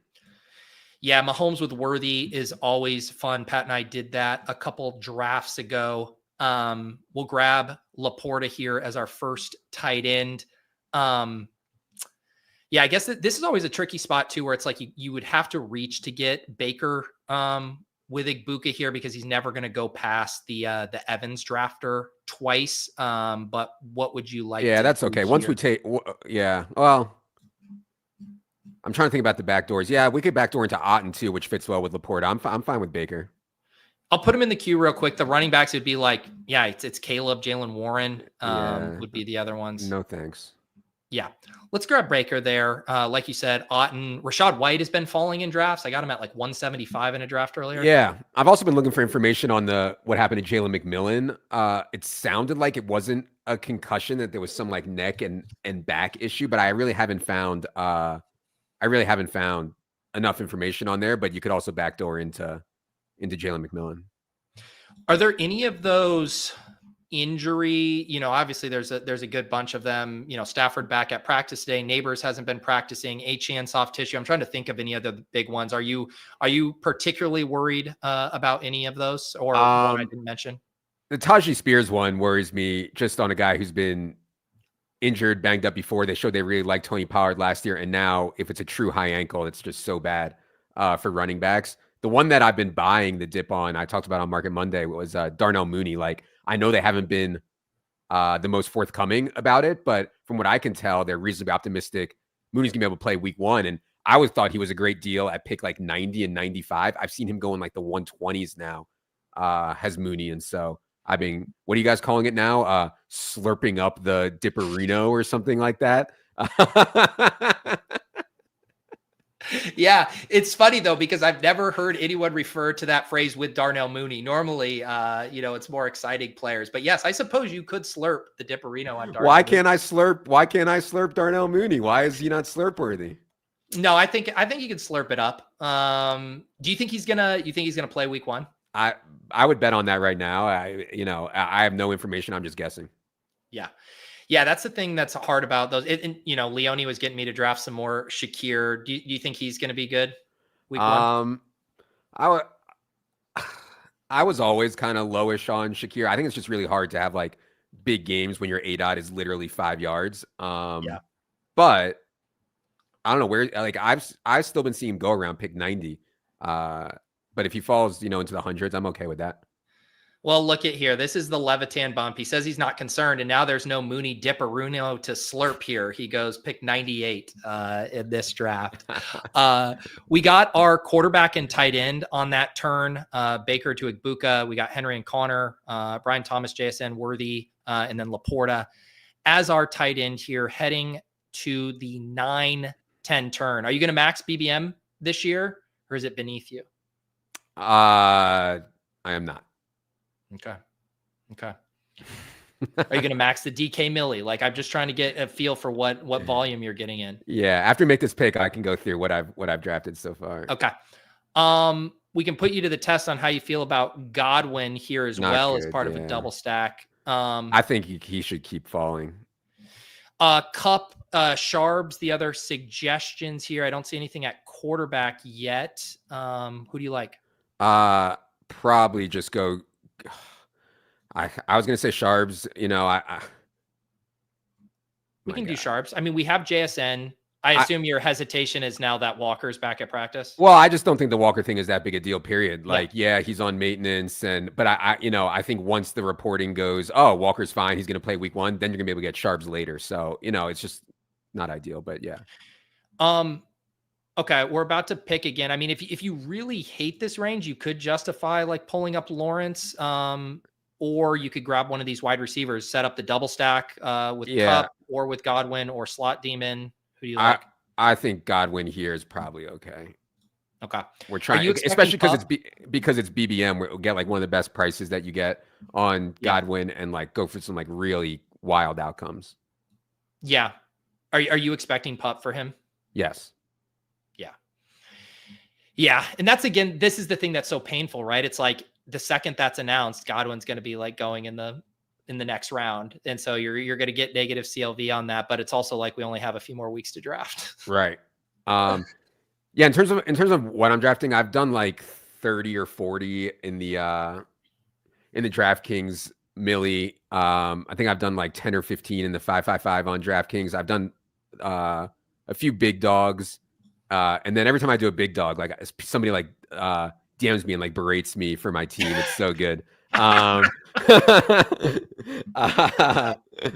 also done, I like when Underdog releases like the $200, the $250 or the $100 or whatever it is. That's like a little bit smaller field or a lot smaller field. So I've been in all of those also. So What kind of critiques are you getting? Are people accusing you of poor structures? Like what is happening here? I think I took Sean Tucker in like round 17 of a big dog. And like literally 5 minutes after draft, someone was like, nice reach on that fucking Sean Tucker pick, bro.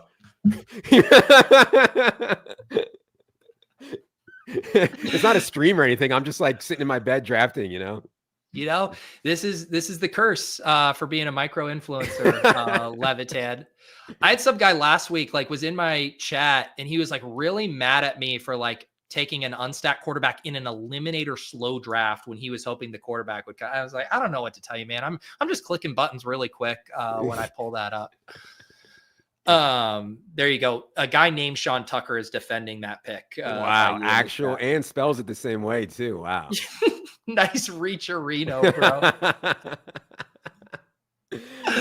All right. Here's the team so far. 1-3-5-1. We're 3 picks away. Baker, Henry, Connor, Sharbs, Brian Thomas, JSN, Xavier Worthy, Egbuka, Chris Godwin, and Laporta. Yeah. Interesting to see Dak falling in this draft. Yeah, that's surprising. I do think T-Law is okay here. I don't know what T-Law's ADP is here, probably around 120 or something. Oh my God. Sniperino. Oh.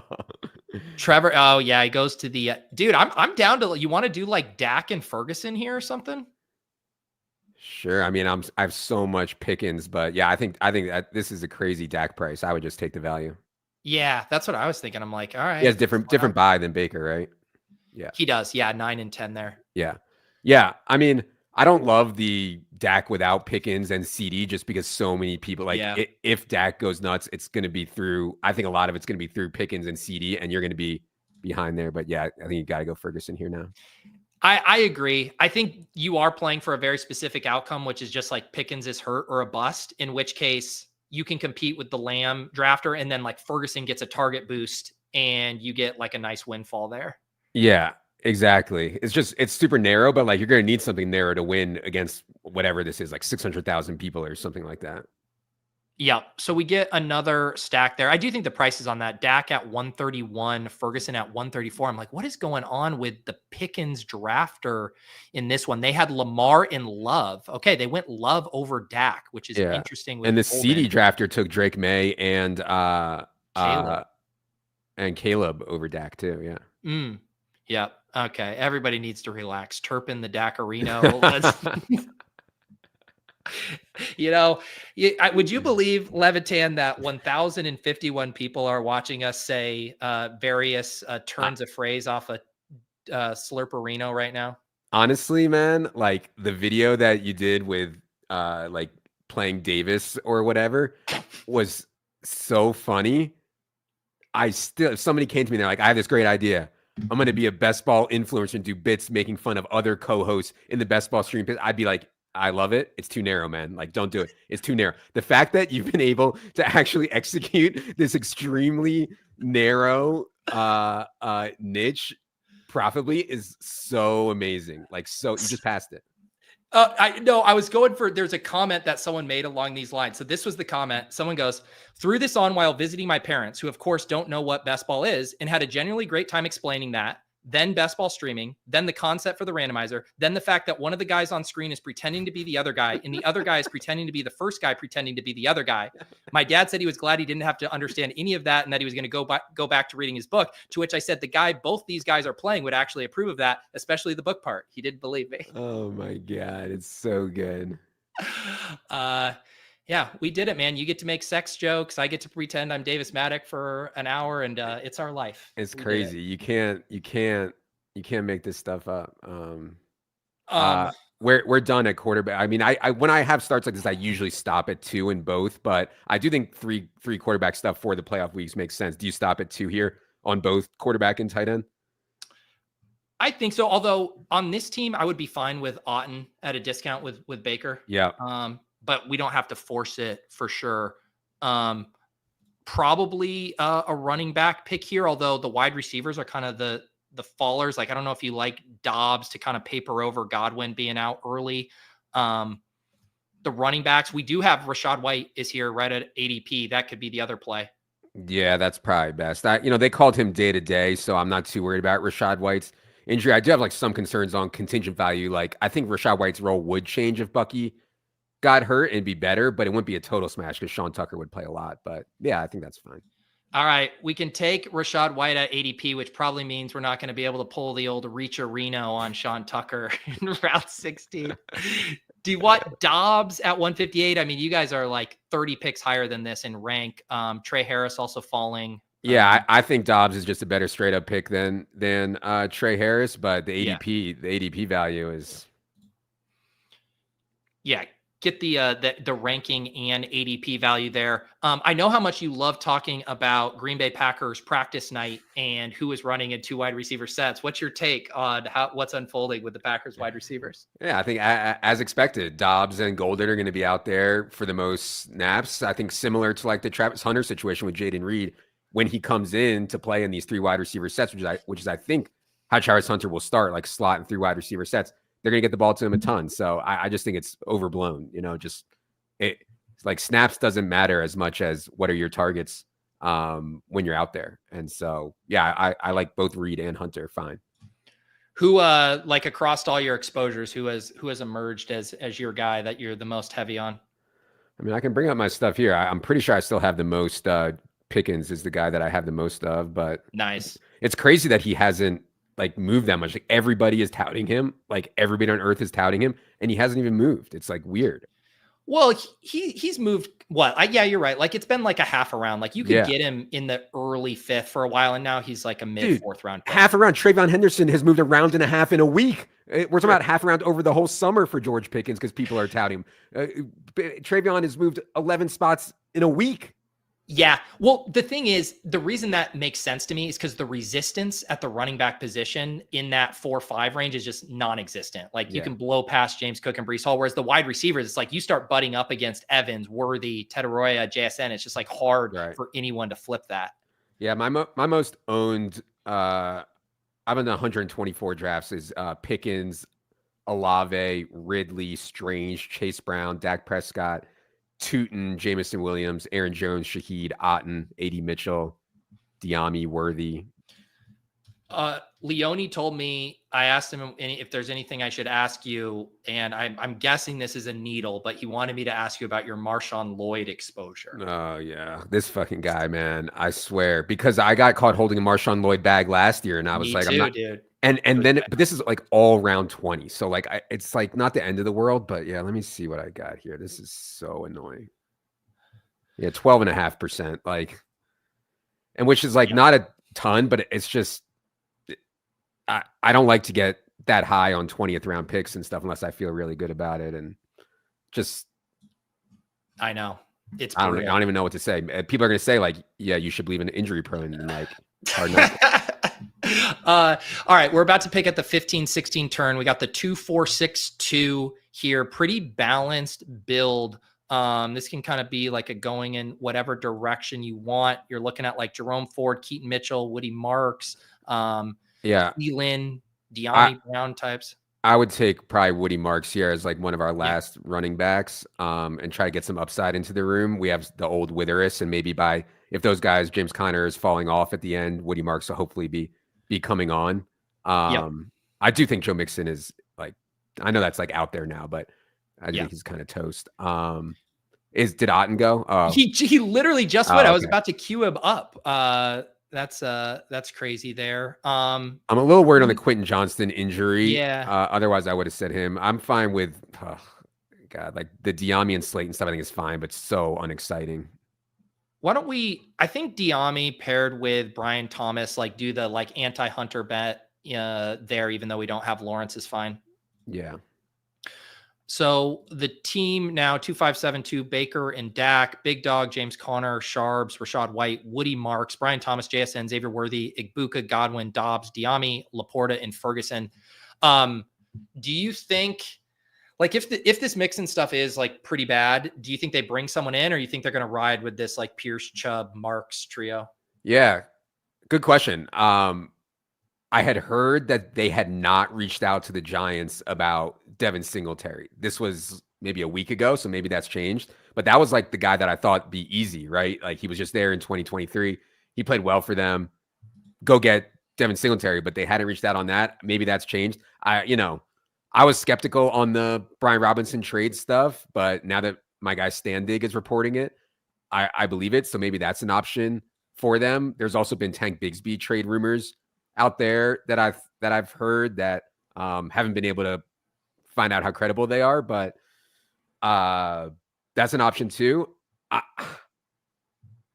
don't know, man. Like, I think that they should just throw it a ton and use Woody Marks, but they might be too big of boomers. I don't know, man. Like, do you have thoughts on this? I saw this morning reading Dwayne's preseason utilization. Crutches says Dare playing ahead of Woody 2 weeks in a row. I assume vet preference, but still, Agumbawale was like their old version of Woody Marks. I wouldn't count on Woody Marks like early production. I think any of that would be a bonus. You know, I'm betting on this more as they get out there with these Witheris like Chubb and Pierce and Dare, and by week 6 they're like, this is awful. Let's give Woody a chance to see what he can do.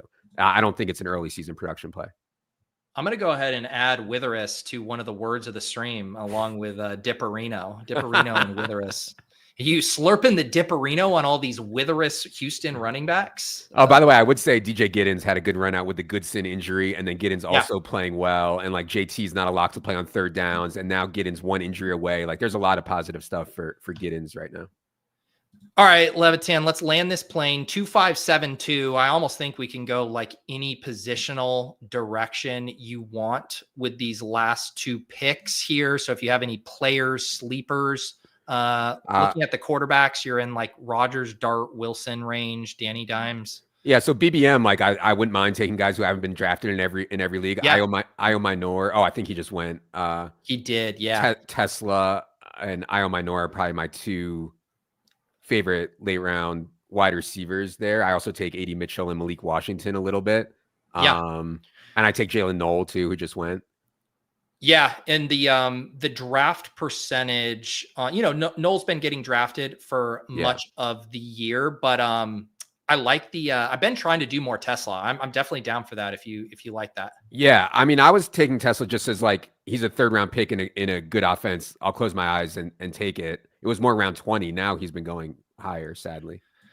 What position do you think? I mean, I'm looking at some of these. I do like Jatavian Sanders. You could do the Sean Tucker thing. Like, honestly, I think at this point, if you wanted to do both, it would be Tucker or Turpin for me. My argument for Turpin is he's never going to be a volume guy, but he can run into like a kickoff touchdown and like a rushing touchdown in one game.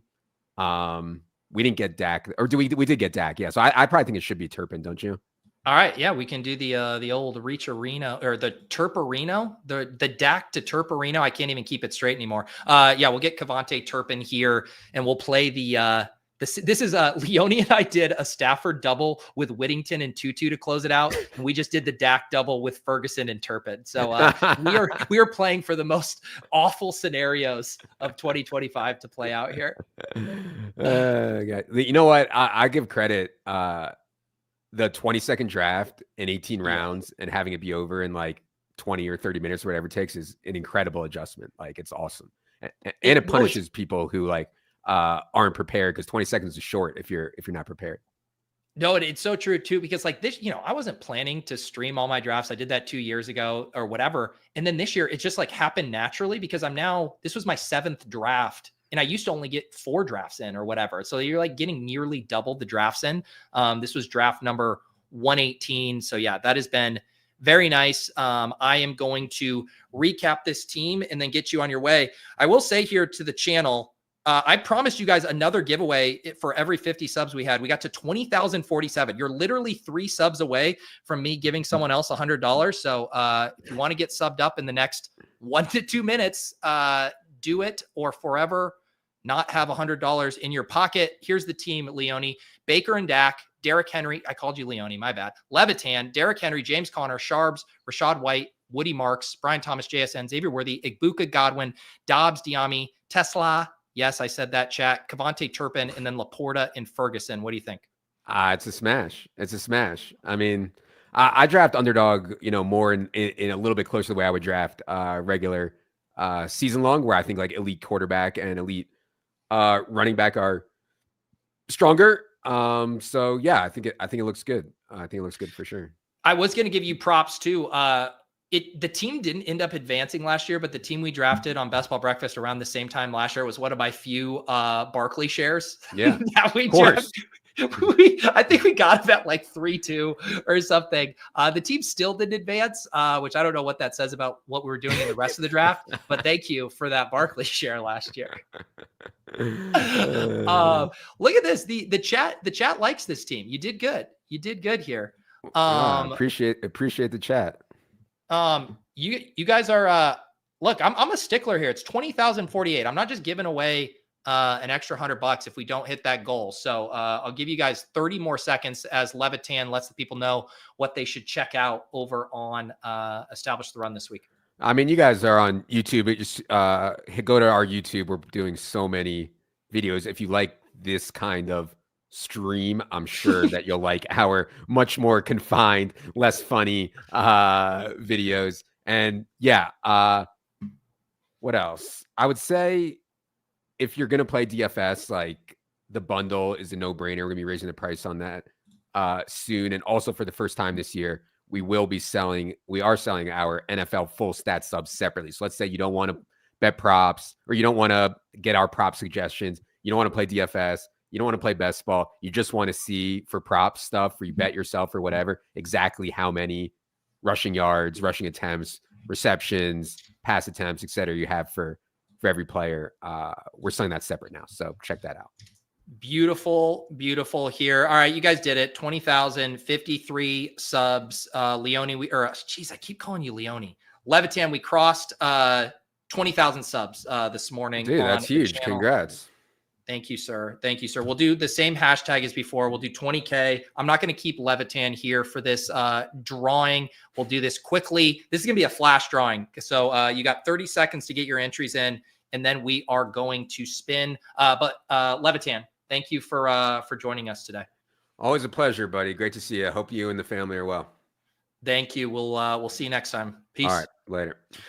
All right, there goes Adam Levitan. Thank you to him and Leone and Kerrane for joining us today. Like I said, I'm going to do this in just 1 minute here. We're rewarding the people who made it all the way to the end. We gave out $100 earlier. I promised a stretch goal for 50 more subs, which we hit. 20,053 on the channel. 20,058. Look at you guys go. Look at you guys go.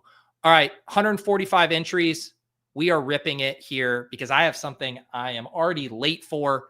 Big money, big money. Who is getting another $100 from me here? Peanut? No, it's Brandon. Oh, I thought Peanut got slow rolled there. My guy, Brandon Merchant. Always love it when familiar faces win these prizes. My farmer friend, part of the P.O. Box Book Club, all around good guy and commenter here around the Deposit Kingdom. Brandon, hit me up with your PayPal or Venmo information, and I will get you squared away. To everyone else, thank you for hanging out. Awesome, awesome stream here today, minus that one disaster of a solo draft I had at the top of the hour, but that's neither here nor there. Thank you to producer Mark for all the timestamps and all of you guys, the subs. We're going to keep rolling here. Big finish on tap for the next couple of weeks. Have a super fun announcement next week. We're going to have Best Ball Bros. We're going to have the Truth Serum video, all kinds of streams tomorrow. Nez, John, and I are going to be hitting the big eliminator. Check out the ADP Chasing main event stream tonight on the Ship Chasing channel. We'll see you guys next time.